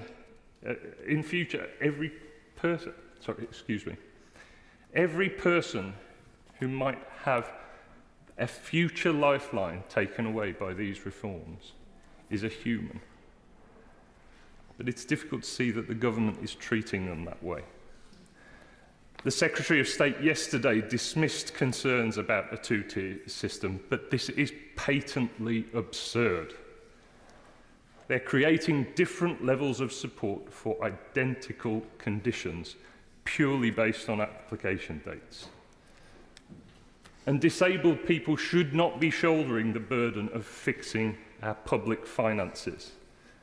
They and disability groups that represent them must be meaningfully consulted on any changes that will affect them. So I will be voting against these changes, and I would urge anyone who cares about disabled people and fundamental fairness to do the same. Dame Meg Hillier. Thank you, Madam Deputy Speaker. Madam Deputy Speaker, it's often been reported this week that it's the first anniversary of a Labour government, and wasn't I waiting for that for a very long time. It's also the 10th anniversary that I've had the privilege of chairing the 2 select committees in this House, looking at the detail at public spending, and in the last year at the Treasury. So I cannot stand here, Madam Deputy Speaker, and claim I did not know that it was going to be a very difficult financial situation that this Labour government would inherit. And while this isn't just about money and should not just be about money, it is a tragedy that too many young people in particular are being pushed into disability benefits. It's a sign of what we would call on the Public Accounts Committee cost shunting, failures in other parts of the public sector where money had been taken away and they were pushed into another area where they could claim the money. And those people are being written off too often, and I have too many in my constituency. And I can see the face of one mother who came to my surgery, distraught that her 2 young boys, her young sons, young adults, are in a terrible state and haven't ever been able to work, yet they're only the oldest is only in their early 20s. But Madam Deputy Speaker, a week is a long time in politics, as has also famously been said. And a week ago, this bill would have meant that over 300,000 people currently receiving personal independence payments were fearful that they would lose that through reassessment. But since then, and I pay tribute to many honourable friends in this House, in particular to many of my honourable friends chairing select committees, and the government that embraced the discussions we had in good faith, the government has agreed to protect those existing PIP claimants, to make sure that those people are not fearful that they will lose their money, and that they can relax and know that they can be secure in their future. The government has also ensured that those receiving UC and the health top-up are also protected in real terms. And I pay particular tribute to my colleague, the chair of the DWP Select Committee, the member for Alderman Saddleworth, for that proposal. And I'll give way. I thank my friend for giving way, and throughout this process I have focused primarily on the impact of these changes on people with severe disabilities who are unable to work. The bill originally would have made these people worse off, which was unacceptable to me, but the government's changes now ensure that the income of these people will be genuinely protected in real terms. Does she agree with me that this is a vitally important change? Meg Hillier. Madam Deputy Speaker, I completely agree, and that was really one of the biggest concerns I had about this bill, and that's why so many honourable members stood up and said we don't want this to go ahead in these terms, and the government listened. The government is also bringing forward important employment support, and I think there's a huge opportunity there for our local councils and others who provide this, not just the DWP, those charities that specialise in working with people. And I have an example of DWP staff in Hackney who have worked with a woman who, at the age of 49, a victim of domestic violence, found herself homeless, helped her into a flat, worked, parent of 3. She had never worked from the age of 16. They found her work. After a few weeks, she came back and said, I like this 10 hours work a week, I want more. So intensively done, this can work. It takes time, and it will, and that's one of the reasons we needed to protect current PIP claimants. And the co-production of the TIMS review is a groundbreaking change. If the DWP adopts this, does it well, and makes it the blueprint for the future, this puts disabled people in the driving seat about how benefits are shaped, not just now, but into the future. It's long overdue, and it is one of the biggest changes that came out of discussions in the recent week. We all know that work is a noble endeavour, and I won't repeat what others have said about that, but it's good for people. We need to know, people want to work. I have so many disabled people in my constituency, and we know up and down the country, not supported into work. So whether they're receiving PIP or if they got well enough to get into work and didn't need the PIP. Either way, the dignity of work should be open to all, and too many of them are excluded from the workplace. So that work support is critical to them too. I really welcome the work of the Mayfield Review, and I had an opportunity at a round table last week to meet employers and people putting people into work who were very praising of the early findings of the Mayfield Review. One of the people there had been involved in it, and it's good, demonstrably good value for employers to support people to stay in work. They keep that experience and that knowledge. I welcome as well the right to try and all of the other tailored support that's in this bill. We need to reform the welfare system because it's letting too many people down. Too many people moulder on benefits and never have the chance of getting off. I'm very grateful to my right honourable friend, and I pay tribute to her for the work that she has put in to the changes that we already have in this bill. But she spoke of cost shunting and the way in which cuts in one area had forced people to be claiming in others, and those costs have risen. Does she not therefore think that it's important that the government should address those areas where the cuts have been made that forced people out before we actually reduce the support for the new claimants that will be coming on? My friend raises an important point, and cost shunting can work both ways. So it's vitally important that the Timms review really examines that. And if this government is serious about mission-led government and working cross departments, then it's vital that the Department of Health and others are very crucially involved. But look, Madam Deputy Speaker, we all know government is about hard choices. No one said to govern is easy. But it's not just, and I would say this to the government, about what the government does it, but how it does it. And I trust that over the last week the government has really learnt this. I am blown away by the talent, particularly of the new colleagues I've met since 2024. These benches, both sides of the House, have people who have huge talent and experience. We are not just message replicators. We are not just voting fodder. There is talent, knowledge and expertise in this House which government would do well to harness. It's easy to get into a bunker, and government's hard. I've been a government minister. It's, you get lots to do. You never have a minute to yourself, but listening and engaging is absolutely vital and makes better policy. The privilege of this place is that every centimetre of the United Kingdom is represented by a Member of Parliament. So we have reach that is a valuable tool to anybody taking seriously making policy. And Parliament too has a vital role, Madam Deputy Speaker. And government needs to engage, I think, better with this House, including in particular the committee corridor. And I pay tribute to my fellow chairs. We have a role to do, it's a constitutional role, to challenge and cajole government, but we also have a role to inform and shape policy. And in a world, and I say this to my colleagues more widely, in a world where we see leadership of some prominent countries by people that we would not have the same values as, the world has been taken in a direction that I don't want it to see. And that is a risk in this country. We saw, under the last government, how division rent the opposition asunder. I've spent more than half of my 31 years in elected office under governments led by Conservatives, and it's miserable, frankly, because we don't have the power to shape things in the way that we do when we're in power. And 14 of my 20 years, I could wait on Roger. The member giving way. The member talks about the previous government. Does the member agree that politics is about choices? And this government has too chosen cruelty. They came for the elderly, and then the children, and now the sick and disabled. Who's next? I did, Madam say, I'm absolutely clear, as I said, that the government is about choices. And when you're governing, you have to make the choices to run the country. But 14 of my 20 years in this place, 14, have been under other governments. I've seen Conservative Prime Ministers pass through a revolving door. I would always rather see a Labour government. Divided parties don't hold power. Divided parties don't hold government. If we want to see our values played out in this country, I think we need to vote for this today. There is still a lot to do, a lot of discussion to be had, the Timms review to take place, but major changes were made last week that have significantly altered this bill in a short space of time. I think we bank that and continue to fight with the passion that members have demonstrated today for the rights of disabled people and for all of those who want a job, whether they're disabled or not, and need support to get into work. Peter Bedford. Thank you, Madam Deputy Speaker. So there we have it, a Prime Minister not in control, a Work and Pension Secretary with her hands tied behind her backs, and a Chancellor now scrambling to find ways to balance the books after months of reckless spending. this shoddy attempt at welfare reform has revealed something that the nation has learnt over the last year. They didn't plan for government. We all know the welfare bill is enormous. Over £150 billion being spent on benefits for working-age adults, with a staggering 1 in 4 claiming to have some form of disability. This is simply unsustainable.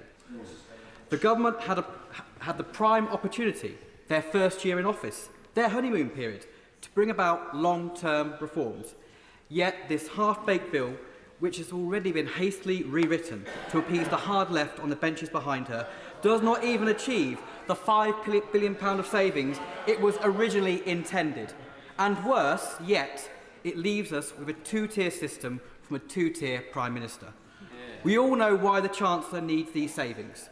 She'll go down as the Klarna Chancellor. Spend now, pay later. After all, she has blown taxpayers' money on 25 more pointless quangos. Billions of pounds, I'm not giving way. Billions of pounds on GB Energy.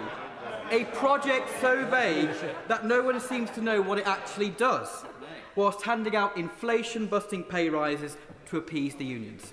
And now she can't even claw back £5 billion of savings to keep market confidence as the country's debt spirals out of control. That's right. When the Work and Pension Secretary tabled the bill, we on this side of the House gave her 3 reasonable asks. Firstly, we needed the government to commit to reducing welfare spending. Yet, as a screeching U-turn shows, they are incapable of tackling that problem. Indeed, the OBR forecasts an increase of £60 billion in annual welfare costs by the end of this Parliament. Secondly, we asked for a clear commitment to get people back to work. However, as highlighted by the Secretary of State yesterday, the spending on the Pathways to Work programme is not going to be fully funded until the end of this Parliament. So it'll arguably be inconsequential, weak and woefully underfunded. I'm not giving way, I'm going to make progress, thank you. Thirdly, he can repay the favour sometime. Thirdly, we needed a guarantee that taxes wouldn't rise again in the upcoming budget. But let's be honest, Madam Deputy Speaker, the Chancellor only has one move left. She's going to raid the pockets of hard-working families, something they promised not to do. In fact, even today we've heard rumours in the media that she's coming after people's ISAs. Madam Deputy Speaker, it's painfully clear this government has lost its fiscal credibility, and I say to my constituents in Mid-Leicestershire, I will always be there to support you. I will fight your corner when this government comes back again for more of your hard-earned income to cover its own incompetence. This embarrassing failure of leadership from a government that should be at the height of their power has led us on these benches to conclude that we cannot and will not support this bill. Marsha de Cordova. Thank you, Madam Deputy Speaker. The social security system should be there as a safety net for those most in need, those who are vulnerable, disabled or have ill health. But after 14 years of the government opposite, it has been left with gaping holes. And disabled people have been the ones that have suffered the most harm under the previous Conservative governments, as well as the coalition partners, the Liberal Democrats.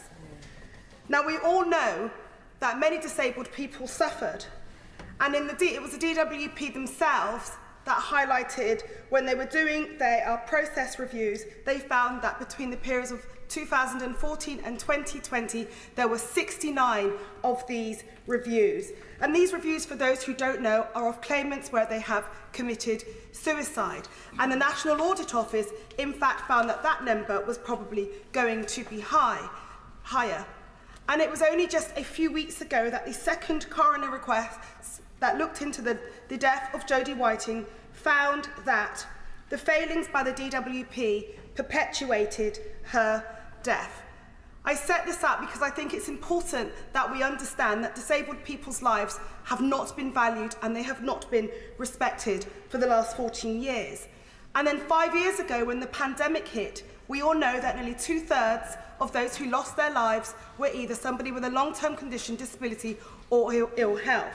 We also know that there were blanket applications of do not attempt resuscitations placed on many. Indeed, MenCat found when they gave evidence on this issue, that is what was happening to those with a learning disability.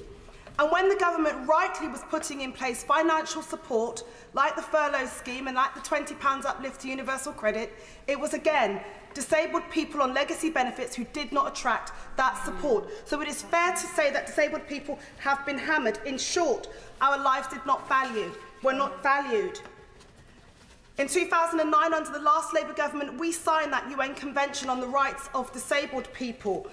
And for the government and the coalition government that came in 2010, rather than supporting and implementing it, no, they became the first nation state to be investigated for the way that they have treated disabled people due to their welfare reforms. And what was found? It was found that there were grave and systematic violations of the rights of disabled people. And just last year, when they did an update to that review, they said that there were no significant improvements. That was the record of the last Conservative government, so we can take no lessons from them. Universal credit and personal independence payments are there as an income replacement benefit when we talk about UC and personal independence payment. It is not an out-of-work benefit. People need to understand that. It is an extra cost benefit. It's there to help those that have a disability and need that additional support. But I say to this bill, as I come to the bill, that it does still include billions of pounds worth of cuts, and this will have a significant and negative impact on tens of thousands of disabled people. We know that, and we know that it will potentially create a two-tier system, indeed a possible three-tier system. It is not me that is saying that, it is the experts, the many organisations that have been providing us with briefings, being here and providing briefings for members from across this House. By imposing that 4-point descriptor will mean that many will not be able to get support. Somebody like myself who has sight loss, if they then lose their sight in 2 years' time, they potentially wouldn't get the support that is needed. That is unfair and it is unjust. It is vital that this government waits for the OBR's analysis on this. Indeed, these proposals were not done in consultation with disabled people. Indeed, they weren't done in consultation with us as members of Parliament. And indeed, your own impact assessment will show that up to 150,000 people will be affected by these changes. And other analysis by NEF and many others show that that will actually be more. So I want to urge the government, please, I absolutely 100% respect my right honourable friend, the Minister for Social Security and Disability. Let's have his review. Let us all feed into that review. Let that review be co-produced with disabled people. Let us wait for Sir Charlie Mayfield's findings from his Get Britain Working work. I've met with Charlie Mayfield. I'm excited by the work that he is doing.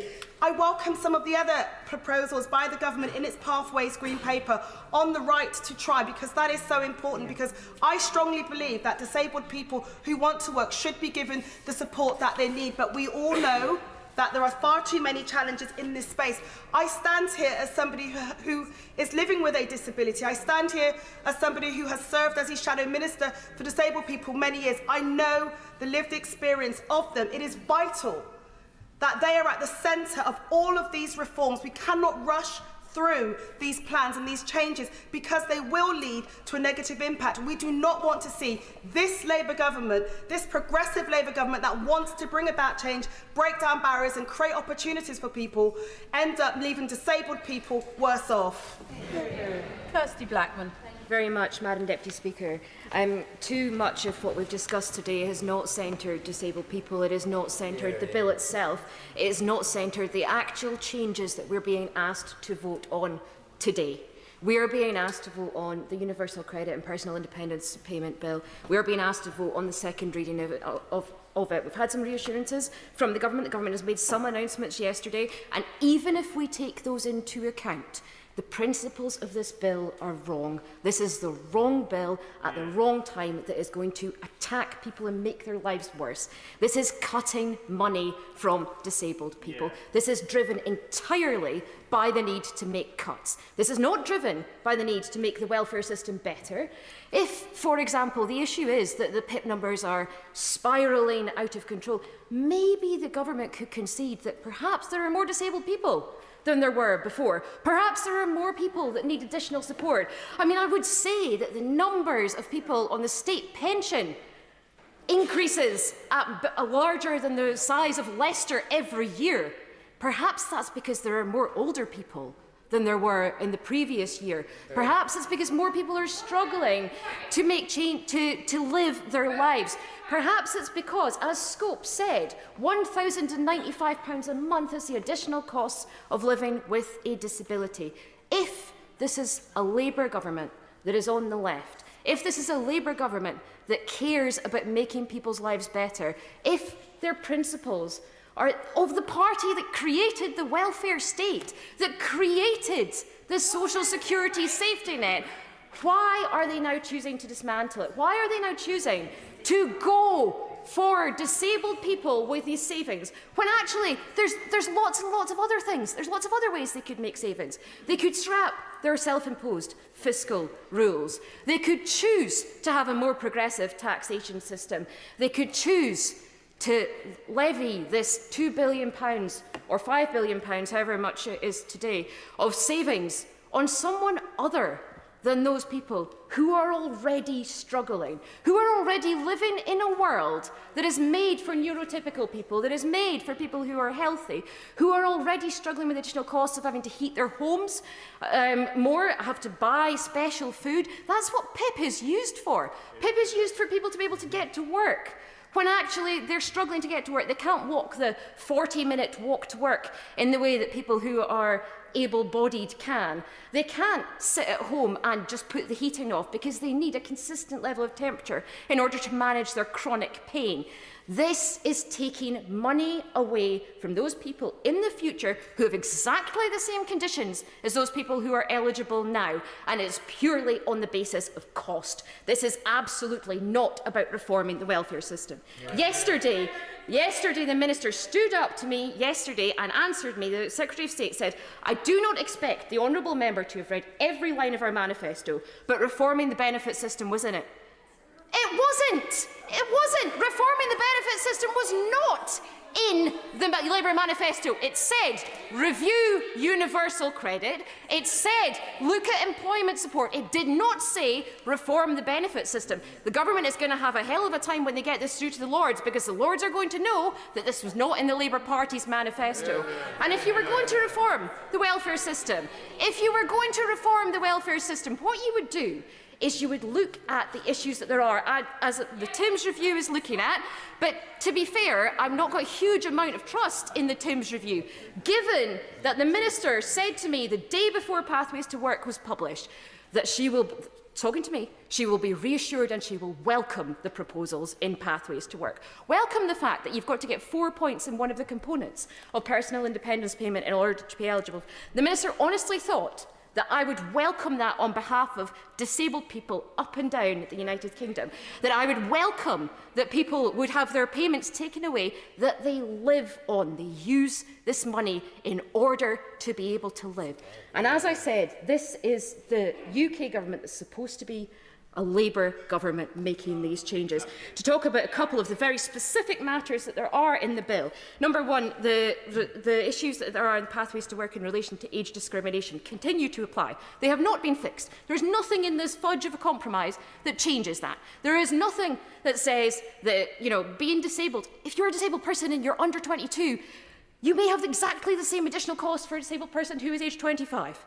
It is a two-tier system that is being put in place. If you look at the severe conditions in relation to the limited capability for work thing, specifically as the member from Northern Ireland who was talking earlier from Strangford said, there is major issues with this. It was very clear that the Cabinet Secretary does not know what it says in the bill. The bill says that the descriptor has to apply at all times in order for them to be classed as that severe conditions criteria. Has to apply at all times. If 95% of the time I cannot do something, 5% of the time I can, I will not be considered to have a severe condition. Unless the government promises to make changes to this, the severe conditions criteria will not apply to hardly anybody. People with Parkinson's, people with ME, people with MS, who have got recurring or remitting conditions will really struggle to claim this benefit. The government needs to reprioritise, it needs to rethink, it needs to listen to disabled people and the impact that this is going to have on their lives. I am going to reduce the time limit to 5 minutes after the next speaker, but have no plans to reduce it further than that. Members will be able to see just how many are standing, and that this debate is scheduled to finish at 7. That means that many, about 35, will be disappointed. Richard Bergen. Thank you, Madam Deputy Speaker. And I wish that we weren't here today. We don't need to be here today. There's nothing special or magical about this Tuesday. Nothing at all. The deadline that we've been given is a deadline, I'm afraid, to solve a political problem. And that's why so many of us on the Labour benches have been pleading with the front bench to pull this bill today, go back to the drawing board and work in partnership with disabled people and others, including with the Timms Review, to ensure that we do get a welfare system that works for disabled people and others. And there's no need to ram it through today other than to save political face. There's no need to ram it through at third reading next Wednesday with the committee of the whole House, so disabled people can't give evidence from their experience in full committee. There's no need to do that at all. We should be about solving this problem, not solving a political problem. We're being asked today to vote on the principles of the bill. So I think all honourable members on this side should be very clear about what the principles of the bill is. It's on the face of the bill. It says, and to restrict eligibility for the personal independence payment. That's the purpose of the bill. I didn't come, and I know my colleagues didn't come into Labour politics in order to restrict eligibility for personal independence payments. When I think about what we're going to be asked to vote for or against tonight, I think not just of my colleagues in here, but I think of the disabled people who come to my constituency advice surgeries. I think of the disabled people who had hope in their hearts a year ago when a Labour government was elected after 14 years. And let's be clear, this wasn't in our manifesto. The Labour Party as a whole hasn't approved this, and it's being rushed through. And I think we need to be clear as well that if this were a free vote, then it would be hard to find many Labour MPs at all who were going to vote for it. It is, as my honourable friend, the Member of Parliament for York Central said, this is a matter of conscience. And we need to be clear what we're comparing here. When we decide how to vote tonight, we're not comparing the bill as the government intended with the bill as is promised. What we should be comparing is the situation of disabled people across the country as it is now, and the situation of disabled people in the country which will come to pass if this bill is passed. And this bill, which was brought, whatever the narrative, to save billions of pounds, still, with these concessions, cuts billions of pounds from disability support. No government, and no Labour government, should seek to balance the books on the backs of disabled people. That's not what any of us in the Labour family, left, centre or right of the party, came into politics to do. And that's why so many people are so uneasy about this. My honourable friend, the member for South Shields, spoke very clearly earlier from her experience. She regretted not voting against the Conservatives' welfare bill back in 2015. And I'd urge all colleagues to listen very carefully to what she said, because the truth is, this matter doesn't end when the voting lobby closes tonight. This matter will come back to haunt Labour MPs in their constituency surgeries Friday after Friday after Friday, up to and including the day of the next general election. And people will ask, why on earth did you vote for these cuts? Or why on earth did you sit in your hands and not do that? I think it's really notable that 138 disabled people's organisations are pleading with Labour MPs to vote for the honourable member for York Central's reasoned amendment and vote against this bill. 138 disabled people's organisations. And I know that the whips can make compelling arguments. I know the front bench can make compelling arguments. But for me, the real compelling argument has been made outside this chamber from 138 disabled people's organisations. And it was very telling that the Secretary of State, when asked yesterday by my honourable friend from Liverpool to name one disabled person's organisation that supports this disability benefits cuts bill, couldn't name one because there isn't one. I honestly believe that any Labour MP who votes for this bill tonight or sits in their hands, I think that vote will hang like an albatross around their necks. I understand that some colleagues will feel they have to vote for disability benefit cuts out of party loyalty, but there's also other types of loyalty in addition to that. Loyalty to our consciences, loyalty to our party's values, loyalty to our disabled constituents, loyalty to those who are really struggling and come to see their MP, people like myself on about £90,000 a year, and ask them for help. I don't want to be in my constituency advice surgery saying to them, you know that you've got a problem and you're really in a difficult situation, well, that's because of the way I voted. So I urge MPs to have the democratic dignity that comes today with voting with their conscience and voting to give disabled people outside this place what they've been denied too long, and that's dignity, respect, a voice in this House and a vote in the lobby. Alison Bennett. Thank you, Madam Deputy Speaker. I want to begin today not with statistics or slogans, but with the reality of just one life, a constituent of mine, Sarah from Hassocks. Sarah has a spinal cord injury. She is a wheelchair user, and this is what her personal independence payment makes possible. It pays for underwear that doesn't dig into her skin, wedge pillows to raise her legs, grabber sticks so that she can pick things up off the floor, a second wheelchair to keep upstairs. It covers the use of a specialist rehabilitation gym that keeps her as healthy as possible. It allows her to buy heated blankets for the cold weather because the cold weather makes her pain worse. It pays for specialist outdoor clothes from Norway to cover her legs, and in hot weather, extra fans because the heat makes her injured body swell. Her PIP funds a CPAP machine that runs 24 hours a day connected directly to the hospital because she has developed sleep apnea, and it pays for the additional electricity to keep it going. A specialist mattress to prevent pressure sores, for bathing aids, and also for specialist body wipes for when cleaning herself is just too difficult. It pays for extra fuel for an average of 4 medical appointments each month, some in Hassocks and some as far away as London. And it has helped to make her garden accessible, so she can have at least one part of her home where she feels free. Madam Deputy Speaker, these are not luxuries. They are the bare essentials that allow Sarah to live in dignity with some measure of independence. But Sarah told me she has no faith in the system operated by the Department for Work and Pensions. No trust that fair and just decisions will be reached, because in her experience, the DWP's overriding drive is not to understand, but simply to cut. The government's last-minute climb... I will give way. Deirdre Costigan. Member for giving way, and I wonder if she has told her constituent Sarah that under these proposals, nobody who is currently on PIP, like her constituent, will have a single penny of their income cut, and they will be protected for time immemorial. I thank the honourable member for her intervention.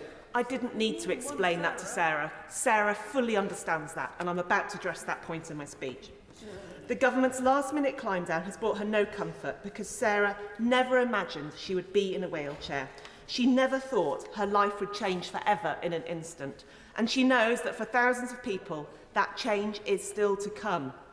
Life can turn on a sixpence. A single diagnosis, a single accident, and suddenly you find yourself in a world you never imagined, up against barriers you never thought you would face. And when that happens, the welfare system should be there to support you, not to abandon you. Madam Deputy Speaker, it is not just disabled people themselves who will be harmed by this bill. It is also the millions of family carers, the unpaid carers, whose labour sustains our entire health and social care system. Will the honourable member give way? I will give way. Does the honourable member share my concern around the fate of unpaid carers? given that carers' allowance hinges on a disabled person receiving PIP, and with 1 in 5 people in my constituency of Tiverton and Minehead who are disabled, well above the national average, would the Secretary of State commit to delinking carers' allowance from PIP eligibility, or at minimum to providing automatic transitional payments during PIP reassessments so that devoted carers are not left destitute while assessments drag on? Thank my honourable friend for her intervention. She makes a very wise point. And in my constituency of Mid Sussex, 1 in 4 carers are themselves disabled. Carers UK has warned in the clearest possible terms that this bill still risks a severe and lasting financial impact on future unpaid carers and disabled people, people already facing significant hardship. Even after the government's partial concessions, around 81,000 future carers stand to lose support by 2029-30. This is not a small technical change. It is a decision that will push families closer to poverty, create a 2-tier system of entitlements and deepen inequalities.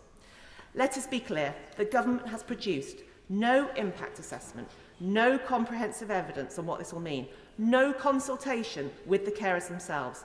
Carers have been ignored by this government throughout this entire debacle, and their voice must now be heard loud and clear. The Liberal Democrats will continue to oppose this bill that risks stripping thousands of carers of vital assistance and leaving some of the most vulnerable people in Britain without support. Yes, we agree the welfare bill is too high, but if the government was serious about bringing it down, it would be serious about fixing health and critically social care at pace without tackling chronic ill health at its root rather than punishing those who live with its consequences. Madam Deputy Speaker, Sarah told me that she wanted to speak up not for herself but for that future community of disabled people, because the truth is this: most able-bodied people think they understand disability, but until you are there, you cannot comprehend the world of barriers that are thrown up. And for many, that day will come after this government's reforms have been forced through. That is why I say to ministers today, pause this bill, go back to the drawing board, consult the people whose lives you're about to upend, show them the basic respect of listening before you legislate to take away their support. Because if we do not stand with disabled people and carers now, if we do not insist on compassion and fairness at the heart of our welfare system, we will all pay the price later, not just in higher costs to the NHS and social care, but in the erosion of the values that bind our communities together. Thank you. Cat Smith. Thank you, Madam Deputy Speaker. As Chair of the Procedure Committee, I'm often asked about how we legislate in this House. And many members and indeed members of the public have approached me about the speed at which this legislation is being pushed through. Exactly. By moving from second reading to third reading in 8 days, it does not give members of this House the time they deserve to scrutinise it. By denying the opportunity to have this bill in committee in this House, we're denying disabled people and their organisations time and space to give evidence to make sure that this legislation is the best legislation it can be. Because I think we'd all agree that the current system is broken. I've been a constituency MP for 10 years and I've lost count of the number of times I've sat in advice surgeries with constituents who've been failed by the current system. The need for reform is clear. But it's also clear that we need to do it in co-production with disabled people. And I come at this from a point of view of having met one of my closest friends, Zara, who's a disability rights activist now. In fact, she was when I met her when we were 18. And she taught me many things. She taught me that having a disability was no barrier to living a full and really quite exciting life. She taught me that never dance too close to someone on a dance floor of a nightclub who's in a wheelchair because you will lose a toenail.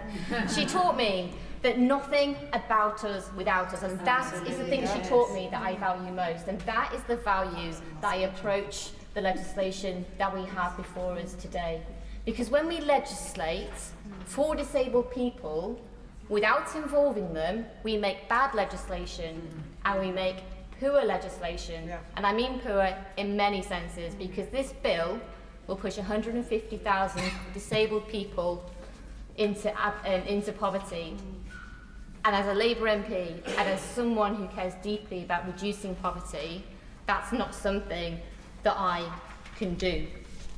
Look, PIP is an in-work benefit.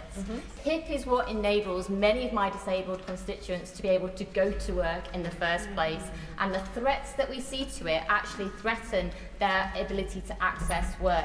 But I've also heard from constituents who are concerned about the fact that PIP, of course, is a passport benefit for claiming things like carer's allowance, and I seek reassurance that this from our front bench. Now, most people would agree that eligibility for disability benefits should be determined on need, and the concessions that we've had from government this week leads me to think that that is not something that is shared as a value, because we will see future claimants being judged differently to claimants from today.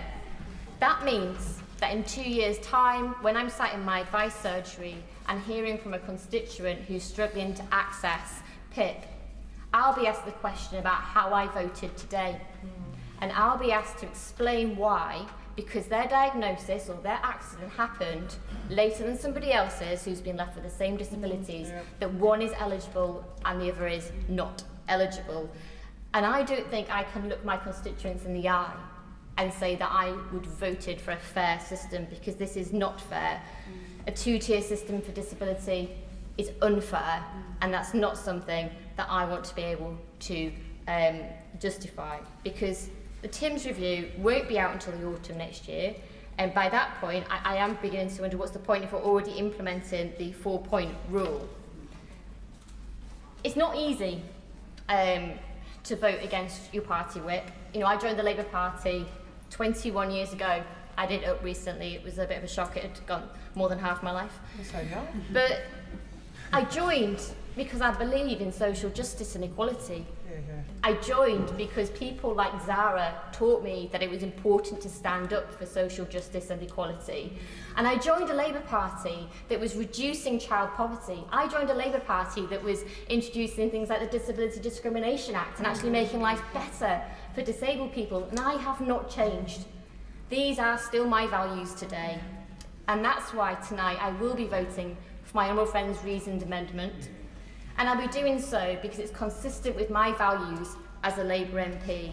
And it's consistent with the mantra that Zara taught me: nothing about us without us. Thank you. Jeremy Corbyn. Thank you, Madam Deputy Speaker. And this is a crucial moment for a lot of people in this country. And this bill did not come from the demands of the disabled community. This bill did not come from an understanding of the inequality and injustice in our society. The whole origin of this bill was a demand to save £5 billion. And that £5 billion was wanted by the Defence Secretary for more armaments, and no doubt other departments as well were making demands. So the whole thing has been driven from a bad source at the very beginning. And it would be much more honest and much better if the government simply now withdrew this bill altogether and allowed the Undersecretary's review to take place and look at the issues of poverty facing people with disabilities, looked at the issues of the huge levels of stress that many others face, such as children with special needs in schools that are not met, such as housing overcrowding when there are children with autism or other special needs that cannot be located in decent-sized housing. There's a whole area of discrimination against people with all forms of disabilities that could and should be addressed. And as the member for Lancaster just pointed out, it was a previous Labour government that introduced the disability discrimination legislation that made such an enormous difference. Going back further, it was a Labour MP, Alf Morris, that introduced the Chronic Sick and Disabled Persons Act, which made a phenomenal difference to a lot of people's lives. What has happened that whole tradition seems to have been stood on its head, and we're now presented with a piece of legislation that was going to take the personal independence payments away from a very large number of people, and instead, after the failed rebellion by some Labour MPs, the bill was changed to say that it will only be future generations that will be denied access to this, to the payments that they absolutely deserve. And so you look to a situation in the future where there's going to be very serious levels of poverty, much worse than there are now, amongst every family where there is somebody with a level of disability. Yes, of course. He is, of course, entitled to his opinion regarding this proposed piece of legislation, but I wonder if he would concede that voting against this legislation also means voting against £725 extra in cash terms for those in universal credit. And voting against this legislation also means denying those people the ability to try work. And voting against this legislation also means not having £1 billion invested in the health and skills of people that wish to try work. Voting against this bill will be a very clear message to the entire community that we believe in the equality of needs of people, and we will bring in new legislation that will meet those. He knows full well that he will have to face people in his own advice bureau later on who are going to be saying, why can't I get personal independence payments when literally my brother, my sister, my neighbour still gets it because they got it before the cut-off date. He knows full well the anomaly that he is voting for, presumably, this evening. Maybe he'd care to reflect on that and how to represent the people that have sent us here. Now, at the present time, the levels of poverty amongst the disabled community are absolutely huge. The cost on any family, according to Scope, is around £1,000 per month for a family with levels of disability. That is what will be removed by this piece of legislation going through. And so what I would urge and ask is that Labour MPs, because it's in their hands at the present time, reflect on what was said in the Labour manifesto last time, what was said in previous Labour manifestos, what the history of the Labour Party is in respect of disability, and don't turn that history on its head by deliberately impoverishing the next generation. Are we to be a society, as a welfare state, with a universality of benefits and a support for people wherever they are and whatever their needs are, because that is what the whole tradition of the welfare state is? Or in 10, 15 years' time, are we all going to be supporting charities, trying to raise money for people in desperate poverty because they have a disability which is absolutely no fault of their own? We're going to move into a two-tier benefit system where those that got PIP before 2026 will be seen to be relatively all right, the rest will not. And I simply say this is a ridiculous situation that the Secretary of State and the government has put us in, has put the House in, and the only sensible thing to do would be to withdraw the bill now, allow the review to take place, and recognise the needs of all people with disabilities. And if it does cost us more money, so be it. As a society, are we content with not having a wealth tax, with these massive levels of inequality within our society, and at the same time accepting that those with disabilities live economically much poorer lives because of the system we have? Surely our function here as members of Parliament is to recognise a problem, be prepared to grasp that nettle, and above all, change it. Well said. Well. Dr. Marie Tidball. Thank you, Madam Deputy Speaker. In March 2020, when the Conservative government looked like an outlier in appearing to pursue a strategy centring on herd immunity, I felt raw, hot fear. Thinking of my toddler and what might happen if I caught coronavirus meant I sobbed deeply. After 10 years of austerity, I knew then that disabled people would pay an enormous price, and they did. Almost 60% of COVID-related deaths were disabled people in that first wave. I vowed then that I would do all I could to create a country which treats disabled people with dignity and respect. The social security system was broken by the Conservative legacy of austerity and their monumental mishandling of the COVID pandemic. I am now one of the only visible physically disabled members of Parliament. I am proud that our manifesto committed to championing the rights of disabled people and the principle of working with disabled people to ensure our views and voices are at the heart of all we do. My communities nurtured me growing up, and they taught me the values of fairness, equality, community. So it is with a heavy, broken heart that I will be voting against this bill today. As a matter of conscience, I need my constituents to know I cannot support the proposed changes to PIP as currently drafted on the face of the bill before us today. Since April, I've been engaging relentlessly with the government at the very highest level to change their proposals as set out in this bill, making it clear I could not support the proposals on PIP. PIP is an in-work benefit designed to ensure disabled people can live independently. Low-level support like PIP helps to build the bridge to the deinstitutionalisation of disabled people, keeping us out of the dark corners of hospitals, prisons and social care settings.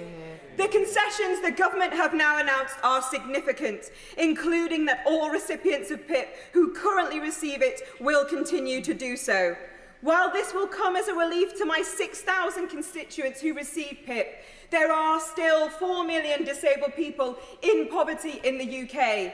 Proposed changes at committee stage are still currently projected to put 150,000 people into poverty. I cannot accept this, nor a proposed point system under current descriptors which would exclude eligibility for those who cannot put on their underwear, prosthetic limbs or shoes without support. Would Madam Member weigh on that point? Thank you, Madam Deputy Speaker. Would she agree with me that one of the issues with the point system is it doesn't take into account gender at the moment? It doesn't understand that there are different issues for women and the physical things that our bodies face during that assessment process, and that any changes that we do to the point system or descriptors must include the gender reference. Absolutely, I do agree. As a disabled woman, I know the added burden of menstruation, incontinence and pregnancy on disabled women as it intersects with their disability. Research shows that supportive, incentive-based approaches far outperform cuts or sanctions in getting disabled people into sustainable employment. If this bill reaches report stage, for me to be able to vote for this at the third reading, I will be looking for further reassurances that the DT will fulfil Labour's manifesto commitments to disabled people, and to see 3 things from government and embedded in its amendments. First, the TIMS review must not be performative. The government must not make the same mistake twice. Co-production must be meaningful. The social model of disability must be central to this, removing barriers to our inclusion in society. Disabled people's voices should be at the heart of decision-making about our lives. The sequencing of the TIMS review and decisions about future recipients needs to change. Second, therefore, the government must consult with disabled people over the summer to understand the impact of the proposed changes from November 2026. The future claimants to mitigate risks of discrimination and poverty for those future recipients with similar disabilities to current claimants, producing impact assessment based on this. The government may need or be willing to reconsider savings as a result of this process in order to ensure that it fulfills the outcomes of its finding. Third, growth must mean inclusive growth. In implementing the £1 billion Employment, Health and Skills Support programme, there needs to be a clear target for closing the disability employment gap and a sector-by-sector strategy on closing that gap. This matters. The Conservatives left us with a pitiful 29% employment gap and 17% pay gap for disabled people. As the Tories opposite vote against this bill today, I say loudly, do not read this as a mark of solidarity for disabled people, but with them hanging their heads in shame, acknowledging their legacy of 14 years of failure to 16 million disabled people across our country. I am proud that our Labour government has done much already to promote the rights of workers and opportunities for disabled people. This Labour government now has an opportunity to build on the positive aspects of its Pathways to Work Green Paper, to bring in a new era of policy making for disabled people, which takes a laser focus in closing this employment gap. The disability sector believes that this employment gap can be reduced by 14%, generating £17.2 billion for the Exchequer. We must seize this moment to do things differently and move beyond the damaging rhetoric and disagreements of recent weeks. There is an alternative approach, in line with the Prime Minister's statement that reforms should be implemented with Labour values of fairness. A reset requires a shift of emphasis to enable disabled people to fulfil our potential. Bobby Dean. Thank you, Madam Deputy Speaker. And I can't go on without putting on a record my admiration for the member for Penistone and Stockbridge, who just said a really courageous and passionate speech, and I hope all members listen to her very carefully indeed. I want to continue on a personal note. My dad is currently on personal independent payment, a proud scaffolder all of his life. Trust me when I say that he is not happy to be sat at home. He would much rather be contributing to society. But his hips are giving up on him, and the NH wait lists are so long that he's been told he has no choice but to stay at home. Now, home life is difficult. He doesn't score 4 points on any particular measure, but he can't move around like he used to, and he needs support to manage the basics. PIP doesn't solve everything, but it does give him dignity and independence to help live his life while he waits for treatment. And cutting his entitlement won't incentivise him back into work. He needs no incentive. He just needs treatment. Now, with the government's recent announcement, I do understand that my dad will no longer lose out. But the next person like him will. And the Secretary of State earlier talked about a better tomorrow. But her proposals mean discounting the value of tomorrow's disabled, saying they are less worthy of support for today's. And it's for that reason that I still cannot support this bill. Now, let me be clear. I agree that the welfare bill is too high, but we have to look at why that is. It is not because we have suddenly become a work-shy nation. It is because we have become less well. And if the government were serious about reducing the welfare bill, they would focus solely on fixing the root causes of chronic ill health, a broken social care system, and a mental health crisis among our young people.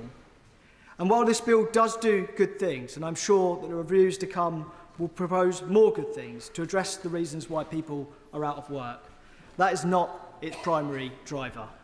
The motivation for this bill was made clear in its timing, just before the Chancellor's spring statement, with the core savings not from helping people back into work, but through tightening the eligibility criteria for a disability benefit.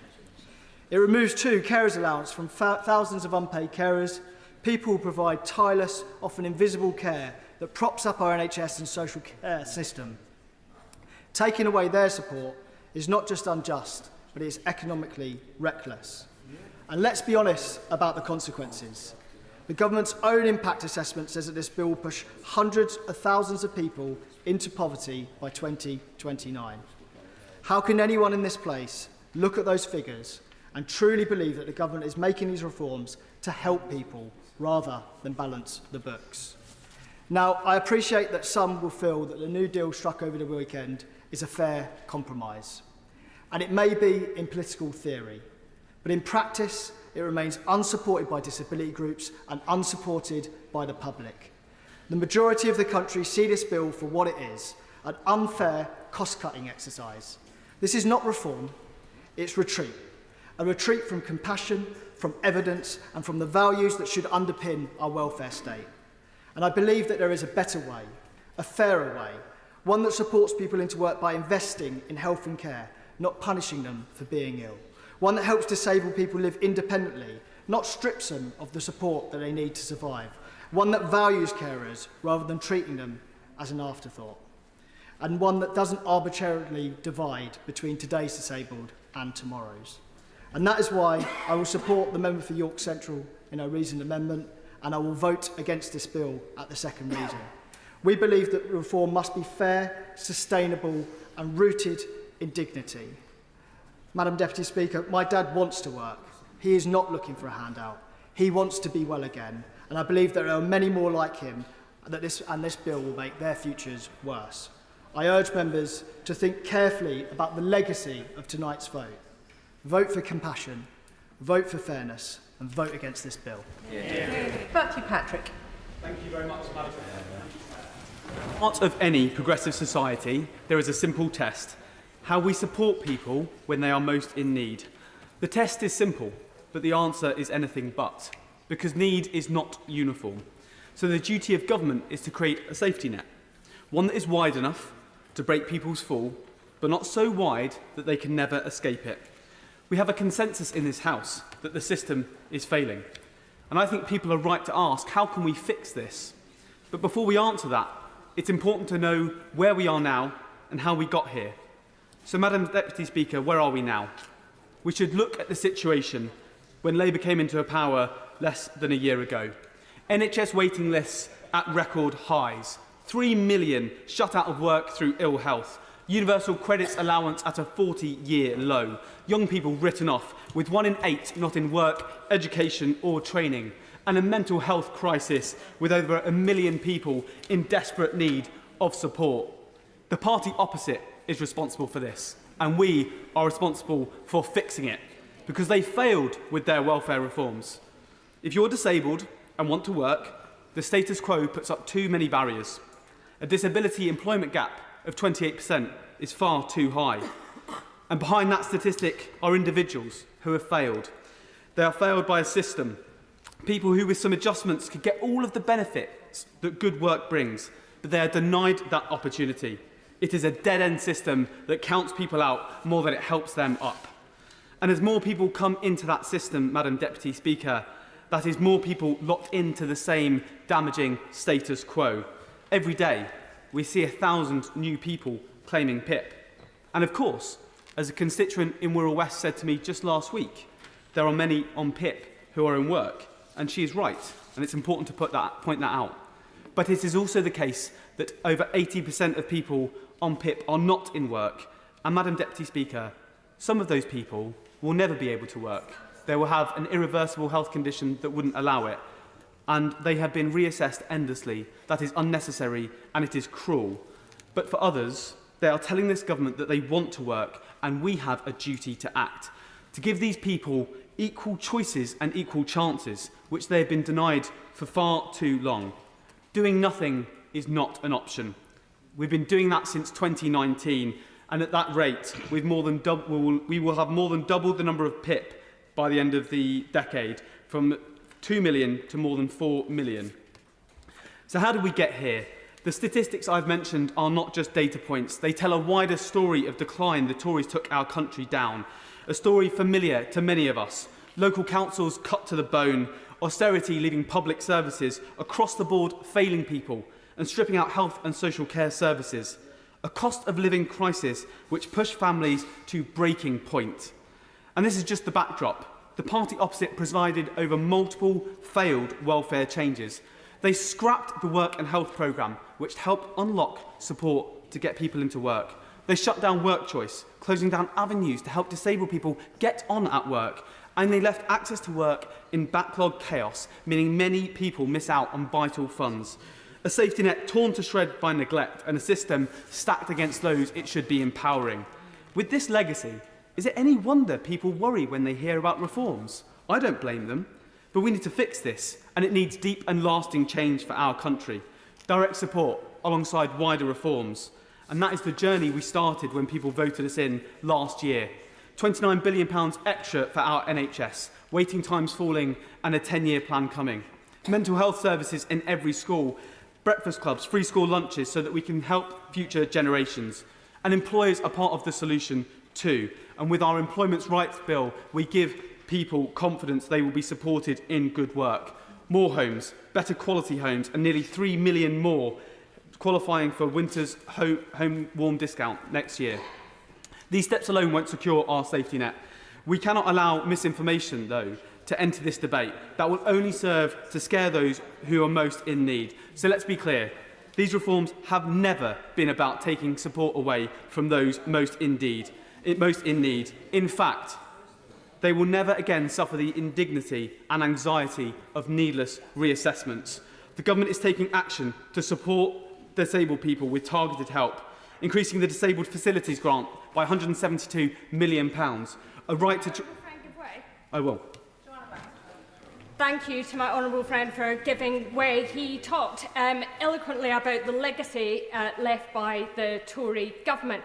But does he agree with me that actually in Scotland we need two Labour governments working together, because actually the situation in Scotland, oh, I'm sorry, people across the opposite benches might not want to hear it, but there are 1 in 6 Scots languishing on an NHS waiting list as a result of the decisions of the Scottish Government. And don't... Matthew Patrick. Thank you, Madam Deputy Speaker. My honourable friend is totally right, and the SNP record is worse. With 1 in 8 young people not in employment, education or training here, and in Scotland that's 1 in 6, and they should be ashamed of the record they are giving to the Scottish people. The changes with introducing a right to try, so that people who receive support but have a job offer know that they can take that opportunity with both hands and no fear. Because if it doesn't work out, for whatever reason, the same support will be there for them. This removes an important barrier to many. And we're increasing the standard rate of universal credit, committed £1 billion to the Pathways to Work funding. Madam Deputy Speaker, we aim to restore dignity to a system that has become a burden to those it should serve. This is a moment to rebuild trust in that safety net, to protect those who cannot work, empower those who can, and restore dignity to everyone. Thank you, Madam Deputy Speaker. This government's bill is just not flawed, it is morally indefensible. From the outset, we need to be honest about what this bill represents. It's not reform. It is a calculated assault on some of the most marginalised people in our society. People with disabilities, people with complex mental health conditions, people already struggling under the weight of austerity and neglect. This bill continues a pattern we have seen too many times. Cuts dressed up as reform. Cruelty wrapped in the language of efficiency. The department's own assessment confirms the truth. 150,000 people will be pushed into poverty. Approximately 20,000 of them children, if this bill passes. That's not a side effect. That's the outcome, and the government knows it. This bill targets those with fluctuating, invisible, or mental health conditions, the very people who are already facing systemic injustice. Imposes narrow functional descriptors that don't reflect the real-world barriers people face. It punishes people not for being unwilling to work, but for not fitting neatly into bureaucratic tick boxes. Worse still, there has been no meaningful consultation with disabled people or carers, no engagement with those who live this reality every single day. This government is making policy about disabled people without disabled people. That is not just neglect, it is offensive. The evidence is clear. This government is looking to make savings by depriving thousands of their means to live, while telling them that the plan changes will empower them. According to research by the Joseph Rowntree Foundation, 1 in 5 people in receipt of PIP are already in paid employment, working to the limits that their condition allows. Of those, 60% will lose their PIP. These people already in work. What more does this government want? And why is it punishing them? In my constituency of Birmingham Perry Bar, 9,000 people rely on this vital payment, with nearly 4,000 set to lose out entirely. This includes 630 people currently in work. What does the government say to my constituents who will lose the income required to live with their condition? What does it say to the millions of families that will have to tighten their purse strings so they can pay for the basic needs of loved ones? Worse still, just a year ago, when this Labour government came to power, the people were promised change. The Prime Minister said on the campaign trail that those with the broadest shoulders should pay their fair share. And yet only 1 year in, we have seen this government strip income from the most in need, telling disabled people that they are not impaired enough to earn state support. This is nothing short of shameful, and if this bill passes, it will be a national disgrace. The welfare state was built on principles of solidarity, dignity and security. This bill tramples those values. It will strip away independence, force people into deeper hardship, and leave many with no safety net at all. And to the Order! Could I just make the point to the Honourable Member for Ealing that the Honourable Gentleman is clearly not going to give way. That's in his gift. Ayub Khan.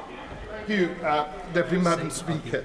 And to the ministers and MPs that claim these changes are needed to preserve the welfare state, I say this. The welfare state was built on the idea that everyone, no matter what, would receive state support for things that were out of their control. Passing this bill would not preserve the welfare state, it would dismantle it. And I urge every member of this House to reject this bill.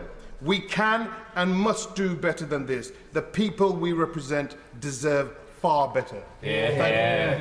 Vicky Foxcroft. Madam Deputy Speaker, I'll begin by welcoming the positive steps the Department has set out in the Pathways to Work Green Paper on supporting people into work. The right to try work without the fear of having to go through reassessment for benefits if it does not work out, reforming and modernising the access to work system, disability pay gap reporting, disability employment gap reporting, and ensuring everyone has access to a supportive work coach. And on the assessment process, ensuring that assessments are recorded as standard, something that I know people are desperately crying out for. And ensuring that people with long-term, lifelong conditions do not need to be reassessed when we know their condition is unlikely to ever improve. I also welcome many of the concessions the government has made over the last week, bringing forward employment support, protections for current PIP claimants going forward, and the need for co-production moving forward. However, I continue to have some concerns which I believe must be addressed.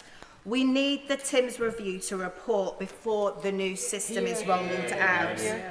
And on co-production, I want to start by saying this should have happened way before we got to today's debate. And I know from my time as Shadow Minister for Disabled People that when you work with disabled people and their organisations from the start, you produce better policy. There is so much talent out there.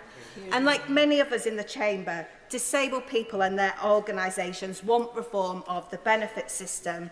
But the reforms set out in this bill are not what they want or need. We should have been working with them on this right from the start.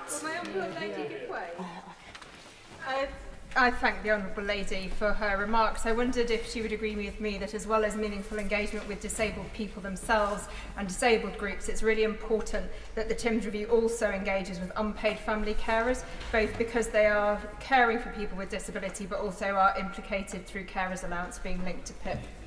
I thank my honourable friend for her intervention, and I absolutely agree. It needs to ensure that it has the right engagement and consultation with everybody, but it must be co-produced with the experts by experience. I also want to take this opportunity to clarify exactly what we mean by co-production.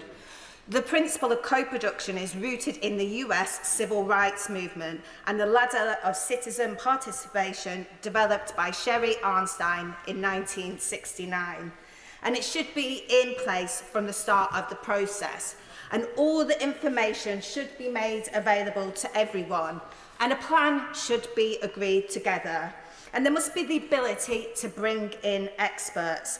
And these experts should be paid for because of their contribution and treated as valued partners. We should be empowering and upskilling those involved. And I hope that it goes without saying, but all information should be available in accessible formats. And the valued partners need to be user-led disabled people's organisations. And I'll finish by underlining that the focus of making these changes should not be on making cuts, but on getting it right. And getting it right means everything needs to be in the scope of the review, not just the ability to tinker within limited, predetermined parameters. And co-production must take place before any changes to the current assessment criteria are proposed. If it means pausing to ensure we get it right, then that is what we must do. John Milne. Thank you, Madam Deputy Speaker. I have great respect for the experience and intelligence of the ministers behind this bill. But what we have left in front of us today is no more than a clumsy salvage operation. How on earth did we end up here? The government says that the cost of disability benefit is spiralling out of control. They say there's no option but to make cuts. But the premise behind this argument is too simplistic. Overall, the cost of in-work benefits as a percentage of GDP hasn't changed much. And that's because every time a government tries to cut one benefit, another rises in its place to compensate. Before any changes were proposed, there should have been a serious analysis of what's driving the surge in PIP claims. But ministers have made little attempt to understand why. It's just a curve on a spreadsheet that needs to be flattened. We're left with the implicit assumption that the government believes that hundreds of thousands of people are currently receiving benefits that they don't really need and they don't deserve. But there are lots of factors driving this increase, and some of them are actually a direct knock-on effect of other government policies. For example, many of those extra claimants are the result of recent rise in retirement age. The government has simply shunted one benefit cost, pension payments, into another, PIP. Another big slice of the increase comes from people who are unable to access timely health care, especially since COVID, so they fall out of the workplace. And perhaps most of all, it's the terrific rise in the cost of living that is driving people towards benefits. They just can't get by anymore. Fundamentally, life costs more when you're disabled. Besides the impact on daily living, many treatments and aids are not available on the NHS. So overall, there are three telltale signs that what we're looking at is a botched compromise. Firstly, we have the new 4-point rule for PIP assessments. Any question that scores a 1, 2 or 3 won't make any difference to the outcome. So if you can't undress your lower half and you don't need help to go to the toilet, incredibly, you won't qualify for help. There's literally no point in asking half the questions on the form. The whole 4-point rule has been dreamed up, not because anyone thinks it's a good way to assess a hardship, but to hit an arbitrary cost saving. Yeah. Secondly, we have the incomprehensible proposal to change PIP assessments next year without waiting for the outcome of the TIMS review.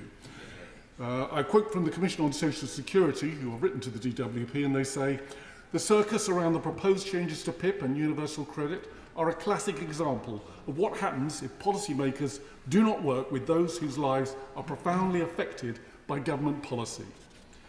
And thirdly is the decision to give higher benefits to existing claimants than new claimants, as if your needs were somehow less because you applied after 2026.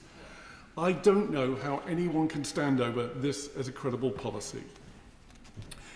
Even on the most optimistic forecasts, only a relatively small minority of current claimants will be able to find jobs, and no account at all has been taken of regional employment black spots. For every disabled person who can be helped back into work, there will be others moving in the opposite direction. And that's because about a third of ME and MS sufferers who are currently in work will be unable to continue as a direct result of losing PIP support. But they don't figure in the government's back-to-work estimates. And of course, we have 150,000 people who will lose their carers allowance. This is likely to rebound on the health service and wipe out whatever savings the government had hoped to make. The Secretary of State has set high standards to be judged by, and I quote, "For me, this is a moral mission because I believe that there is a better future for people in so many parts of the country. It is absolutely not cruel." Well, it might have been a moral mission, but it's certainly not a moral outcome. This isn't a fairer and more compassionate, as the Secretary of State has claimed. It's harsher and more chaotic. This bill can no longer be considered a serious attempt at welfare reform. It's just a cobbled-together scheme to get us through the next 24 hours. And I urge all members to vote against it. Hood. Deputy Speaker, I never expected to be standing here opposing Labour government legislation that intends to impose changes on disability benefits that shall put 150,000 people into poverty. The government's own poverty assessment states that these concessions may mean there will be a negligible impact on pensioner and child poverty. I don't know when we became so matter-of-fact about the implications of putting people into poverty and where that language comes from. I would be expecting to move people in the opposite direction. We talk about choices, and we hear a lot from the leadership about tough choices. Now, I don't consider cutting disabled people's benefits to be a tough choice for us politicians. But it will mean people on the receiving end will be forced to make tough choices about the way that they make ends meet. Too often, we make choices that adversely impact on those who can't fight back. We show deference to people with wealth and power when we know that they should be bearing a heavier amount of the burden. Absolutely. Those who have enormous wealth have done extremely well over the last 15 years. Average incomes in that time for ordinary families have stagnated and the standard of living has gone down. Now, if we want to make tough choices, I think we should be looking there. So I just wanted to use my time to just highlight some of the areas where I think we could make a difference. So reforming capital gains tax, for instance, through increasing rates and closing loopholes, could raise £12 billion a year. Close the carried interest loophole to private equity bosses, so that they pay their fair share, and that can raise £500 million. National insurance to investment income, £10.2 billion. Introduce a 4% tax on share buybacks, raising between 0.1 and £2 billion a year. End the redirect fossil fuel subsidies to oil and gas companies, could raise £2.2 billion a year. Tax private jets to raise an additional £1.2 billion a year. Stop rich multinational corporations evading tax and mandating that they declare their profits wherever they operate to raise £15 billion a year. And then it comes to the performance of the Treasury. According to the Audit Commission in 2024, in 2023 it gave out £204 billion in tax reliefs. Now, the Audit Commission, the Treasury Select Committee and the Institute for Government conclude that the Treasury is not investing enough into understanding what the benefit of these tax reliefs are. There are 1,110 of them, and of them, 815 that HMRC has no idea what benefit they bring to us. That is billions of pounds every year that is going in tax relief. Now, these are choices. These are choices that we are choosing not to make. And when we balance these choices against the choice that we are being asked to make today, where we are putting savings in the welfare budget ahead of the changes to the welfare budget that might assist people into work, it beggars belief. It's staggering. The amount of money that's available here could easily offset what we are talking about today and allow us to implement the reforms of the welfare state and then see how they benefit the people in the system and how the savings can be achieved. And for those reasons, today I will be supporting my honourable friend's reasoned amendment, and I will be voting against this bill today. Well said. Robbie Moore. Thank you, Madam Deputy Speaker. I rise today not just as a member of this House, but as someone who has lived with the reality of a disability in my own family. I grew up with a sister who has a learning disability. Later in life, she's faced the brutal challenge of cancer. I've seen for myself the emotional toll, the complexity of care, and the financial pressures that came with that journey.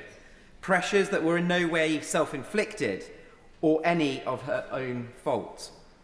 I've also seen firsthand how PIP can be a lifeline for many people working in my constituency of Keighley and Ilkley, helping them avoid total reliance on the state.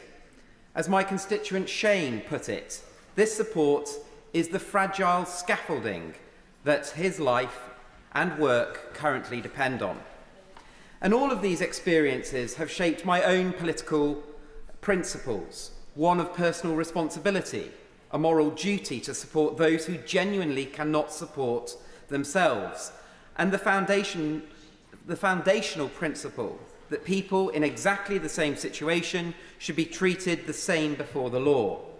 So, Madam Deputy Speaker, this bill breaks those principles.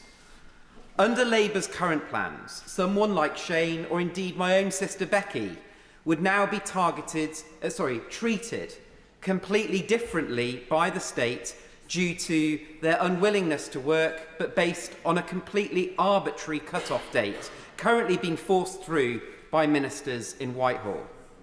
So if this bill passes, it will mean someone in my constituency of Keighley and Ilkley, newly diagnosed with a learning disability, cancer, or other life-changing conditions in late 26, will now get thousands of pounds less in support than someone in those identical circumstances today. I will give way. I thank the honourable member for giving way. He's giving a great speech, and he's highlighting the two-tier system where the government have said it's fine for existing claimants, but not fine for future claimants, setting out this ridiculous two-tier system, one that my constituents already face with the carers allowance. Dennis and Jill from Bude in my North Cornwall constituency don't qualify for the carers allowance because they're of pensionable age, so there's already that two-tier system. Does he agree with me we should be expanding the system rather than narrowing it?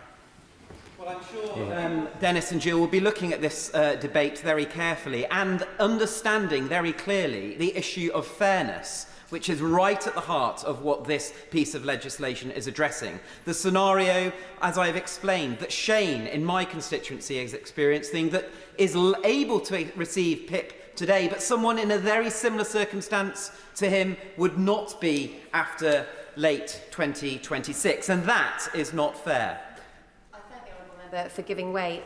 Lauren in my Chichester constituency is a bright and determined 16-year-old young woman who just completed her GCSEs and came to do work experience in my office. She has cerebral palsy and she's applying for PIP not because she wants a handout, but because she knows she will need support to live independently and pursue a career and life ambitions that I have no doubt will actually probably bring her to this place at some point if she gets her way. Does the honourable member agree that young disabled people deserve clarity and dignity, and this bill is not giving them that?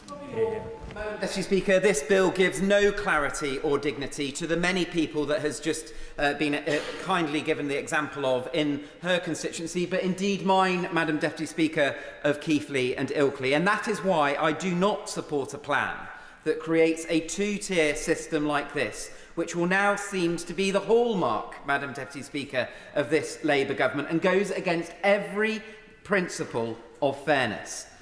And let us not forget exactly why we are here. These changes are being pushed through at pace at the 11th hour without proper evidence reasoning for the new cut-off date. That is not the kind of detailed policy making that we expect, Madam Deputy Speaker, from our leaders. I will give way. I'm grateful for making an excellent speech. Does he agree with me that the Labour government's proposals here is creating the worst of both worlds? And on the one hand, they are failing to tackle the rising welfare budget, but on the other hand, they are creating anxiety and fear amongst many disabled and vulnerable people who do not understand or know how these changes are going to impact on them. And I thank my honourable friend for his intervention, and that is the nub of why there is so much concern that is being consistently raised throughout all members, certainly on these side of the benches and many on the other government benches, dare I say, who are also considering their position on how they vote later on today. So, Madam Deputy Speaker, no one doubts at all that our welfare system, which is set to exceed £100 billion by 2030, needs reform.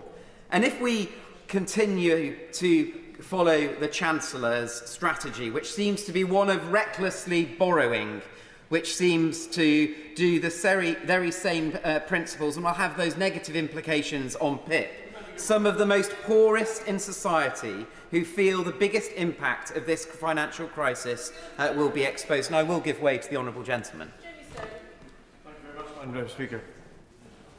Thus far, I have kept out of this debate, and to be perfectly honest with the House, it is probably the wrong reason, but my wife is disabled and is in receipt of PIP. And although I became an MP in 2017, she's been disabled for 26 years. We were deeply grateful for the support we had as a family. And my wife is an honest lady, and I hope I don't embarrass her by saying this, but she would have been delighted to take the Honourable Member Willow from North Point. She'd been delighted to have been consulted about it. She'd have put her thoughts down on paper. And I'm sure so many recipients of PIP would have said, yes, we'll try and see if we can help get the budget straight in some way. But that way, you take people with you, which is so important, and we're missing it. And Madam Deputy Speaker, trust is at the heart of this issue. And if we want to create a system that commands public trust, this is certainly not the way to do it. We need to reward effort and promote self-reliance. But this bill creates a two-tier system detached from individual responsibility. We need to make the welfare system be more targeted. But this bill, like many of the government's policies, simply shifts new costs onto people who will genuinely be ill, newly disabled, or simply younger, and does little to target those relying on the state. And I will give way to the Honourable Lady. He talks about fairness and trust. I wondered if he was proud of his government's own record, where Tory cuts in welfare pushed more people into poverty, 2.9 million emergency food parcels in the last 12 months. You'll be voting, if you vote against this bill, against the biggest uplift in the UC standard allowance. Is that what he's proud of? Deputy Speaker, I will take no lectures from somebody who supported council tax rising by 10% across the Bradford district, impacting many of those in the Bradford district that are going to be impacted by PIP. Madam Deputy Speaker, this is not principled reform, it is not radical, and it is not good policy making. And many on the benches opposite know it. And we can, as a party, as a government on the opposite benches, do better. We should be doing better. And I will not be supporting this bill today. Yes. Thank you, Madam Deputy Speaker. Welfare reform is important. It's important because the current system is not working, and it's important because it has a huge impact on the lives of so many individuals and families across the country. For the past 10 years in this place, I have seen so many of my constituents trapped in poverty with the constant fear and insecurity that the current system brings. But we should not be in a position in which the government is scrambling at the last minute to make changes in order to improve a set of proposals that were not good enough when the bill was tabled. We should not be here because while there are many positive measures in the bill, the government has had evidence of the extent of concerns from honourable and right honourable members since April. These concerns have been patiently and respectfully expressed in private and in public, but it appears that for a long time the extent of concerns has simply been ignored until it became clear that the government might lose the vote. So we are now reaching for solutions at the final hour, which should have been better considered over a longer period of time as part of a rational and respectful response to feedback. I regret this situation deeply, and I say to ministers that whatever happens today and in the coming days, the approach to engagement with MPs whose primary duty is to our constituents, and most especially to those who rely on the services we design and govern, has to change, and it has to change profoundly. On the substance of where we are now with the bill, I welcome the substantial changes that have been agreed to in discussions last week, to which I was a party. The protection of existing PIP and universal credit health top-up claimants will alleviate the anxiety that so many of our constituents have been experiencing for months, that they will see their income drop without any change in their condition or additional support. The commitment to co-produce the TIMS review with disabled people is a significant and very welcome commitment. I hope that before we get to third reading, the government will put this commitment on the face of the bill, and that more detail will be provided about how co-production will be done, so that disabled people and their organisations can have confidence that they really will be true partners in this process, and that their engagement will be properly resourced. The commitment to bring forward employment support is also helpful. The last Labour government sought to address unemployment and the size of the welfare bill, and did so by front-loading employment and health support. This should have been part of the plans from the start. Addressing the barriers to employment which many sick and disabled people face is the best way to address the challenges the government is seeking to tackle. I thank the honourable member for giving way, and in relation to her point around employment support, I know many honourable members were concerned that that support would not be put in quickly enough. However, in my constituency of Ealing Southall, we already have £8 million funding from the government's Trailblazer Get Britain Working programme. Does she welcome now that these new proposals include £1.3 billion in investment in that programme, and that help will be rolled out to every disabled person who wants a job in this country? I welcome the bringing forward of employment support, and I know how effective that support can and will be, but we have yet to see it bed in, and I have further concerns that have not yet been addressed. I am concerned about the impact of the bill on young people and care-experienced people in particular, and we need further detail on the support that will be provided for 16 to 22-year-olds, particularly with their mental health, to enable them to participate in the workplace. And there is one further concern that has not been addressed and on which I want to press the Minister today, and it is the lack of alignment between the conclusion and implementation of the TIMS review and the implementation in the raising of the threshold for PIP to 4 points.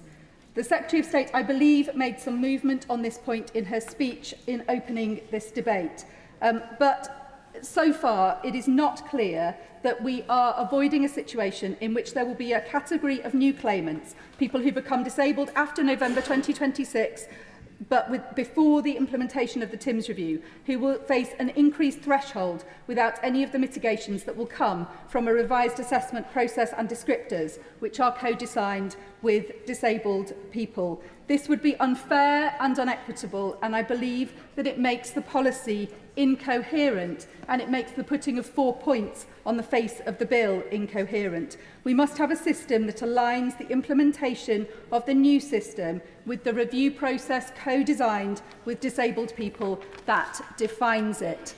I believe the government must also set out between today and the third reading debate further detail on the impact assessment. It is an unacceptable consequence that this bill will plunge 150,000 people into poverty. If the government is confident that the mitigations it is making and the additional support mean that this will not be the case, it must provide the evidence to this House that is credible, so that we can believe that it will not be the case, because at the moment we have to base our judgments on the evidence that is in front of us, and the evidence says that 150,000 people's lives will be made worse as a consequence of this bill. It is one of the most regrettable aspects of this process that it has harmed the trust and confidence of disabled people. Full alignment of the TIMS review with the introduction of the new system is an essential requirement of beginning to rebuild that trust, and I will be listening very carefully to what the Minister says from the dispatch box in closing this debate.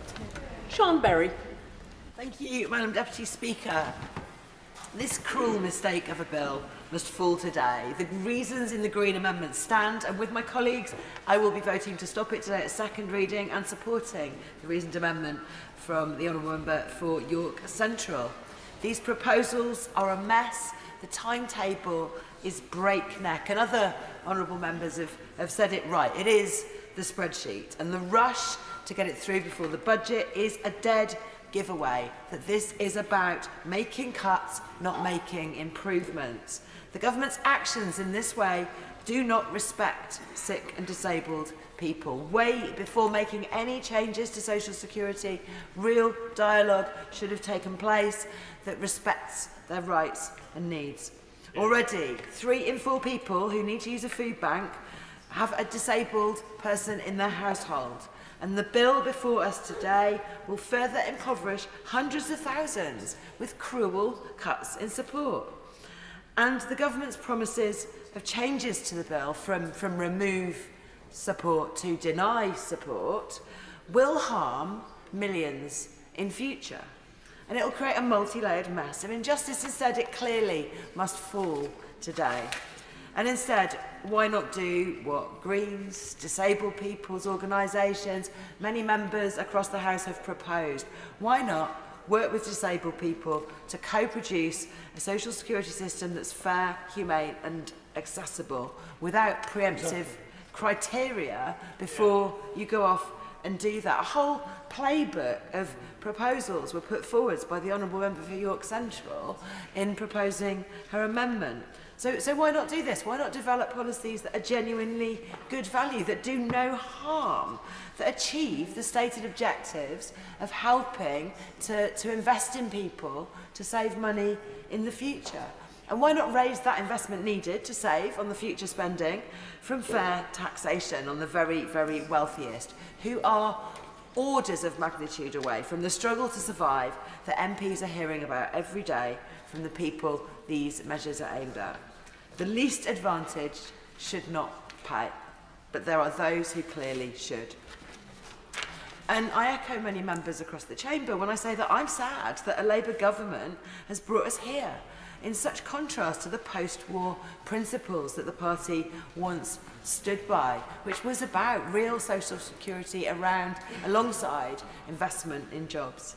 Shamefully, on its current face, the bill brings in the largest social security cut since summer 2015, 10 years ago, when George Osborne was Chancellor. And the compromise proposals that mainly protect current claimants are unfair and divisive, and so many will remain unhelped if our honourable colleagues give in. What about the young, whose disabilities are yet to develop, who will need PIP to thrive? What about the people who fall sick or get injured the day after these measures come into effect? And what about the people with conditions like Parkinson's or MS or ME who are still effectively excluded from the government's serious condition criteria because this bill doesn't allow for fluctuating conditions? And this whole process has truly scared people, and it's mobilised them. I've heard directly the testimonies of worry and fear from hundreds of my constituents in Brighton Pavilion. The Secretary of State knows that I raised with her the terror that people are feeling right from the start. Will she now apologise for that? In Brighton, I've heard from a round table of organisations who are supporting people to get by. They told me how people are using disability benefits to cover just the very basics: shortfalls in rent, heating costs, food. I heard how local employment services are hanging by a thread. Local authority support has been hollowed out. Brilliant organisations like Amaze, Money Advice Plus, St Luke's and Citizens Advice are already inundated with people concerned for their futures. They want structural barriers and inequalities removed first. They want investment in people as well. Today, Madam Deputy Speaker, we must vote down these proposals. This is so that the Secretary of State can listen and learn and go back and do better. Those who are sick, injured or disabled today and in the future need our solidarity. And from Greens, they will get it. Clive Lewis. Madam Deputy Speaker, when coming to a crunchy question or problem, I always think it's wise to take a step or two back and try and unpick some of the assumptions that underpin an issue, the bigger picture, if you like. Now, not everyone would agree with some of the conclusions that I come to. That's fine. This is a debate, not an echo chamber, although some people may be surprised to hear that. But it's right we robustly test the proposition before us to try and understand the structural issues that underpin this bill. Let's consider the key issue here, that rising welfare costs could lead to making the welfare budget unsustainable. The assumption often made is that welfare costs rise because of individual failings, people being lazy, unwilling to work, or even dishonest, work shy, in other words. But this assumption doesn't stand up to scrutiny. The welfare bill isn't growing because people suddenly became lazy. It's rising because our economy and our society are fundamentally broken. Broken because of 14 years of cuts, of dehumanised punitive changes wrapped up as reform, than little more than a brutal disciplining of the workforce, compliments of the benches opposite. A workforce increasingly finding itself trapped between insecure low pay and in-work poverty, or a humiliating workfare programme that has sucked the marrow out of millions, one that has left them drained, burned out, and leading to the soaring mental health crisis we now see. Madam Deputy Speaker, what does explain our dilemma is the fact that work itself has fundamentally changed. Jobs are less secure, often poorly paid, and many who work full-time still need benefits because wages don't meet the basic costs of housing, food, childcare and utilities. On top of this, the cost of living crisis is being driven by a toxic mix of structural failures. The climate crisis has increased volatility in global supply chains, everything from microchips to semiconductors, pushing up food and energy costs. At the same time, companies operating under monopoly and oligopoly conditions, particularly in the energy, water and food sectors, have taken advantage of this disruption to engage in price gouging, driving profits sky high while families struggle to make ends meet. As has been repeatedly pointing out, the weakness of trade unions has limited workers' ability to bargain for pay rises that reflect rising costs, costs that by and large governments have failed to cap. Yes, caps on energy prices have been half-heartedly attempted, but what about a cap on rents? On greedy landlords? What about capping the large agri-corporations pushing up food prices? On water companies extorting from all of us? These are the underlying structural causes. Their collective outcome, a relentless squeeze on the real incomes and increased reliance on welfare to simply survive. In truth, our welfare system is increasingly the state subsidising employers who pay poverty wages, landlords charging unaffordable rents, and corporations extracting vast profits, all at society's expense. And all the while, our climate and ecology declines, adding to that instability. Today's bill, at heart about balancing the books by tightening welfare eligibility and gatekeeping access, won't address these root causes. It still punishes victims rather than tackling the structural failures, and I cannot support it. That's why I'll be supporting the reasonable amendment of my honourable friend from York Central. Yes, the Labour government has made a start on many of those structural issues, the Trade Union Act, GB Energy, the Leasehold and Reform Act. But it must go further and faster if we are to make a real impact on who our economy works for and to ultimately bring down the welfare bill. Madam Deputy Speaker, welfare reform should deliver dignity and fairness, not austerity and exclusion. Until we face these deeper truths, we'll continue addressing symptoms rather than causes, perpetuating the very injustices we claim to want to solve and that so many of us came into this place to sort out. Robin Swan. Thank you very much. Madam Deputy Speaker, and I rise to support the reason amendment and vote against this bill because of actually the abandoned generation that this legislation will cause.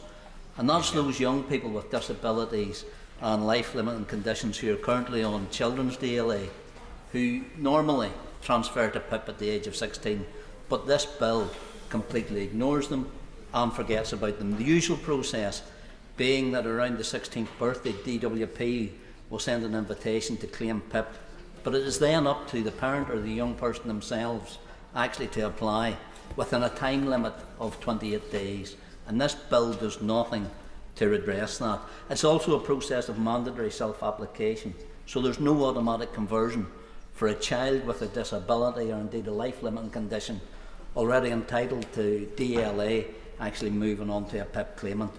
But what this bill and the concession that was made actually makes worse in regard to that stricter future eligibility criteria, that as from the 22nd of November, new PIP claimants must meet the 4-point single activity daily living test. So for those young people with a disability, with that life-limiting condition who are in currently receipt of children's DLA who would normally have transferred to PIP, come November 26, their condition must be such that it enables them to reach that 4-point eligibility test. So for those young people this place keeps talking about and other devolved legislations keeps encouraging to stay in education, support them through special educational needs, are now telling them, come 16, if your condition does not meet a 4-point criteria, you will not be in receipt of that personal independence payment. That personal independence payment that is a door opener for their families, that actually allows them to access care support, allows those young people, if they do look to further their education or their employment, to access mobility and support schemes, that allows those young people with those disabilities and life-limiting conditions that hope, that dream to actually be eligible and to be supported to enter the workforce. Now, if you're a young person who come the 22nd of November 2026 doesn't have a condition that will allow you to reach that 4-point criteria, that will be denied you. Would the member give way? I'll give way briefly. I want to share the words of young disabled children from my constituency. They said to me this weekend, "Don't speak for us, speak with us." And that really struck me, because so often in this place, decisions are made about people without ever really listening to them. Will the member agree, if we are serious about a just and compassionate welfare system, then let us honour those words. Don't speak for us, speak with us, and better still, listen. Thank the member for that intervention. And what I will say, Madam Deputy Speaker, I did meet with those young people, met with an organisation called Brave Hearts Northern Ireland, who represent a cohort of young people with congenital heart defects who are at that transitional stage. And they were saying to me about the real concerns, actually not just concerns, the actual fear that are now in their young people who have been looking forward to that opportunity to go to university, to get into training courses and to seek employment, but still require those additional supports and those needs. But also for MENCAP, who have highlighted that due to the Child Disability Allowance, which is currently between children aged 0 to 15, the main childhood disability benefit of 166,000 children with learning disabilities, autism, Asperger's, who retain the total monetary value of their child DLA awarded or increased when transitioning to PIP. MENCAP is now concerned that this number would decrease because of for those young people not being able to achieve that 4-point eligibility criteria. Madam Deputy Speaker, and for the sake of those young people, that we all come to this place to support, to give them a future, to give them hope, and our young people going through special educational needs with disabilities and with life learning disabilities. Madam Deputy Speaker, I implore the Government to withdraw this bill now, go back, engage and co-produce something that meets the needs of their country and of our young people. Andrew Pakes. Thank you, Madam Deputy Speaker. It turns out in a long, hot, sweaty day like this, one of my hearing aids has collapsed in the middle of this session, so I'm only half hearing you, so I'm glad you did call me, didn't you? Thank you. It's an embarrassment. Firstly, Madam Deputy Speaker, that would be very audacious. It is a great privilege to speak in this debate alongside so many passionate advocates who want to get this reform right.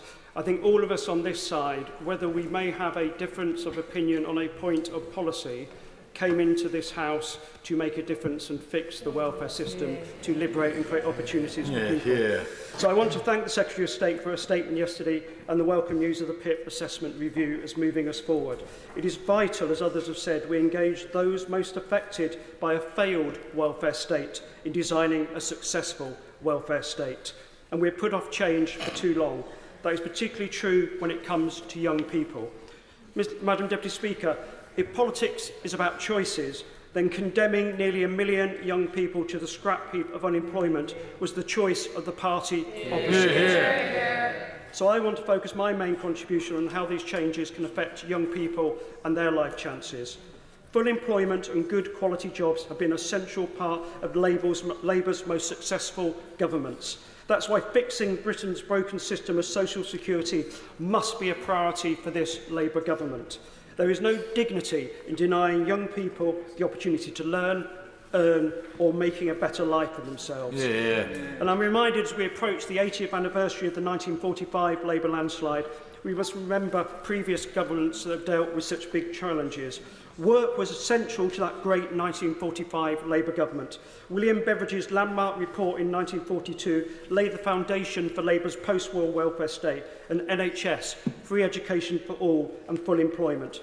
The vision of Labour's leaders like Attlee, Morrison and Bevin was that every citizen would live a life free from want, squalor, disease or poverty with meaningful help when times were tough. But in return, every citizen was expected to play a full part in the social and economic life of the nation. But looking at the high level of people not in education, employment or training, NEETs in that terrible phrase, in my constituency, I can see an economy that is still letting people down. I can see a mental health system that is letting young people down, and I can see an NHS system that is trapping too many young people on a life of benefits.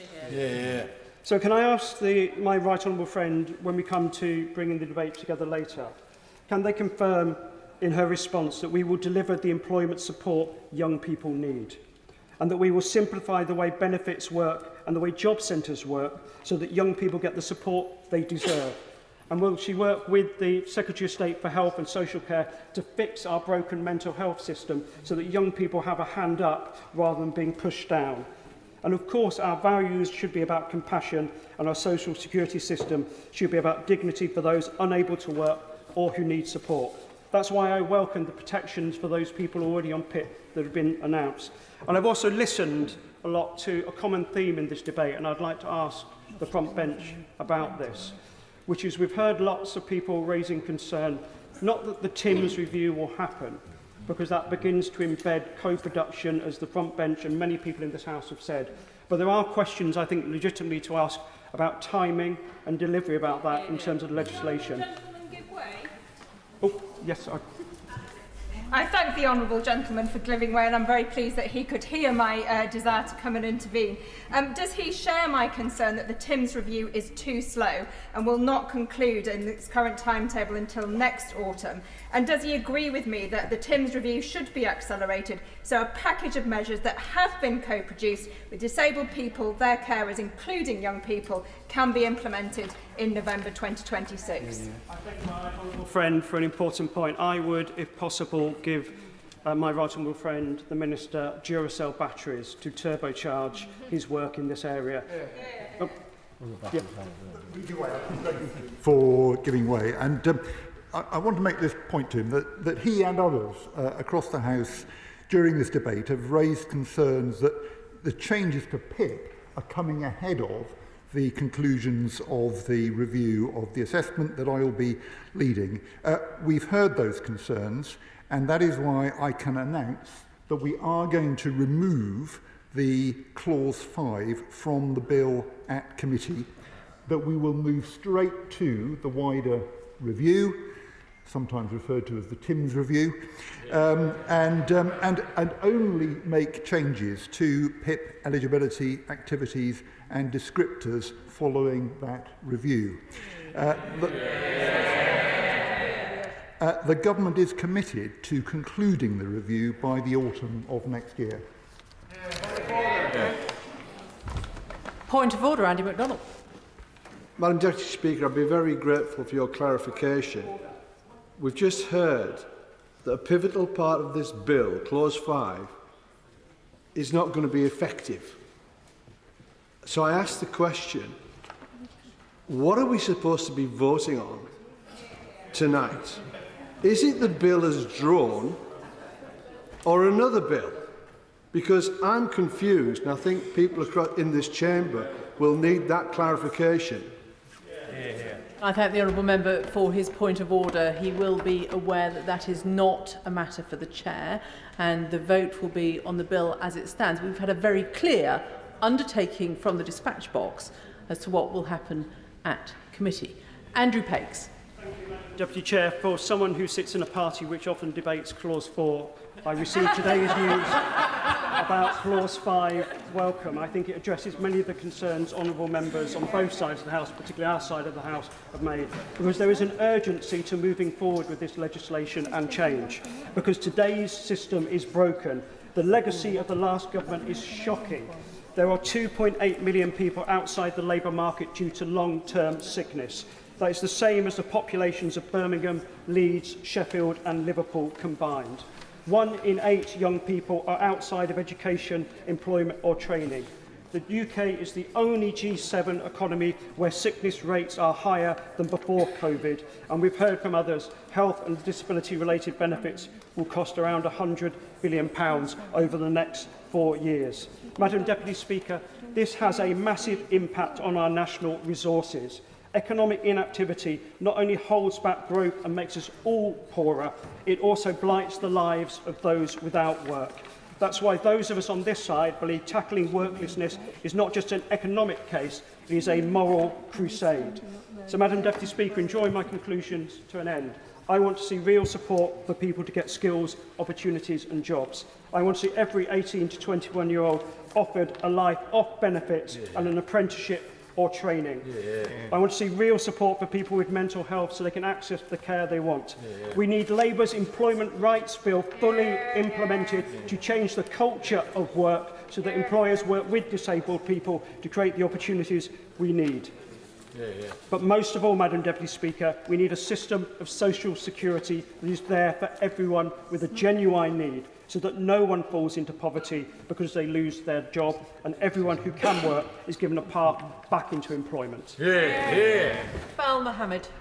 Thank you, Madam Deputy Speaker. I rise today not just with grave concern, but with absolute conviction, and I will speak in support of the reason amendment from my honourable friend, the member for York Central, and with a plea for the government to pause, think, reflect, and bring back something that will work for the betterment of disabled people.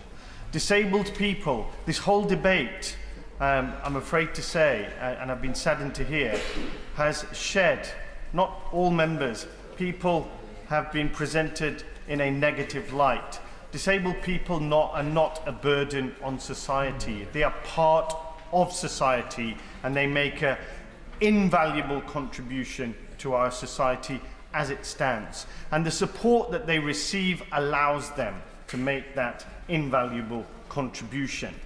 If this bill is passed, it will do unconscionable damage to disabled people, their carers and families who are already on the brink of in this cost of living crisis. It will deepen poverty, increase hardship, and undo decades of progress in social security. And I urge the government to withdraw now and come back when it is fit for purpose.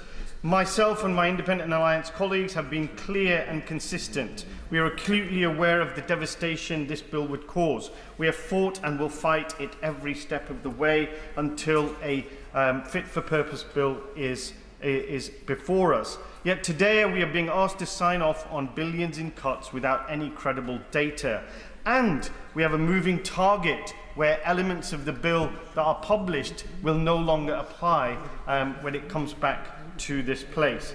The department's analysis, we've heard 150,000 people will be pushed into poverty, maybe more than 20,000 children. And despite the talk of concessions, which were rushed out and tweaks made, they do not change the core injustice. This government wants to create a two-tier welfare system where today's disabled people get help, but tomorrow's they are discarded. New PIP claimants will have to pass a cruel new threshold to qualify for PIP compared to existing claimants. My question to the Secretary of State is, please can you explain to my constituents in Dewsbury and Backley who designed this four-point system and who defined the criteria by which somebody would qualify and not qualify? Would the member give way? I will give way. Would the member agree that now is the time that the government actually needs to confirm what we're voting on? U-turn after U-turn, I believe members are confused. I thank the honourable friend for his intervention. I will accept a government who listens and adapts and changes their approach in light of new evidence that is put before them. So I would congratulate the government for improving on the proposals. And I don't question the core intentions. I really don't. The waste and the unmanageable and welfare state and how it has been mismanaged for 14 years to lead us to this point absolutely must be assessed and improved, but it can't be at the expense of support to the most vulnerable in our society. The bill moving on to carers, so it's not just disabled people that this bill will impact, but carers. It slashes 500 million from the carers allowance, the largest real terms cut since the benefit was introduced in 1976. Carers save this country tens of billions of pounds in unpaid labour. Nearly half of them already live in poverty. Is this really the thanks that they deserve? And it gets worse. If an existing claimant loses their PIP on reassessment, which happens all too frequently due to assessor errors, they will be treated as a new claimant and subject to the stricter rules. This includes anyone moving from DLA to PIP.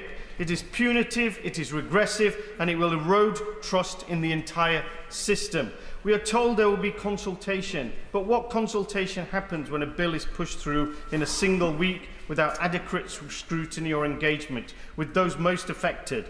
The principle of nothing about without us has been flagrantly ignored.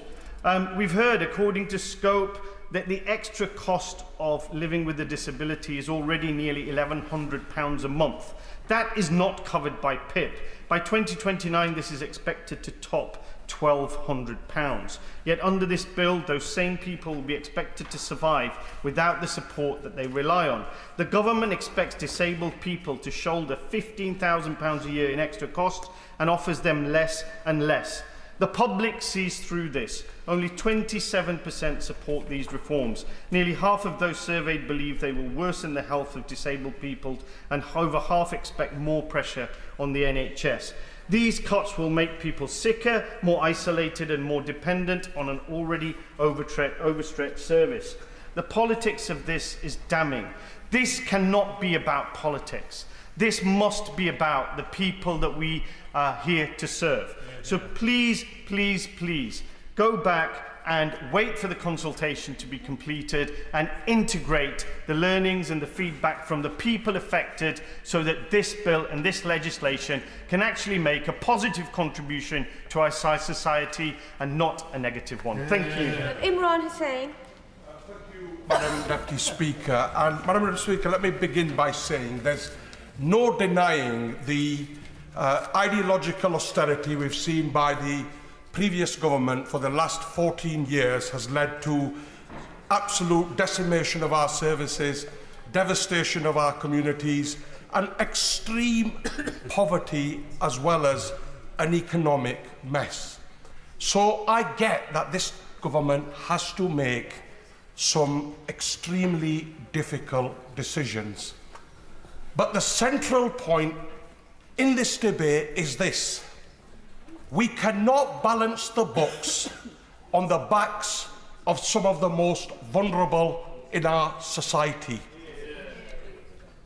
It's not the fair thing to do, it's not the right thing to do, and simply put, it is not the Labour thing to do.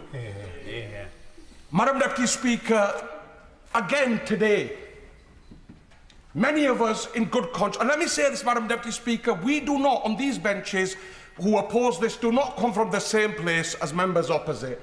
We come from a place of sincerity. Members opposite on the Tory benches come from, again, political game playing. And we continue to come from that place of sincerity.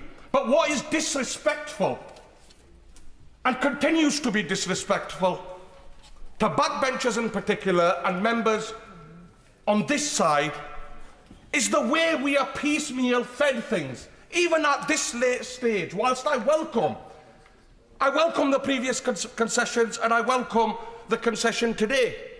But the reality is this: for months we have been talking about this, for months. And we could have been engaged in that process. We approached it with good faith. And again, it makes a further mockery of a process that will result in hundreds of thousands of people being pushed into poverty. The timescale that we have been given already lacks respect that this democratic House should be afforded. But now, this piecemeal of information we are being leaked, frankly, we are being asked to rely on the goodwill of ministers. Now, I have the greatest deal of respect for honourable members. I have the greatest deal of respect. But we, as backbenchers, should be afforded the same dignity. Because we have all been elected on one premise. You know, my constituency of Bradford East suffers from some of the worst health inequalities The worst child poverty. Over half of all children who live in my constituency are living in absolute poverty. I have to go back and face them. Yeah. The reality is, the bill as it stands today, regardless of what ministers tell us, the bill as it stands today is the same bill it was a week ago, the same bill it was when it was released. That's what we are voting on. We can discuss the concessions next week if this bill makes it. Pull the bill. But the bill today must be pulled. Pull it. Because I cannot go back to my constituency and tell them, through some concessions that were not in a bill, I voted for it, even though tomorrow this could add to deepening the poverty that people on my streets face. That is not what I was elected on. Madam Deputy Speaker, of course I will. I'm very grateful to the Honourable Gentleman, and he's making the correct and most powerful point, with that this is not the best way of making law, and this is hugely disrespectful to all sides of the House, irrespective of position. Would he also agree with me that that is compounded by the woefully inadequate time being set aside for committee consideration of this bill? Next week, and third reading, very truncated. We are all absolutely dizzy by the amount of U-turns and concessions. He is right. Much better to withdraw the bill, start again, bring it back in September. Absolutely, and I'll come on to that point. I've already touched on the point in terms of a bill of this seismic nature. Let's be frank. I've spent a decade in this place. I've never seen a bill of this seismic nature with these direct consequences being rushed through in 1 week. And let's be clear, the House, this is a money, the motion that goes to the House of the Lords is going to be a money motion. It will not allow the House of Lords to make any amendments and bring this back. So again, the ministers have, of course I will.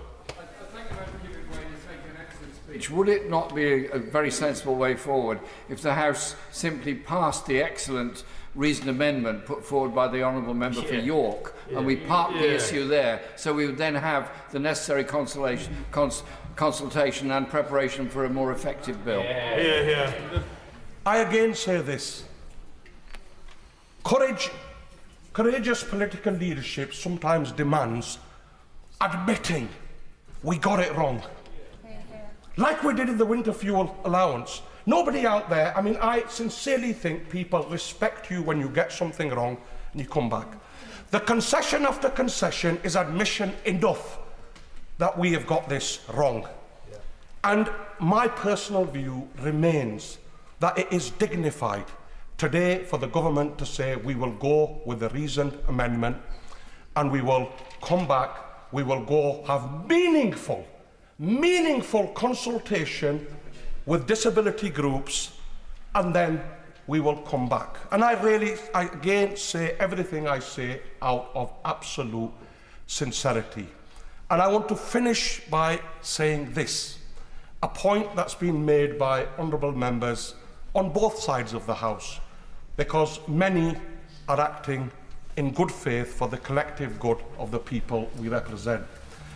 And the point is this: all of us will have to go back to our constituencies and justify the decision we make today. I have always promised my constituents in Bradford East that I will never vote for anything that will increase poverty, deprivation or deepen the health inequalities in my constituency, because it is not this place that sends me to Bradford. It is the people of Bradford that sends me to this place, and I will remain true to them, and I will remain counted for them, and I will make sure that their voice is heard. I will be voting for the amendment, and I will be voting against the bill today. Debbie Chadwick. Thank you, Madam Deputy Speaker, and may I say what an excellent and powerful speech to follow. We should all be here to stand up for the people who, the dignity of people who need us to stand up for them. I know what it means to become disabled. 11 years ago, I developed Guillain-Barré syndrome. It happens to 1 in 100,000 people, and unfortunately, I ended up totally paralysed for 3 months, and then fortunately made a full recovery over the next couple of years. And that was an insight into what it's like to become disabled. I went from full health to total dependence overnight and lost the ability to move for 3 months. Fortunately, I was lucky and I recovered. But I remember those early days very vividly, and what it was like to suddenly learn to live with a disability. I remember, for example, having to have some clicking contraption, a hook, to be able to grab my socks and get dressed in the morning. And that's one of those examples that's already been highlighted today of the extra costs and challenges that people living with disabilities face. Personal independence payments are a lifeline, and they enable people with disabilities and long-term health conditions to live independently, participate in society, and, crucially, stay in work if they can. Wales, Madam Deputy Speaker, will be hit hard by this proposal.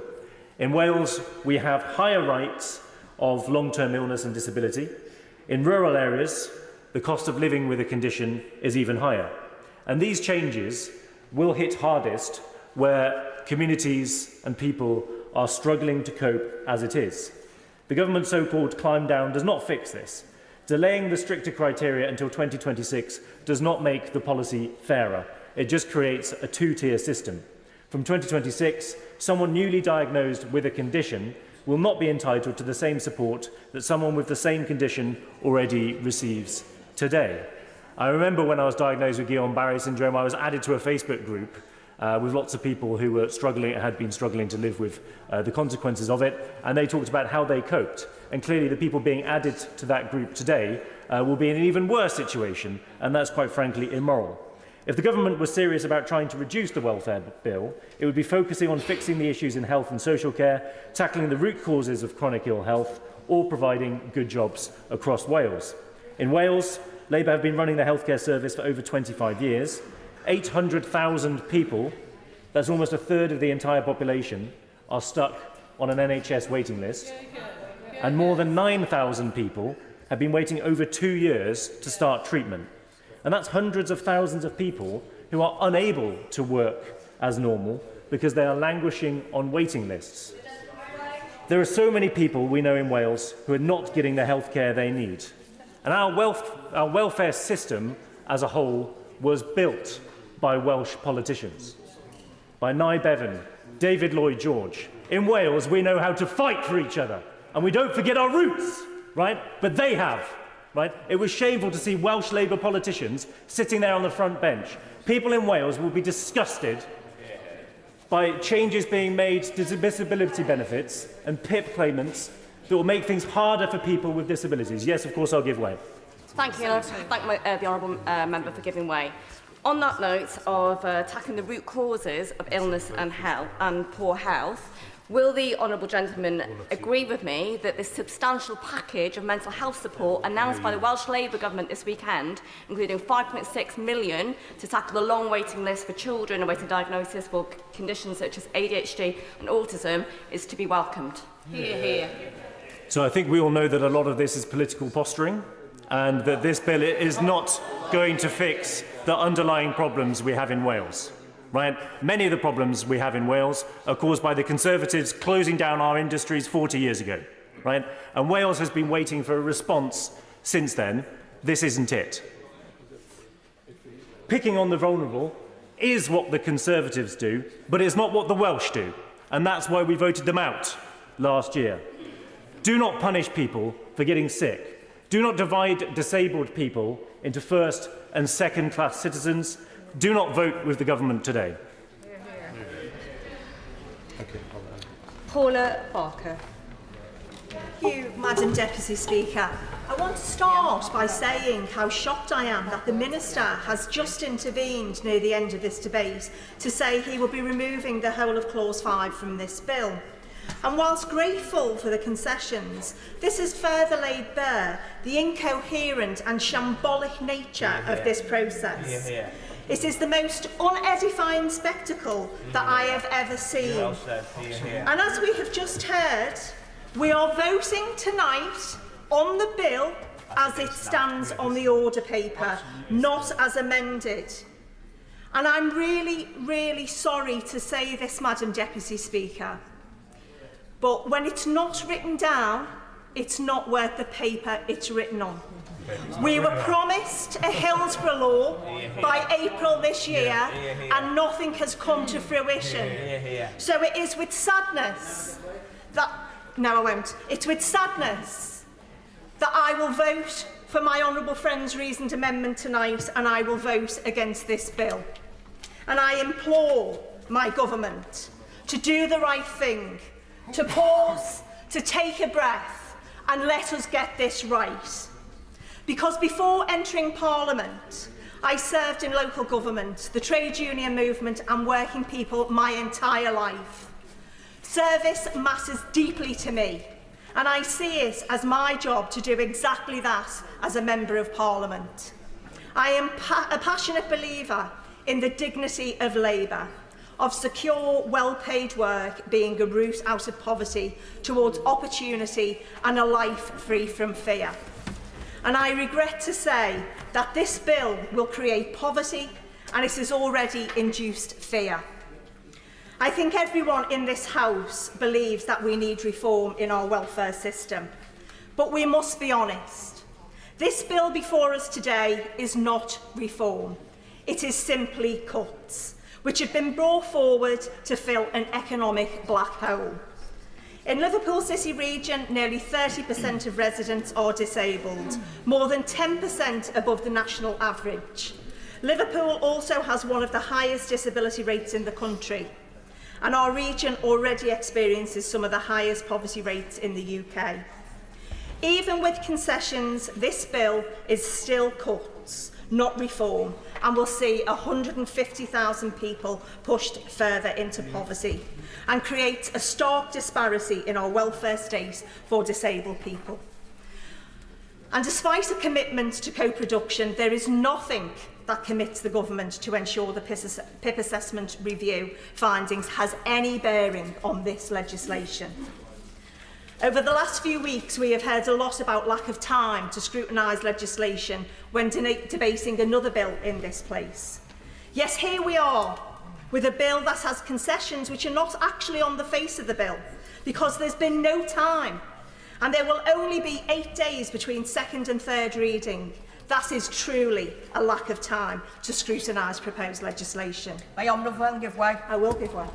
I thank my honourable friend for giving way. She makes a very good speech. But we are here as legislators, and would my honourable friend agree with me, the fact that we have been denied the opportunity to scrutinise denies us the opportunity to make this right for disabled people. I thank my honourable friend for her excellent intervention, and I absolutely concur with her views. So, colleagues, we must be crystal clear on what we are voting for tonight. We are voting for the bill as it stands, unamended. The late changes combined with the compressed parliamentary timetable means MPs will have just a single day to debate and consider amendments. And the fact the bill is a money bill also means it will not be subject to amendments from the House of Lords. Our movement is at its best. Our movement at its best is the rising tide that lifts all boats. Not some, but all.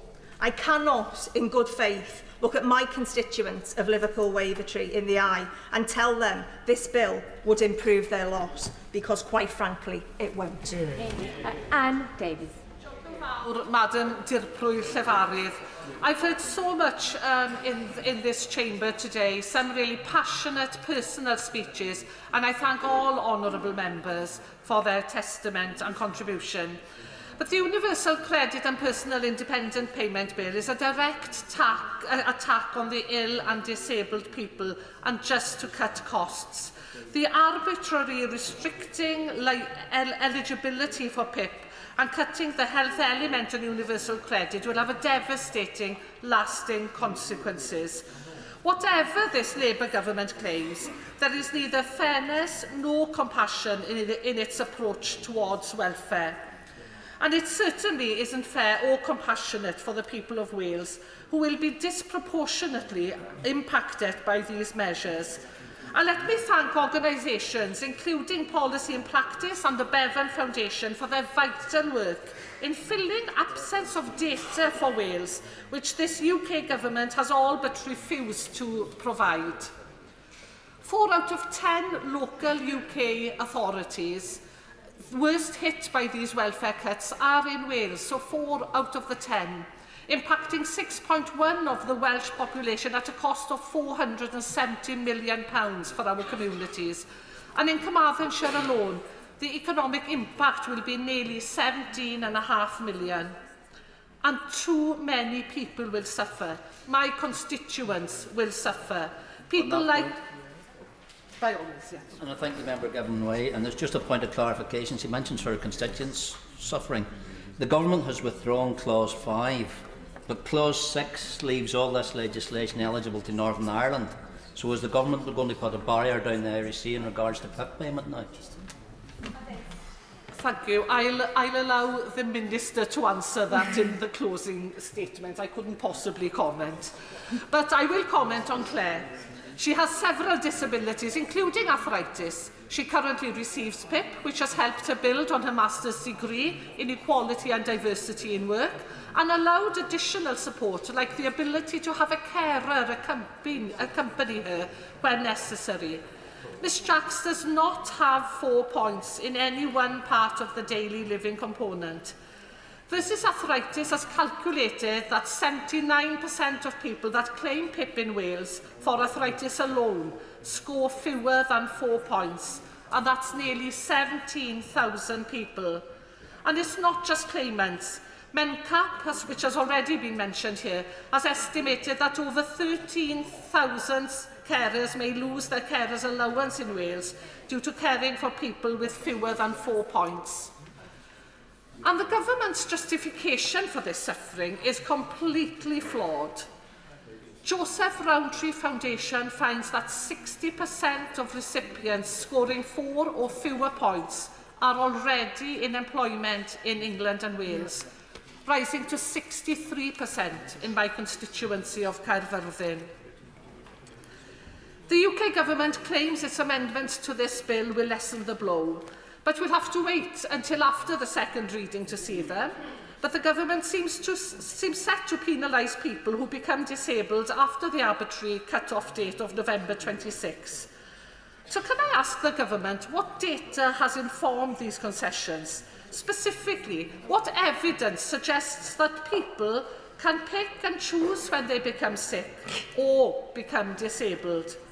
Because that, to me, looks like discrimination. Legal experts for the Equity Union agree that it could be unlawful on the grounds of arbitrariness. And arbitrariness looks half-baked in considering PIP assessment review, which will only be published in autumn 26. The UK government's amendments to this bill do not address the fundamental injustice at the heart of these measures, and is plunging 150,000 people into poverty rather than the 250,000 really a marker of success? Is it only punishing people who will get ill or disabled in future, or those who turn 18 later, really a sign of a fair and compassionate welfare reform? I call on honourable friends across the House, particularly my friends opposite, to vote against this cruel bill tonight. The Labour UK government must abandon these damaging plans entirely and instead create a welfare system founded on dignity, on equity, on compassion, that is developed with disabled people and representative organisation. Plaid Cymru will be voting for the reasoned amendment this evening submitted by my honourable friend from York Centre and against the second reading of this bill. John. Diane Abbott. Millions of disabled people will listen, view or read about this debate and its consequences and feel fear. Because for some members of the House, this is just an afternoon's political cut and thrust. But for the disabled, it is the rest of their lives. Members will have heard earlier that we should be concerned about the rising trajectory of welfare spending in this country. Ministers say this all the time. But what about the rising trajectory of tax avoidance or the rising trajectory of salaries in the City of London? Why must people on welfare bear all the opprobrium and have the money taken out of their pockets? We are the Labour Party, and we have historically stood up against injustice. Why are we stepping away from this today? Anybody who has ever had anything to do with the welfare system knows that it needs reform. I deal month after month with dozens of people who are struggling with the welfare system. But it's not that people don't accept it needs reform. The problem is these reforms, which are unfair, ill thought out, and in the end, focused on saving money.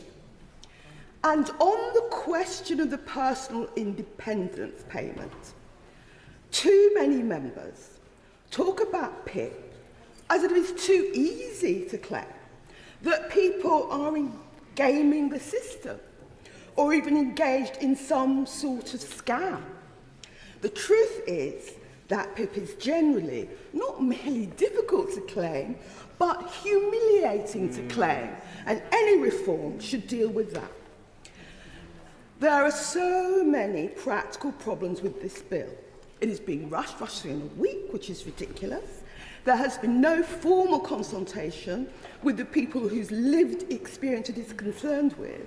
It is not a coincidence that not a single organisation which speaks to the disabled supports this legislation.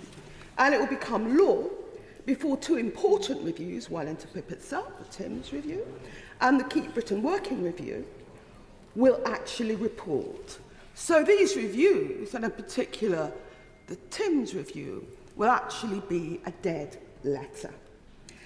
And because it is too late to change the face of the bill, members are being asked to vote purely on the basis of verbal assurances from ministers.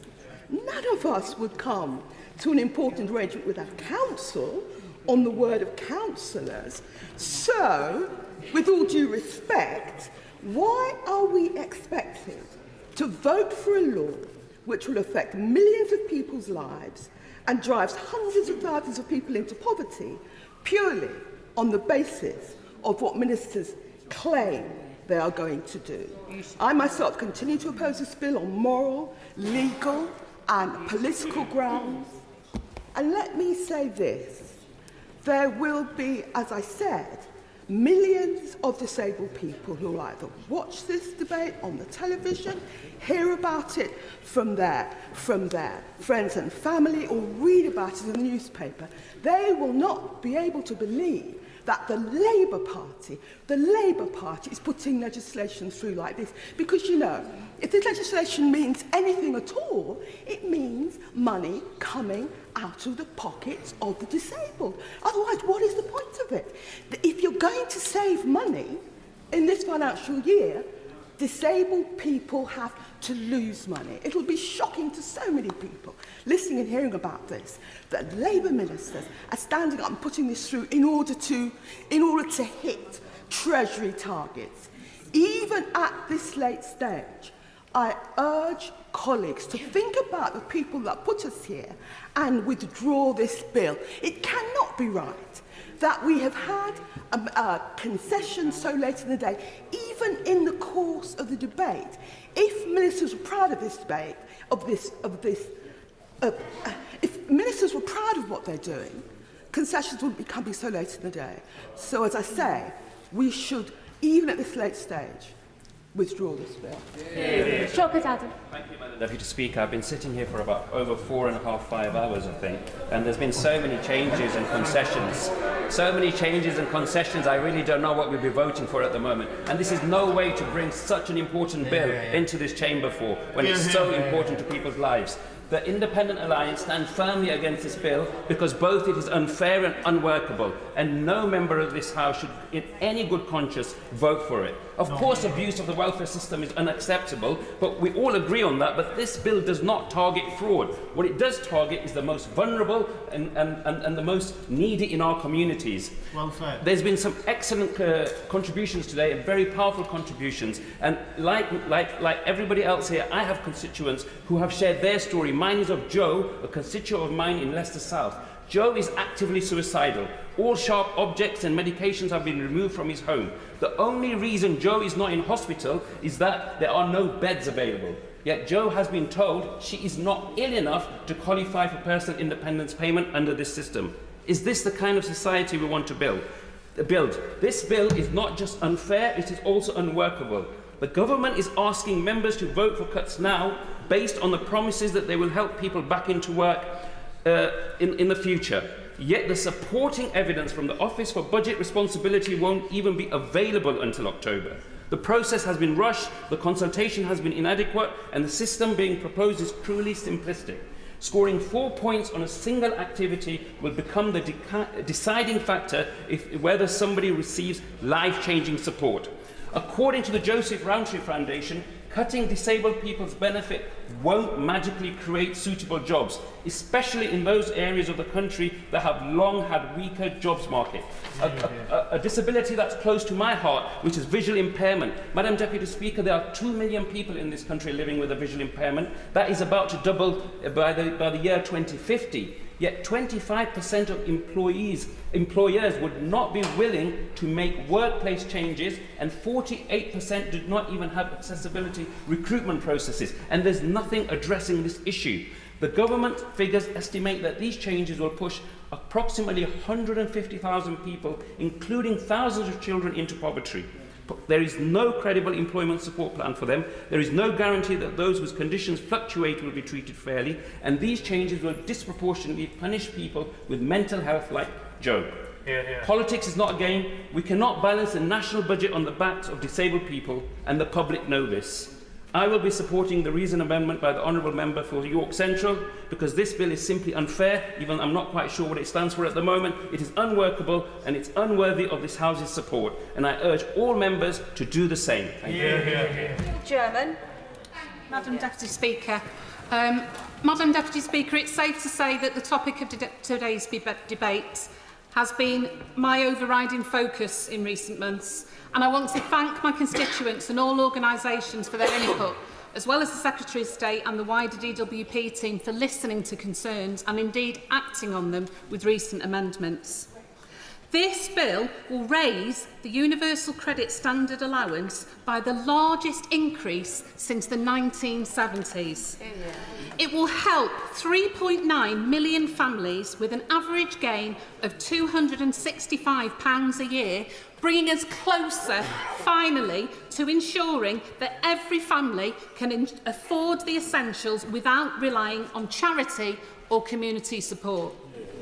I wholeheartedly welcome this as part of the government's wider efforts to rebalance universal credit to better reward work and improve basic adequacy, along with an end to reassessment for those with the most severe conditions and to work capability assessments, the right to try work without the risk of losing existing entitlement, and crucial increased investment in health and into work pathways. But the undeniable focus of this bill has been changes to personal independence payment.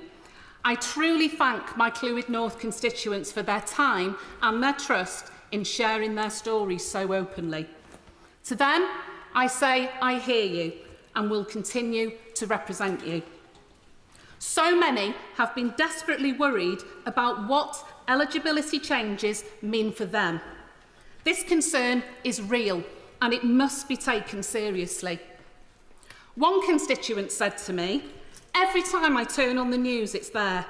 I've looked at the changes and I know they won't affect my payments, but I keep wondering if I've got it right, and it's causing me real anxiety." That level of fear is hugely regrettable, and as a responsibility we all share. Thanks to the incredible support of advice organisations in Clwyd North, many have navigated the complex PIP system. One, by the way, which is too reliant on appeals and outside agencies. And they now have some stability in meeting daily costs, which remain far too high for far too many. It is right that the government has listened to these concerns, and I welcome the government's amendments to protect existing claimants and the accelerated review of PIP assessments with a stronger commitment to co-production with disabled people.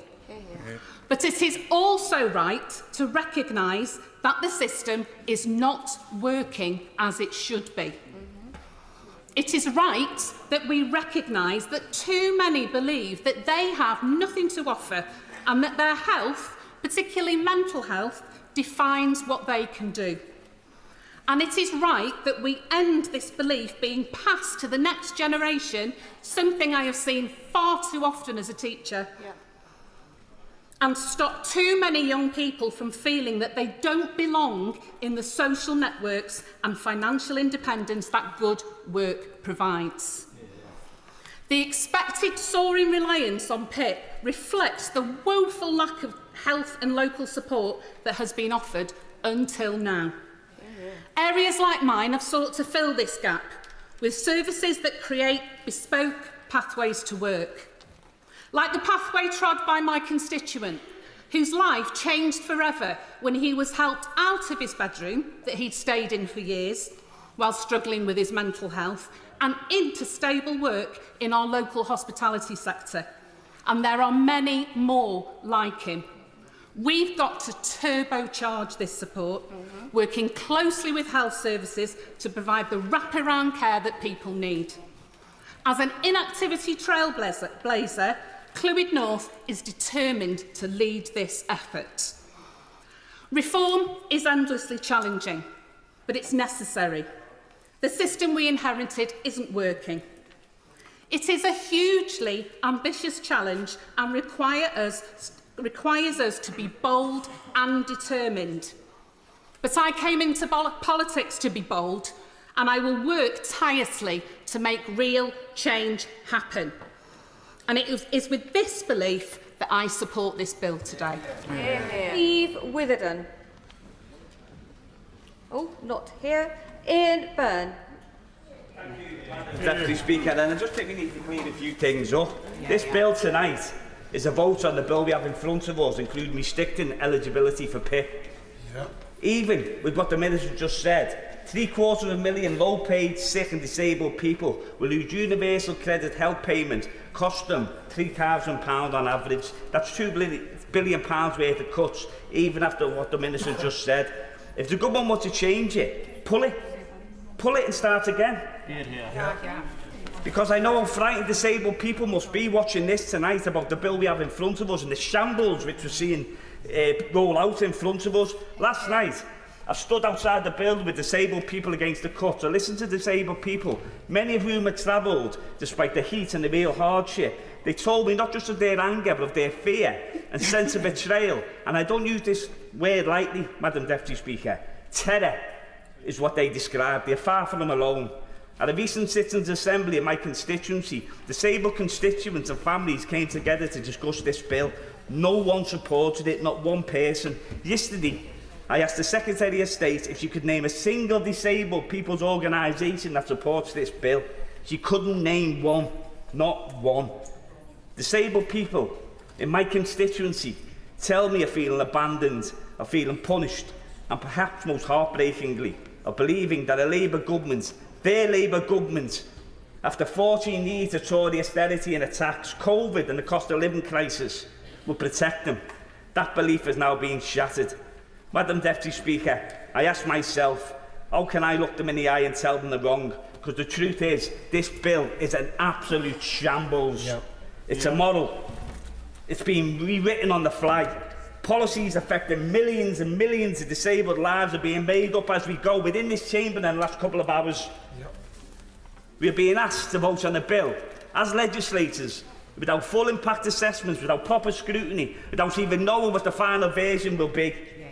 How can we vote for something so absolutely consequential for so many people in our constituencies across the country without the data, without the analysis, without everything we need as legislators to make informed decisions. But what we do know is devastating. The government's own figures say this bill will push at least 150,000 more people into poverty, 100,000 more people into absolute poverty. It will create a cruel, two-tier welfare system where support depends not on need, but on when someone was assessed. That is just not unworkable. Not just unworkable, it's absolutely morally indefensible. Yes. Deputy Madam Speaker, some votes define us in here. They reveal who we are and what we stand for. This, tonight, is one of those votes. And I say especially to colleagues on my own benches, do not ignore the voices of the people who need us most. Stand with them. Stand on the right side of history. Vote against this bill and hold your head up high. Hear, hear. Hear, hear. Well. Donald. I was pleased yesterday to hear the Secretary of State acknowledge the anxiety of disabled people in her comments from the dispatch box. And I think if we really want to understand why changes like this cause such anxiety and fear in the disabled population, then really just sit and listen to the speech that was completely without empathy from the Leader of the Opposition at the start of this debate. Absolutely. Areas like the northeast of England, where over decades industry has declined, are the same places that have the highest levels of poverty, poor health outcomes, and consequently the highest need for social welfare support. The member for Salisbury talked about the lack of productive capacity. Well, I can tell him it was successive Conservative governments that stripped the productive capacity out of seats like mine.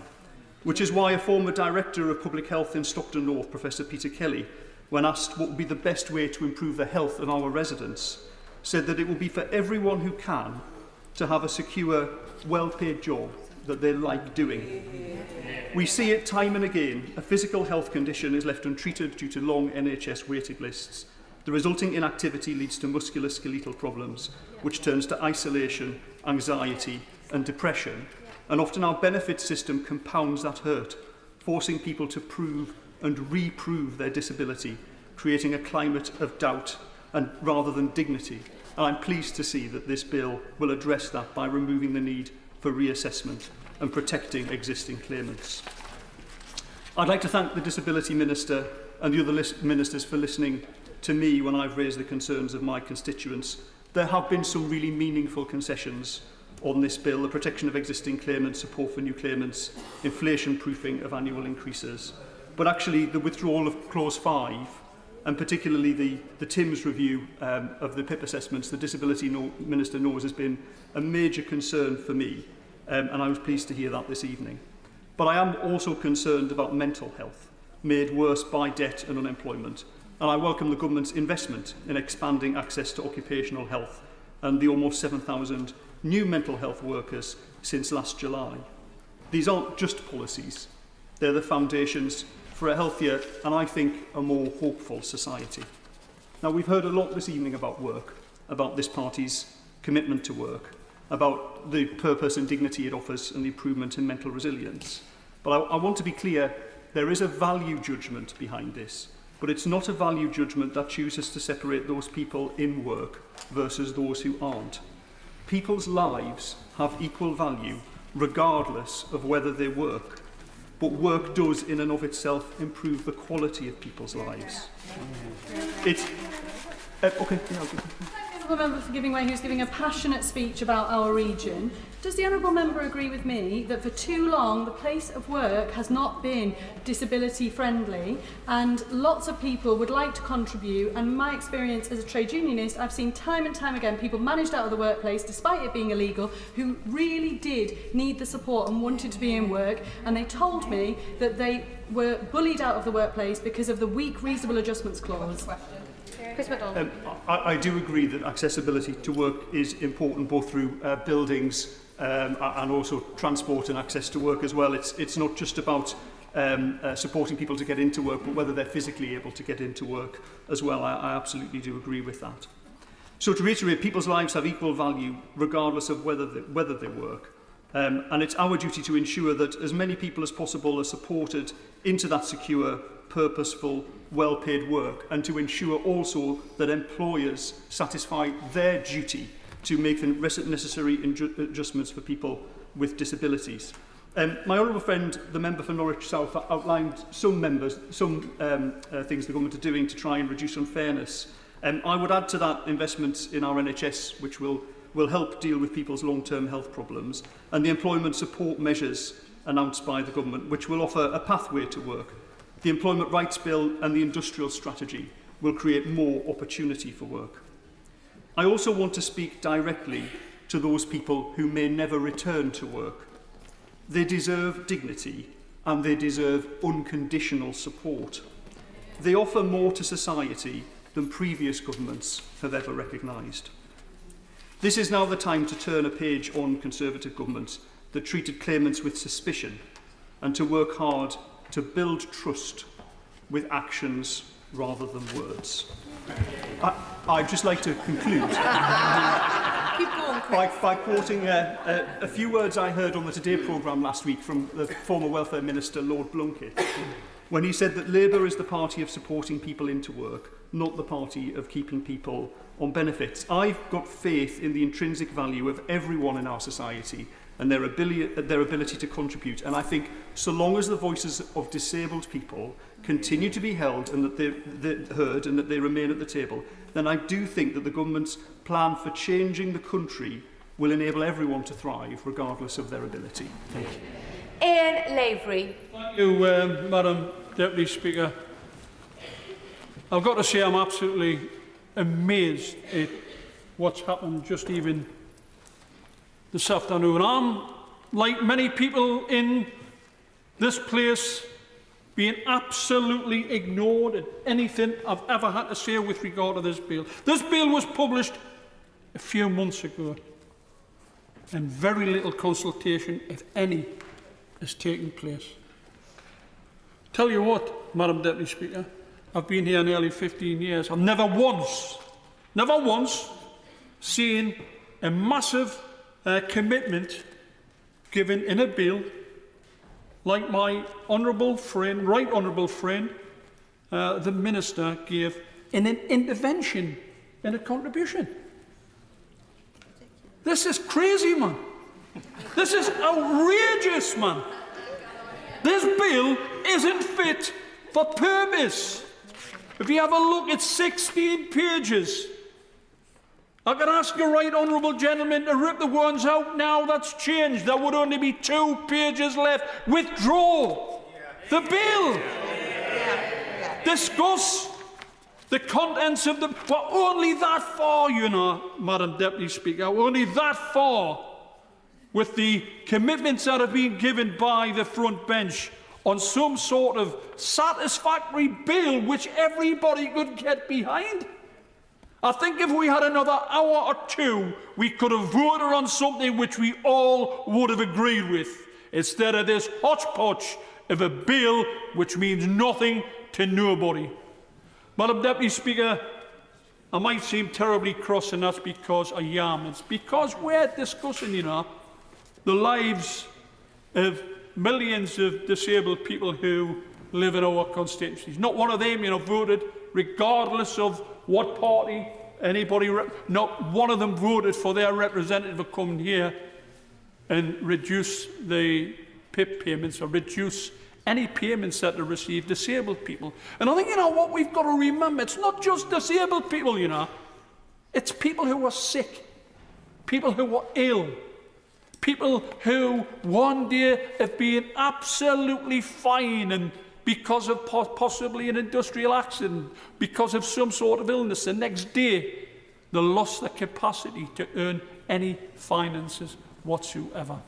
No, the bill as it stood, the bill as it actually still stands, I should say, means that there will or there would be a two-tier system. It isn't any good trying to argue the cheat in here, Madam Deputy Speaker, that there wouldn't be a two-tier system, because if somebody with a condition gets paid money and support one day to a level, and then the next day, because of a date on a calendar, that support is less than the other person. Now, I'm happy to give way to anyone to tell me how that isn't a two-tier system, how that isn't unfair to somebody who might have paid the tax and national insurance for many, many years. People who are sitting at home now, who aren't ill, who aren't poorly, who haven't got a serious condition. But I'll tell you what, come November next year, if this continues the way it's on the face of the bill, come November next year, there'll be a whole number of people that could fall in the bracket the day after the introduction of the bill. That can't be fair, man. It just isn't fair. And I'm speaking with good colleagues here. I think we've had a very difficult time. Everybody's had a rough time here over the past few weeks. We want to see a resolution to this. We understand that there's a huge expense involved. We understand the black hole that we received once we got into power. But people didn't vote for the Labour Party's change to be a change for the worse. They really had some faith, you know. They had some faith in the Labour Party. I've still got a little bit of faith left. It's draining out of us. It's draining out of my constituents. We need to restore that faith.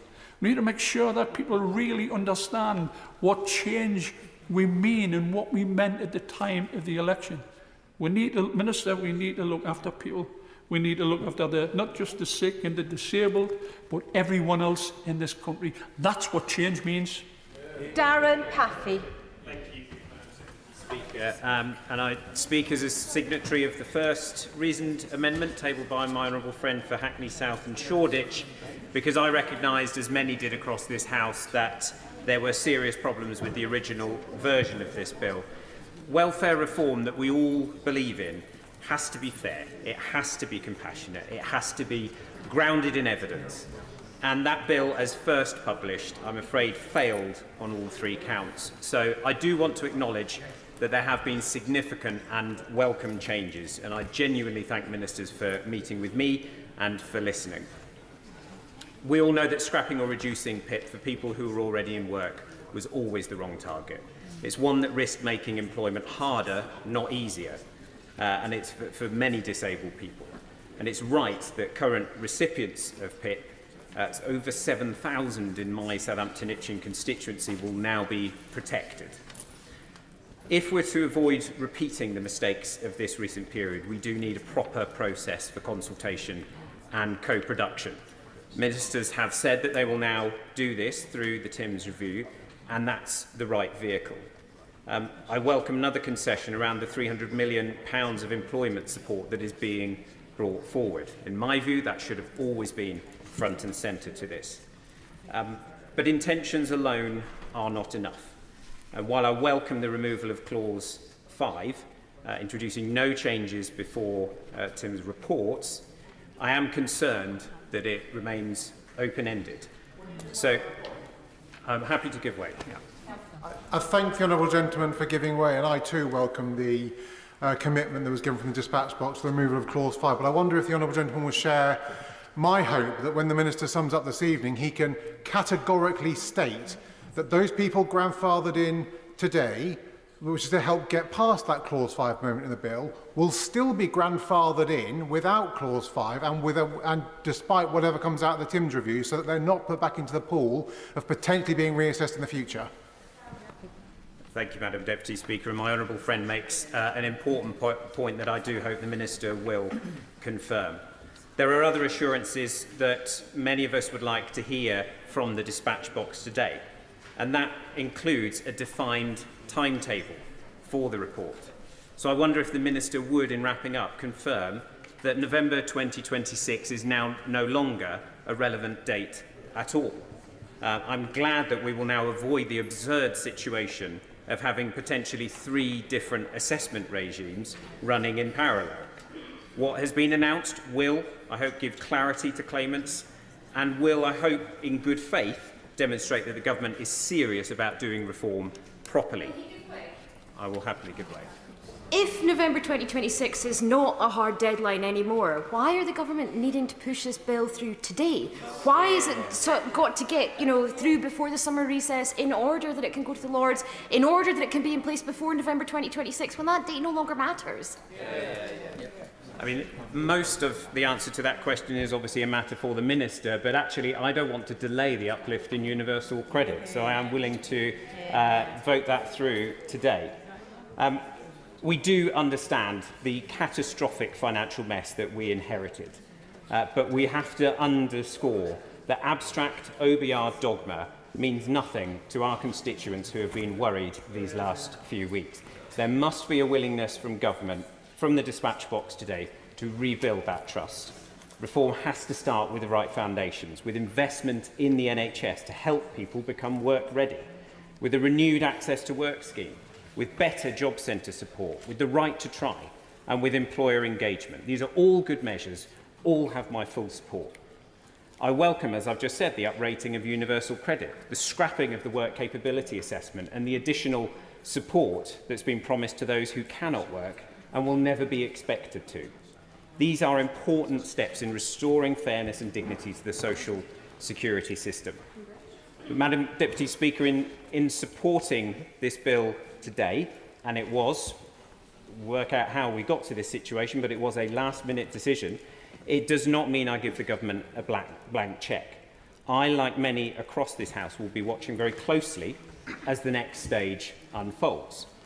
I still believe that the next stage is rushed, but we are where we are.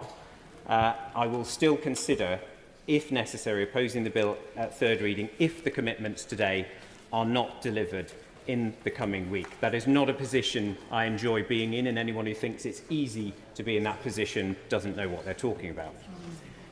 In constituencies like mine, in Southampton Itchen, we know the difference that a fair and functioning welfare system can make, and the damage that's done when it fails. That's why we have to avoid the same makes that the last Conservative government did. We all remember, indeed casting our minds further back, the Conservative and Liberal Democrat coalition's litany of failure on welfare reform, the bedroom tax, ATOS doing reassessments. I accompanied my mum to her reassessment. She was a nervous wreck because that was an absolute disaster of a scheme. We'll remember the great sanctioning machine known as the work programme. This Labour government has different values to that, and we must demonstrate them. So there is a great opportunity here today. Commit to a clear timetable for the review so that people can rebuild that trust in what's about to happen. Convince us as a House that the review will be meaningful co-production. Set out what employment support will come with that £300 million that's being brought forward. Because if the bill passes today by the government's own rushed agenda, in my view, it has 1 week to get this bill into shape. If we get the system right, we will have a reformed welfare system that delivers on the government's objectives to support people who can work into work, with dignity and prosperity for them, and yes, it will ensure the sustainability of the welfare system. So let's build, I'm coming to a conclusion, let us build a system, Madam Deputy Speaker, that is sustainable, but above all, one that is just and fair. Kelly Foy.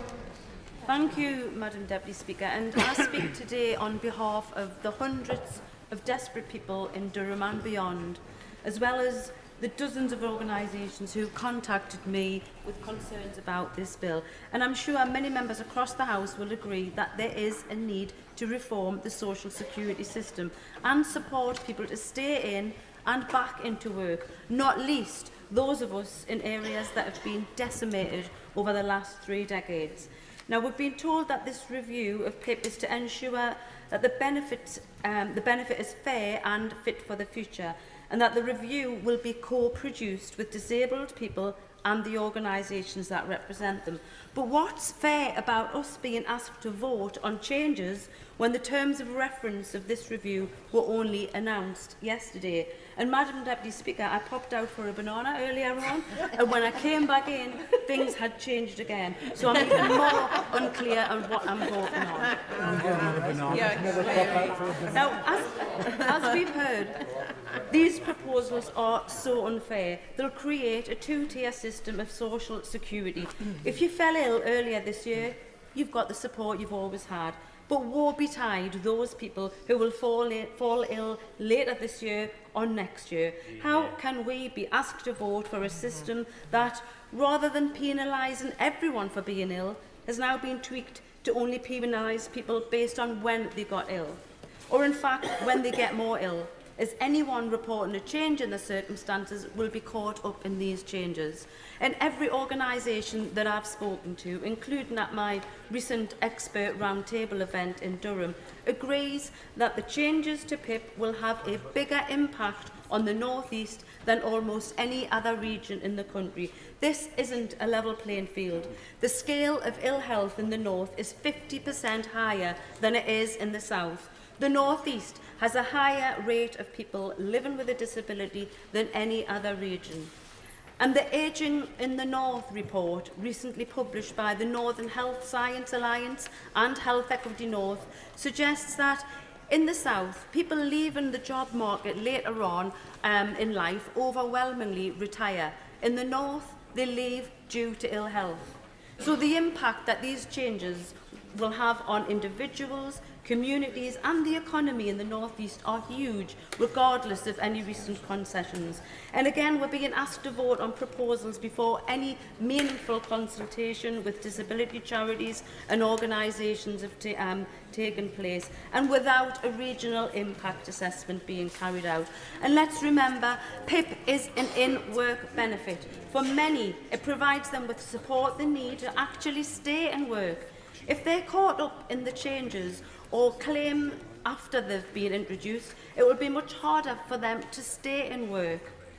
Now, if we vote for this bill, we'll be knowingly leaving vulnerable people without the support they need to live dignified, independent lives free from poverty, when we should be supporting and championing the rights of disabled people, their carers and their families. And as a parent, of my daughter Maria, who lived her life with a severe disability, I empathise with all those who are unlikely to undertake meaningful or secure employment because of the disability and experience the dignity that so many people in work do experience. But surely, just because someone cannot contribute economically to society, they still deserve dignity. They still deserve to be treated with respect and to feel a value in society, no matter how they are able to contribute. And I joined the Labour Party 30 years ago to be on the side of the poor and the weak. This bill penalises those with the weakest shoulders. That's not what I was elected for, and that's not what this Labour government was elected for. So I plead with colleagues again, pause this process. Start again and do it the right way and do it the Labour way. Lawrence Turner. Thank you, Madam Deputy Speaker. I'm very grateful to be called in this debate. I think every member of this House will agree that welfare needs reform. I think about the constituent who was told in a PIP assessment, who was asked, how long have they been autistic? I think about other stories which are close to here, which I cannot repeat because they are not my stories alone to tell. The words come easily, the path to reform is harder. And I think a lot of us have walked that hard path in recent weeks. We've all heard many points made in this debate, and I would just like, in the short time available, to respond to some of them. A number of members have said, and I think sincerely suggested, that there is something inherently wrong about creating a system where people's treatment depends on the date of application. But I'd ask how many people in this chamber who have been a negotiator or a trade union member have voted for an agreement that involved red banding a particular rate of pay. I think every representative of every party that has served in government has passed into legislation cut-off points. I remember leaving school around the time that the statement system in special educational needs started to be phased out in favour of EHCPs. And those consequences are with us to this day. I wanted to respond as well to a point made, I think, by honourable friend, the member for Bradford East, when he said that we are being asked to place trust in ministers, and in particular the right honourable member for East Ham, the Disability Minister. And over the course of many discussions in recent weeks, I have to say that I do have that trust. And I know that many members on this side do have that personal trust, and to know that that review is now going to be co-produced with disabled people and disabled people's organisation is a real and material change. Madam Deputy Speaker, in this current age of snap judgments, when we are expected to respond immediately to every manner of change, and when politics in public is rewarded more highly than the politics carried out in private, the party system, perhaps, is not in a good state of repute. But I know that many members, and I'm one of them, have wrestled with their individual concerns and that desire to have collective discipline, without which there is no party and there is no programme and nothing would ever get done. These are good and honourable principles to have. They must be moderated by willingness to listen, and however it came about, people have listened today. The changes that have been made, ministers will know and officials will know, have been the subject of many long and at times difficult conversations. But to have a bill in front of us now which removes that problem which was critical to many of us, of a change beginning next November before that review was completed, has been addressed. We are in the business of making material change for the people we represent. And I think about the 10,037 PIP recipients in my constituency, the perhaps 1,000 DLA recipients more, and the many more family members who will have the ease of mind of knowing that the changes that we have made in this place means that their income and their security in life is being protected. Now, this bill has still some way to go over the course of the next week, but we must recognise progress when it has happened. I want to thank everyone in my constituency who has contacted me and taken the time to meet in all those discussions with officials, with ministers. I don't wish to deny another member a chance to speak. All those representations were helpful. They did make a difference. I am so grateful to everyone who shared their story, and I will be voting for this bill tonight. Well, we have run out of time, and I call the Shadow Minister, Helen Whately. Thank you, Madam Deputy Speaker. This has been an extraordinary afternoon in this chamber. Listening to this debate, surely all of us have been moved by the stories we've heard of honourable members' own experiences, the experience of their families and loved ones and of their constituents, of how the welfare system has served its vital purpose of providing a safety net in times of desperate need, particularly for people whose disabilities or ill health have made it impossible for them to make ends meet on their own. It is clear, Madam Deputy Speaker, that there is a broad consensus across the House that the welfare system needs reform. There has also been a consensus that what we were debating today was a bad bill. It was a rushed and chaotic compromise that would harm disabled people, create a two-tier benefit system and barely make a dent in the overall welfare bill. How could anyone justify voting for something that would not make a single disabled person's life better? It's clear that many members couldn't. And I say it was a bad bill because while we've been here debating it, the bill has more or less disintegrated. Less than 2 hours ago, the Social Security Minister told us in an unprecedented intervention that Clause 5 of the bill is to be removed at the committee stage. That takes out all the changes to personal independence payments and with it almost the entirety of the remaining savings in the bill. Describing this as chaos now feels like an understatement. Here we have a government with a super majority voted in on a manifesto for change, a welfare system which everyone agrees needs reform, and public finances which simply must be brought under control. But the government is now serving up a bill with next to nothing in it. They had already U-turned once. It seems they can't even deliver a U-turn. The Prime Minister told the country that he was distracted at NATO. He flew back home on Thursday to sort the problem out. This is what sorting it out looks like. Once again, his calamitous negotiations are letting the country down. Last week, we offered him help in the national interest. We set out 3 tests that he would need to meet for our support on welfare legislation. The first was that the welfare bill must come down. All of us know people whose lives would not be possible without the help that our welfare system provides. Each and every one of us in this chamber wants a welfare system which is there for those who need it. But the fact is that if the welfare bill spirals out of control, it puts that support in jeopardy. But this bill now makes no meaningful changes to a system that we all agree isn't working. It will now save, I reckon, less than £1 billion from a sickness benefits bill rising to nearly £100 billion by the end of the decade.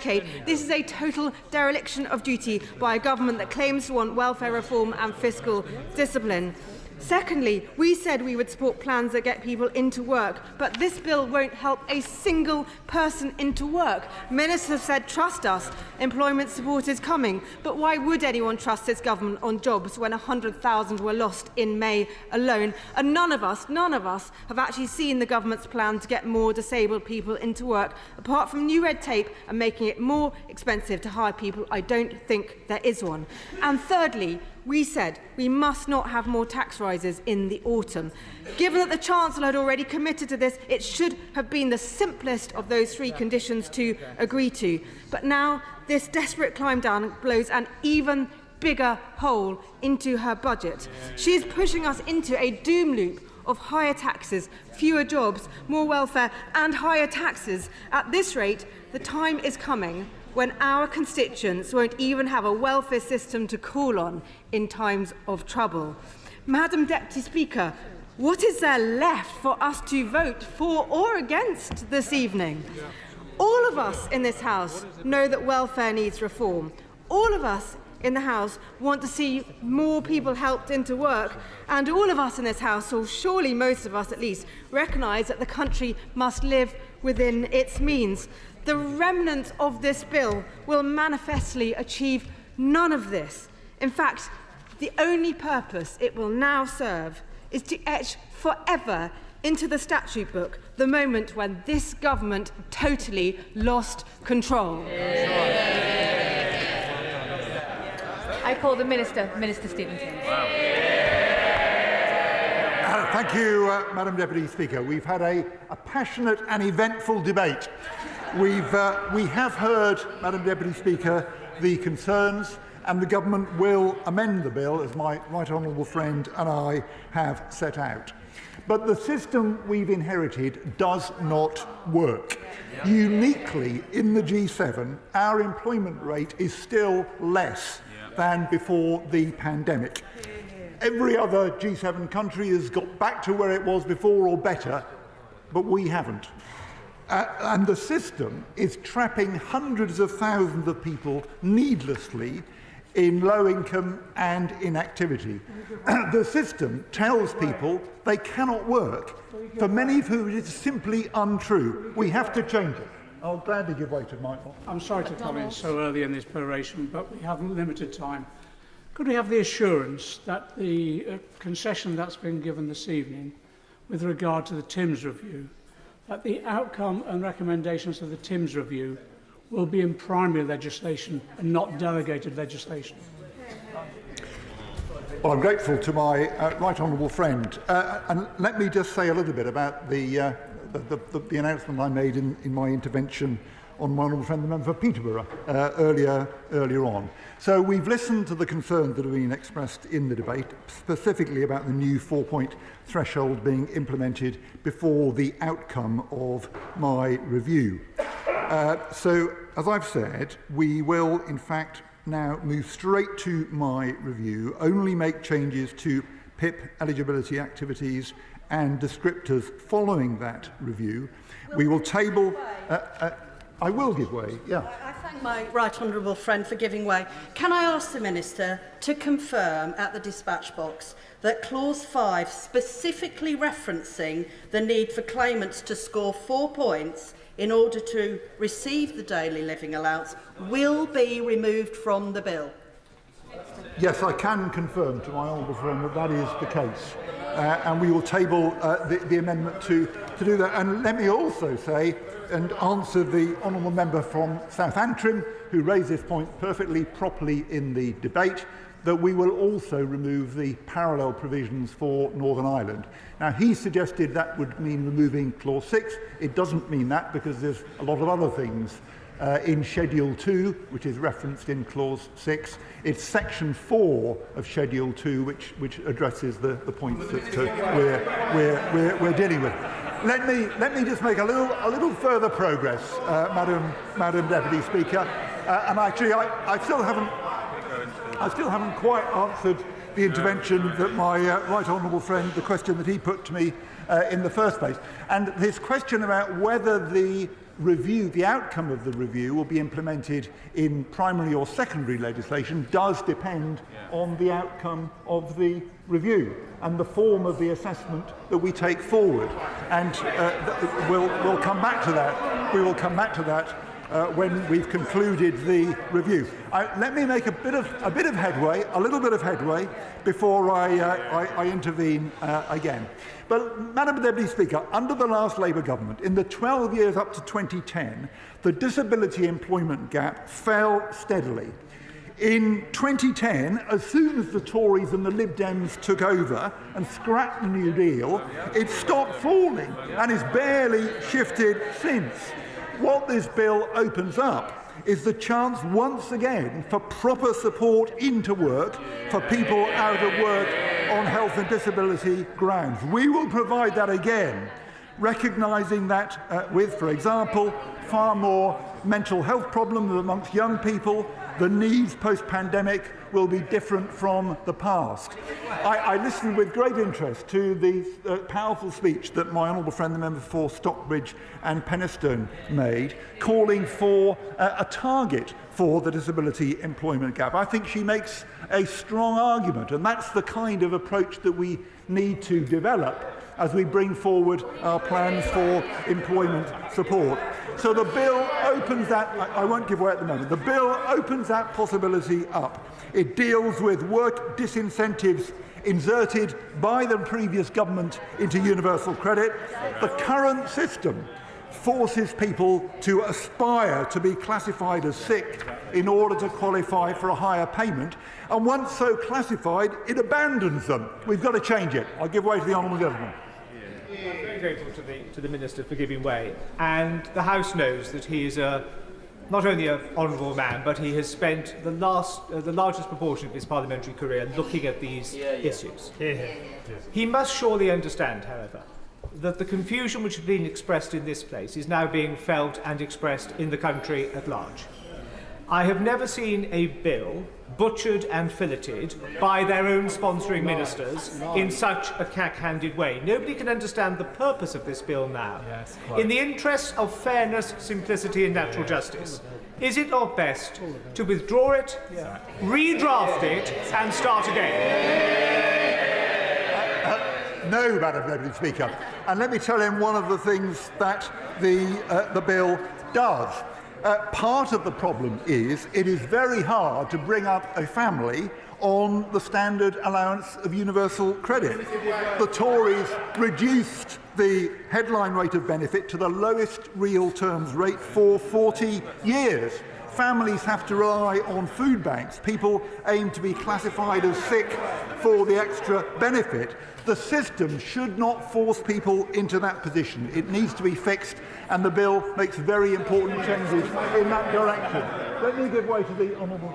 Thank the Minister. I had to come here today with the intention of voting against the Government on this bill. I have to say that when it comes down to the removal of Clause 4, which everyone at home I'm sure will be delighted to know, so Clause 5, which I'm sure everyone at home will be delighted to know completely withdraws PIP from the scope of this bill and consequently there's nothing to vote on. But could the Minister give me some comfort by confirming whether or not the TIMS review is going to be taking place within a spending envelope? Minister. What I can assure him is that the review is not intended to save money. That is not the purpose of the review.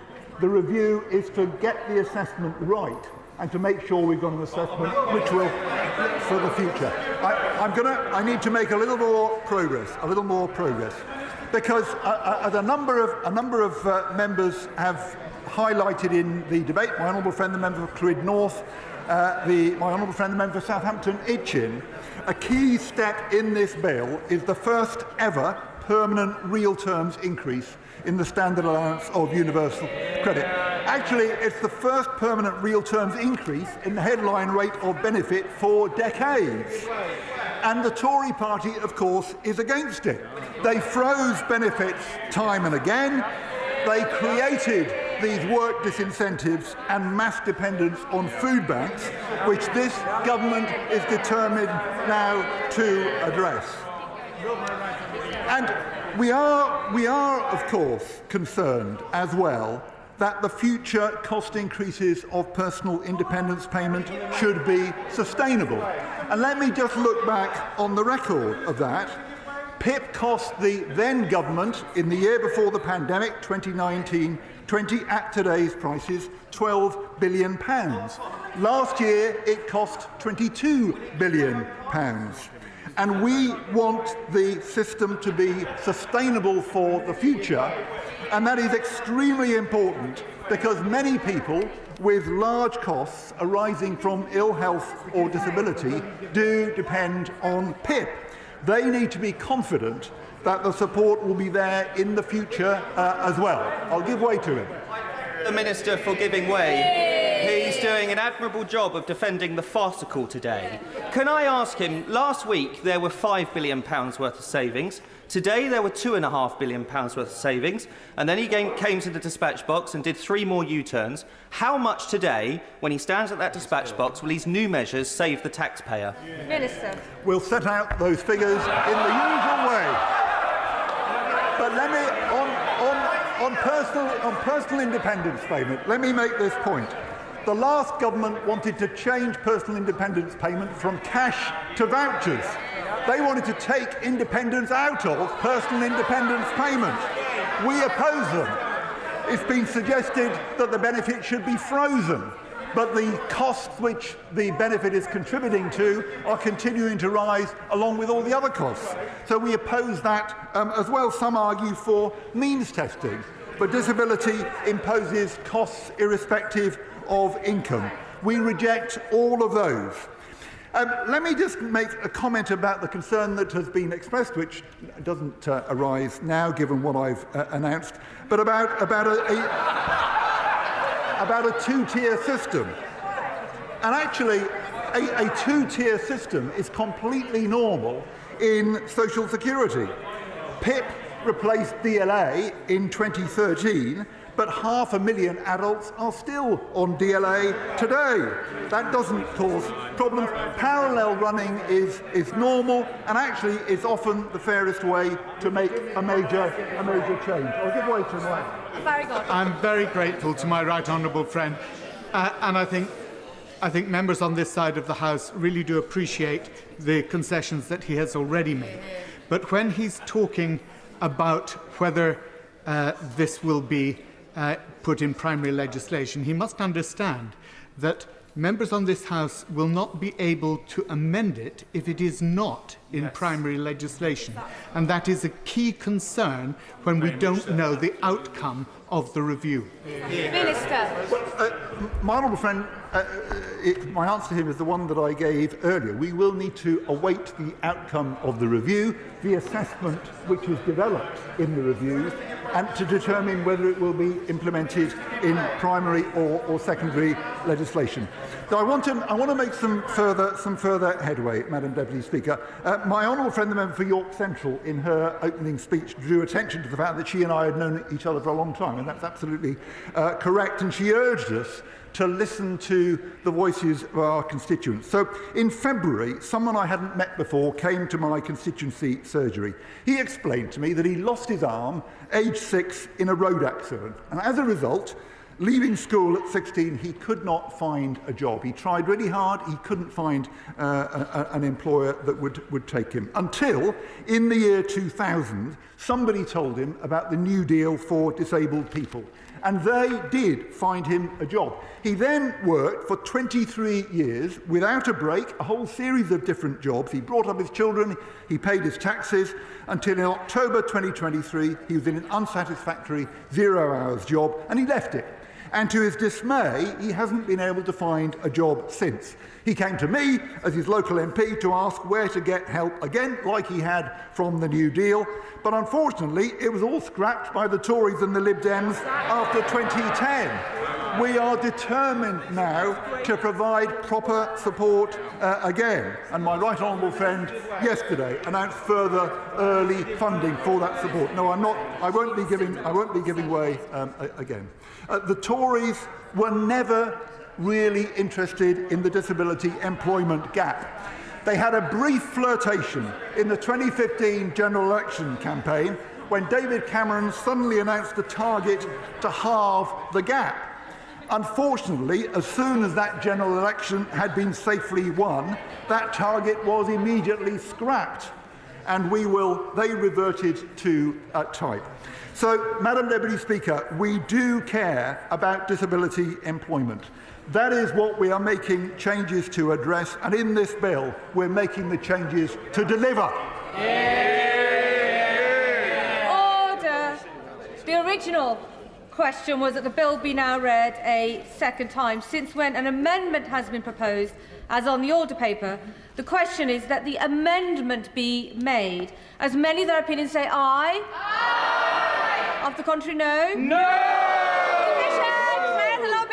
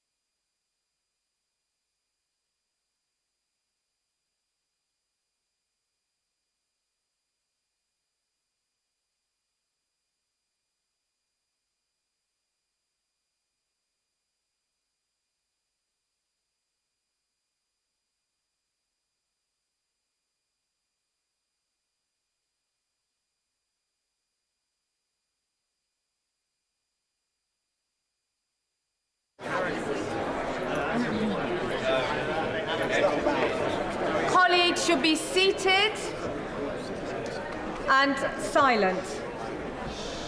The question is, as on the order paper, as many in that opinion say aye. Aye. Of the contrary, no. No. The tellers for the ayes are Clive Lewis and Andy MacDonald, and the tellers for the no are Keir Mather and Kate Dearden.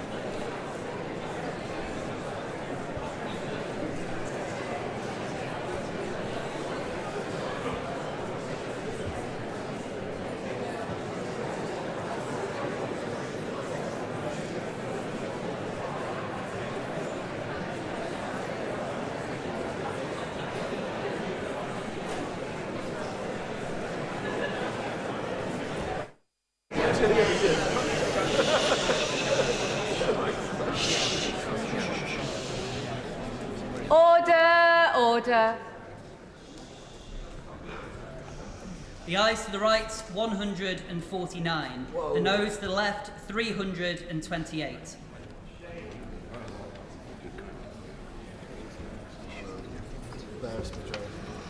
The ayes to the right, 149. The noes to the left, 328.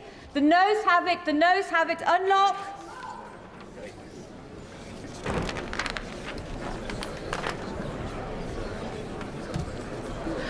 The question is that the bill be now read a second time. As many of that opinion say aye? Aye. Of the contrary, no? No! End the lobbying.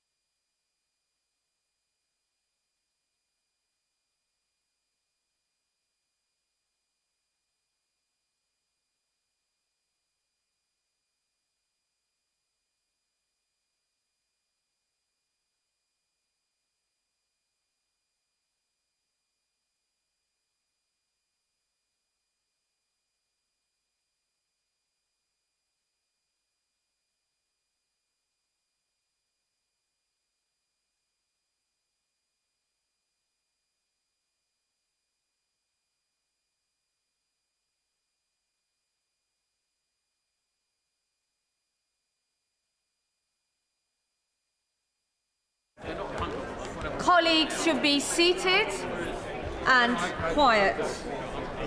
Seated and quiet.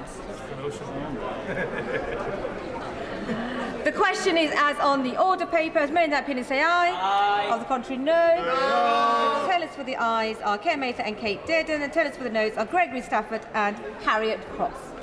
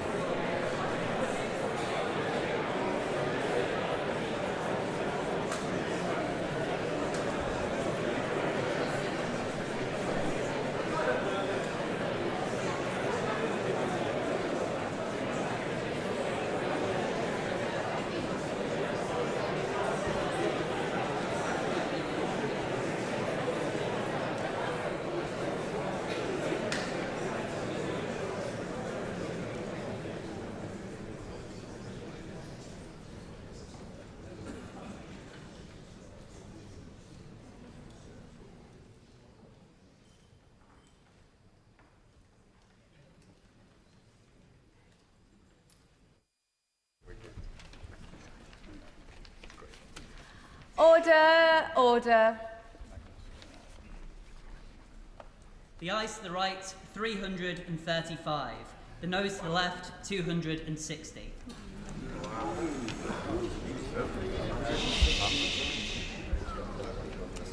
The ayes to the right, 335.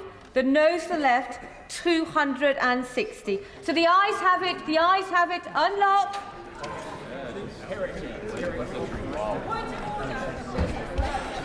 Point of order, Ms Wade. Is it really relevant to business right now? Point of order, Helen Wakeley. Madam Deputy Speaker, please could you advise, in the light of the shambles of this afternoon, the fact that this bill has been ripped apart literally in front of our eyes in this chamber, and that the Government Minister cannot even tell us how much it is now going to save, can you please advise whether this should still be rushed through to be debated next week here at committee stage, or whether the Government should in fact withdraw this bill? The honourable member has put her point on the record, and the honourable member has been a minister in the past, so she will know the scheduling of business is a matter for government and not for the chair. Well, they'll change their Programme motion to be moved formally. Formally. The question is as on the order paper. Is many in that opinion say aye? Aye. Of the contrary, no. Embarrassing. The ayes have it. The ayes have it. I don't need chuntering from the sidelines. Money resolution to be moved formally. Formally. The question is as on the order papers. Many of that opinion say aye. Aye. Of the contrary, no. The ayes have it. The ayes have it. I now go on to motion number 5 on prisons. Minister to move. I beg to move. The question is as on the order papers. Many of that opinion say aye. Aye. Of the contrary, no. No. The division is deferred until tomorrow. Motion number 6 on electricity. Minister to move. I beg to move. The question is as on the order papers. Many of the opinion say aye. Aye. Of the contrary, no. The ayes have it. The ayes have it. I now go on to presentation of public petitions. Petition Liam Byrne.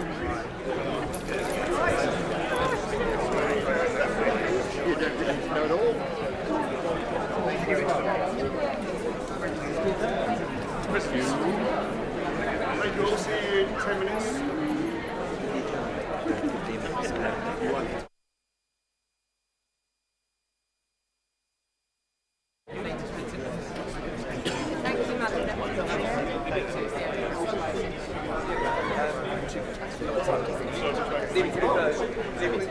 Can the colleagues leave the chamber in an orderly fashion and quietly? See you later.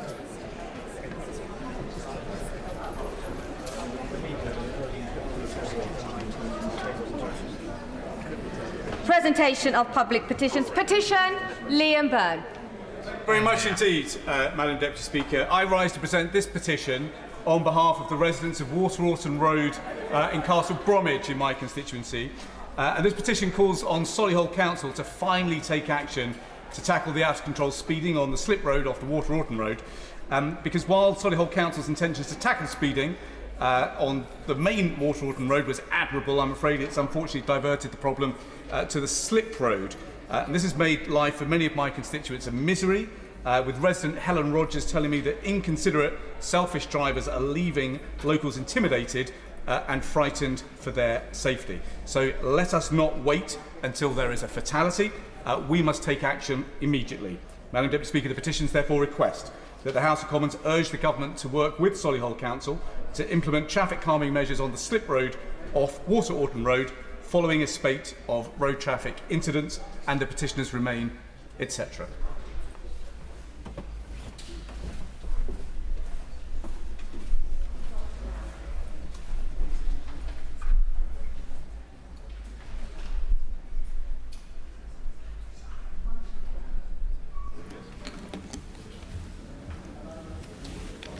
Petition traffic calming measures on the slip road off Waterorton Road.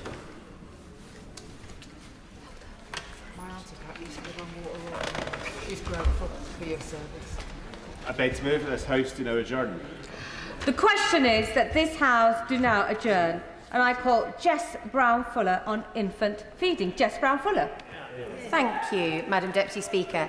And it is a pleasure to bring this adjournment debate to the Chamber on a topic that is close to my heart, and I refer members to my register of interests as the chair of the APPG on infant feeding.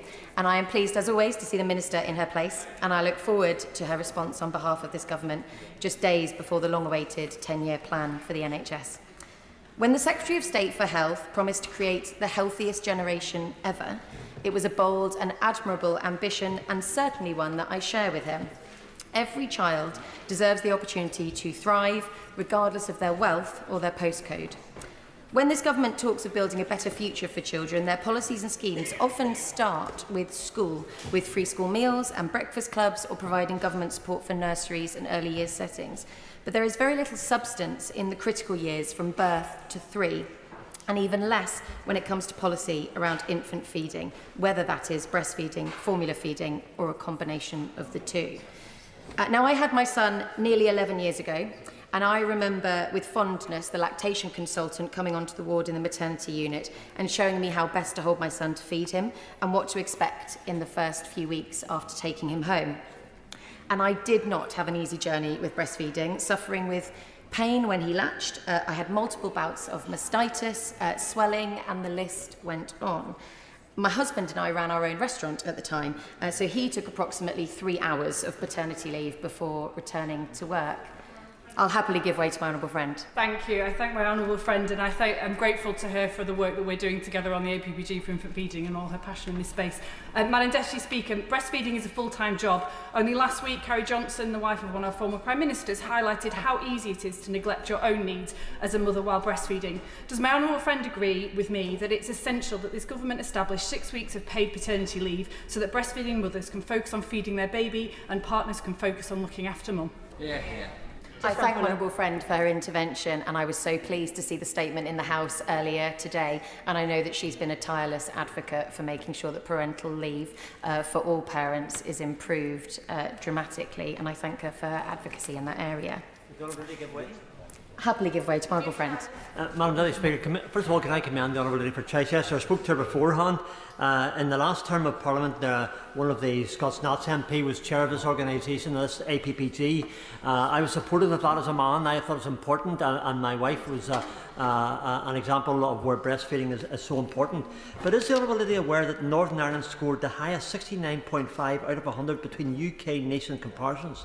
And this may be because Northern Ireland has already put policies in place and is the only nation to have completed updated resources on infant feeding and HIV, giving Northern Ireland the top score. So would the Honourable Lady not urge with me the Northern Ireland Health Trust to share best practice with the other devolved nations, with the Minister here, to help encouragement of breastfeeding for those mothers who are able to do so?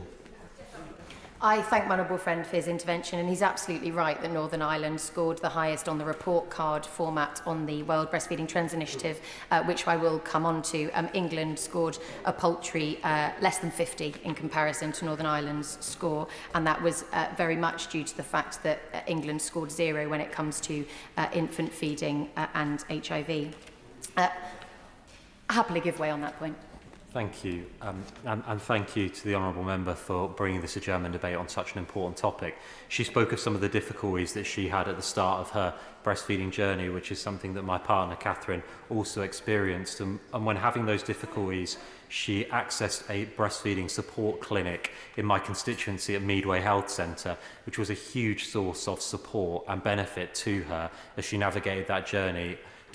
Does the Honourable Member agree with me that protecting access to those kind of services and ensuring they're there for every woman who wishes to breastfeed is extremely important and something we should support?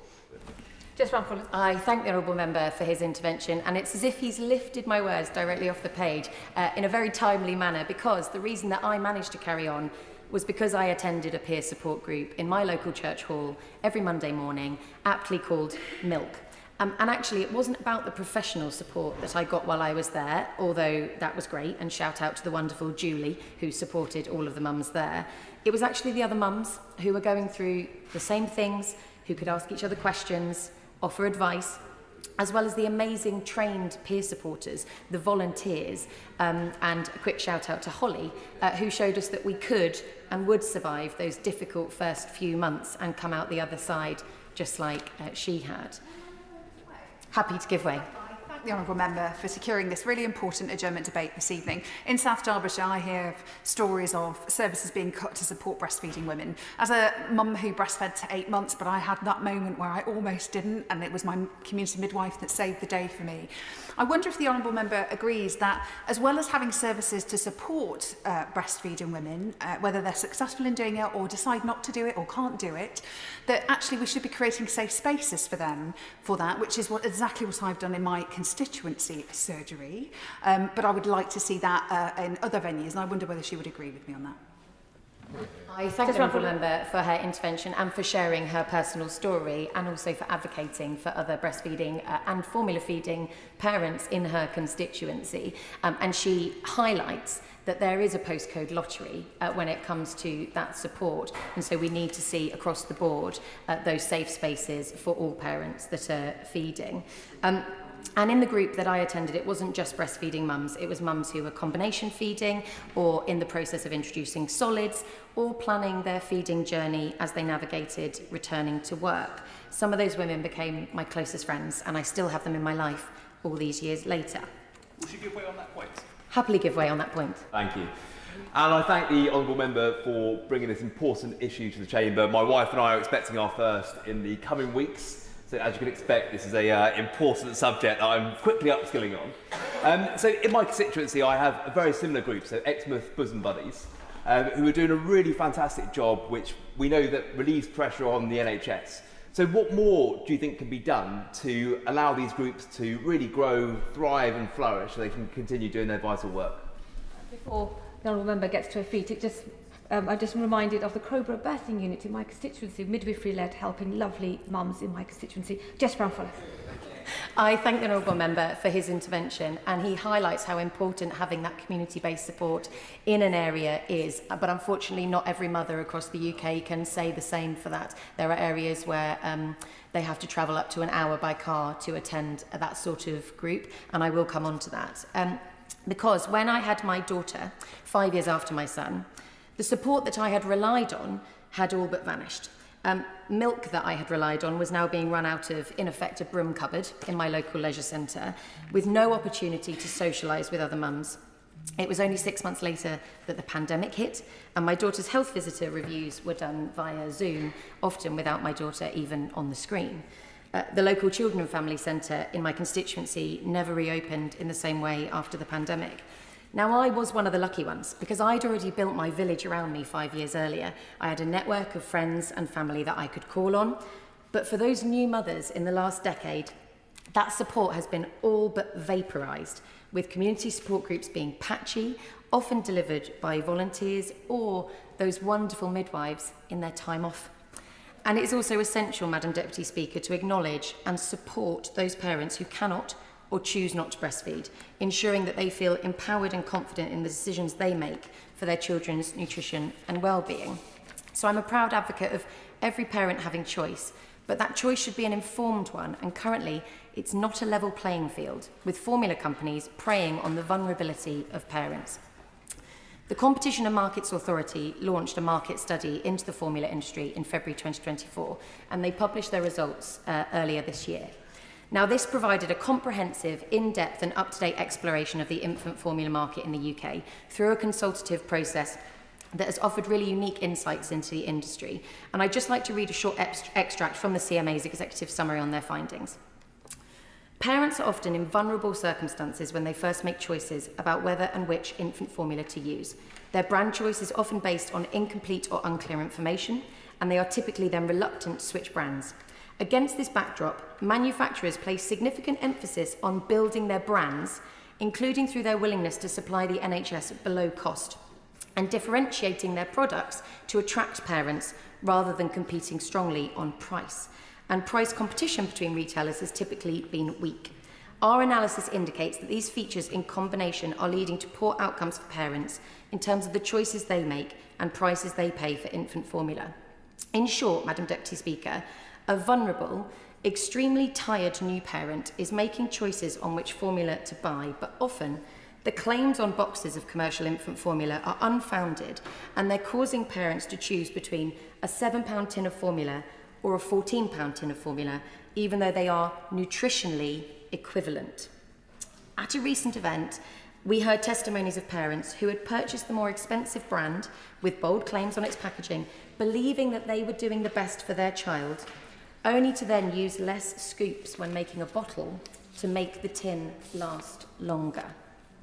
And you only have to look at our supermarket shelves to see formula milk locked behind glass cabinets to show that we have a crisis in families being able to feed their babies. The cost of living challenges have spiralled into a food insecurity crisis, yet formula manufacturers increased prices by 24% in 1 year in 2023, and they continue to rise well beyond inflation. And research shows that parents rarely switch brands once they've introduced a formula milk. This gives formula companies a clear incentive to offer their products to maternity wards at reduced prices, knowing parents are likely to continue using the same brand when they go home. So to address this, the CMA recommends standardised infant formula labelling in healthcare settings, which would eliminate this form of exploitative marketing. Formula companies are also restricted from advertising newborn formula, but they get round this by advertising their follow-on or stage 2 milk and then making the packaging look exactly the same. The CMA recommendations ask for the government to assess whether infant formula and follow-on milks are clearly distinct and then communicate that assessment to the manufacturers and enforcers. A Mintel report from 2016 reported that in 2015, for every baby born in the UK, companies spent a staggering £21 just on marketing follow-on formula. So the CMA has made 11 recommendations to government, all of which aim to improve outcomes for parents. I'm calling on the government today to implement all of the 11 recommendations and finally level the playing field for those parents that rely on formula to feed their babies. Now, Madam Deputy Speaker, this debate is very timely, as last week I was delighted to host the World Breastfeeding Trends Initiative launch of their 2024 report here in Parliament. I would be delighted to give the Minister a copy if she doesn't already have one. The key takeaway from the report is that the UK has one of the lowest breastfeeding rates in the world. The report not only highlights the gaps in policy, but it also creates a report card system for each of the 4 nations. And I just want to highlight a few things that were mentioned within that report. Importantly, data, though its collection is uneven across the 4 nations, shows that the majority of mothers do set out to breastfeed. Despite this, by 6 to 8 weeks, around 70% of babies in the UK receive some formula, and by 6 months, only 1% of babies are exclusively breastfed. Will my honourable friend give way? Happily give way. I'd like to commend her for the great work she's doing to improve the relationship, the most important relationship in the world between a mother and her infant. Will she join me in paying tribute to the Midwives of Paris Teaching Health Board, who have the largest county in Wales to cover? And we should also join me in paying tribute to Susan Grounds, who after being a midwife for over 20 years, retired in March and was elected as a Lib Dem councillor in April. I thank the honourable friend for his intervention, and he's absolutely right that quite often these women have been so embedded in their communities for so many years, helping these women raise their babies, that they go on to do marvellous things in the community. And the majority of those who stopped breastfeeding early wanted to breastfeed for longer, but didn't receive the help they needed to resolve problems, all of which could be addressed with support from trained health workers, skilled peer supporters, or specialist help in hospital, at home, or in the community. The World Breastfeeding Trend Initiative report highlighted the absence of national policy and governance in England. Now, the devolved nations have pulled ahead on this front, with Scotland publishing a strategic framework, Wales having had an action plan since 2019, and Northern Ireland currently finalising their very own strategy. Support needs to be baked into policy and legislation because communities cannot do this alone. The government has all the opportunity to act by being so early into the parliamentary term. I was delighted to see the announcement today into a review of the parental leave and pay system, and I hope infant feeding will play into the considerations of better support for parents on maternity and paternity leave. Health visitor teams have also dwindled over recent years, and an estimated 54,000 GP appointments could be saved every year if there was a professional feeding service available in every community. And any strategy must be properly funded and integrated with current programmes across communities and healthcare settings such as Family Hubs and Start for Life, which should themselves be expanded. Particularly Start for Life, which is currently only funded in half of England's local authorities.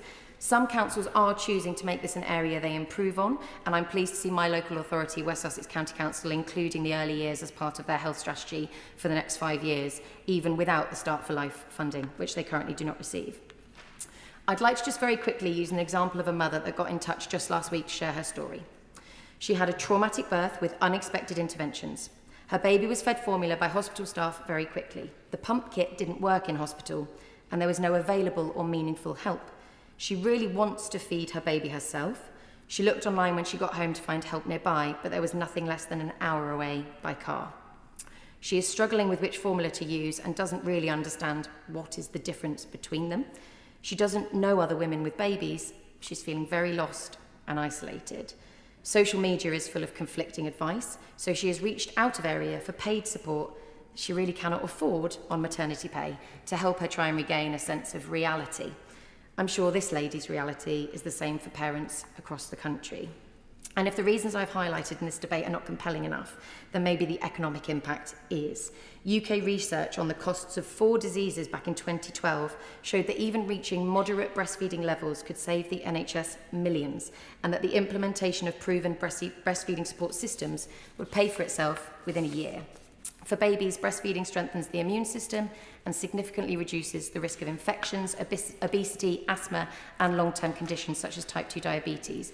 And for the mother, breastfeeding lowers the risk of breast and ovarian cancers, cardiovascular disease, and supports postnatal mental health. There is so much more I could say, Madam Deputy Speaker, but instead I will move to my asks of this government. When will the government make its decision on whether they will accept the 11 recommendations from the Competition and Markets Authority? Will the Minister consider following the devolved nations and introduce a comprehensive national infant feeding strategy to end the postcode lottery and provide support to all parents in their feeding journeys? Will we expect to see something about infant feeding in the upcoming NHS 10-year plan? And finally, there is very little about breastfeeding in most health professional training, but primary care has successfully integrated assisted roles into primary care services such as pharmacists and social prescribers. Could the same model be extended to lactation consultants? I'd like to finish by saying thank you to all of those tireless activists and campaigners who have been fighting for all women to have support, guidance and trusted information when they begin motherhood. I won't risk trying to name them all, as I will no doubt miss some. But a special thank you to the World Breastfeeding Trends Initiative Steering Group, to First Steps Nutrition Trust, and also to the previous Honourable Member for Glasgow Central, who chaired the APPG before the general election. Thank you. I call the Minister, Minister Ashley Dalton. Thank you, Madam Deputy Speaker, and I'd like to congratulate the Honourable Member for securing this debate. Through her leadership of the All-Party Parliamentary Group on Infant Feeding, she is working to ensure families across the country get the right support. And I'd like to thank all members that have contributed today, the member for Ribble Valley, Strangford, contributions from the member for Altrincham Sale, South Derbyshire, Exmouth and Exeter East, Brecon, Radwa and Cumtowie. And, of course, from yourself, Madam Deputy Speaker. Thank you. Thank you. I think the number of interventions and contributions in this debate today has just shown how important this issue is and how deeply felt it is across the House. The Honourable Member asked about the 10-year plan. I will not be going into details of what the 10-year plan has got in it, but TikTok, she does not have to wait very long, as this will be launched on Thursday morning. And I look forward to taking forward and working with colleagues from across the House and the wider health landscape on how we deliver in the plan. But within that plan, you will see that children's early years are crucial to the development and their health and their life chances, and that is reflected in the government's mission. It's why the government's taking a mission-based approach to raising the healthiest generation of children ever, and to ensuring that every child has a healthy, happy start to life. I will. I thank the Minister for giving way. Just to reiterate my honourable friend's comments and the comments made just now at the dispatch box about all children needing to have a healthy start. We can't emphasise how important gestation and the first 6 months of life is. The factors that affect gestation and the first 6 months of life have a bigger impact on long-term health than anything you can do after that period of time. Any conscious decisions you make about your own health are less impactful than what's happened to you during gestation and the first 6 months of life. Minister. I thank the honourable member for his intervention and agree, and he will see as the 10-year plan comes forward, and also looking at some of the investments that we are making around, for instance, reducing the numbers of women smoking in pregnancy, etc. That is something that the government recognises. And we recognise that infant feeding is critical to a baby's healthy growth and development, and recognise the significant benefits of breastfeeding for both mothers and babies, and are fully committed to supporting families to breastfeed should they choose to do so. We know that most mothers want to breastfeed, but many stop before they would ideally like to. Whilst it's been positive to see many more mothers continuing to breastfeed in recent years, we know that they can face complex barriers to achieving their infant feeding goals. And I recognise the concerns raised through the World Breastfeeding Trend Initiative report on the UK infant feeding policy landscape. Whilst health is devolved, and I would like to recognise the performance in Northern Ireland that was raised by the Honourable Member for Strangford and commend them on that. But we know through this report that England in particular in the UK scores poorly, and that is something that we want to change, Madam Deputy Speaker. And families need quality services, trustworthy information, affordable options and systems that support, not hinder them. Midwives and maternity services play a crucial role through the perinatal period in preparing and supporting families around infant feeding. We've committed to training thousands more midwives to better support women throughout their pregnancy and beyond. And there has been an increase of over 1,300 full-time equivalent midwives in the workforce since April 2024. We will publish a refreshed workforce plan to deliver the transformed health service that we build over the next decade. And to drive forward improvement on maternity and neonatal services, we announced the launch of a national independent investigation into maternity and neonatal care. The investigation will recommend one set of national actions by December. A national maternity and neonatal task force, chaired by the Secretary of State, will then bring forward independent experts to co-produce a national plan to drive forward.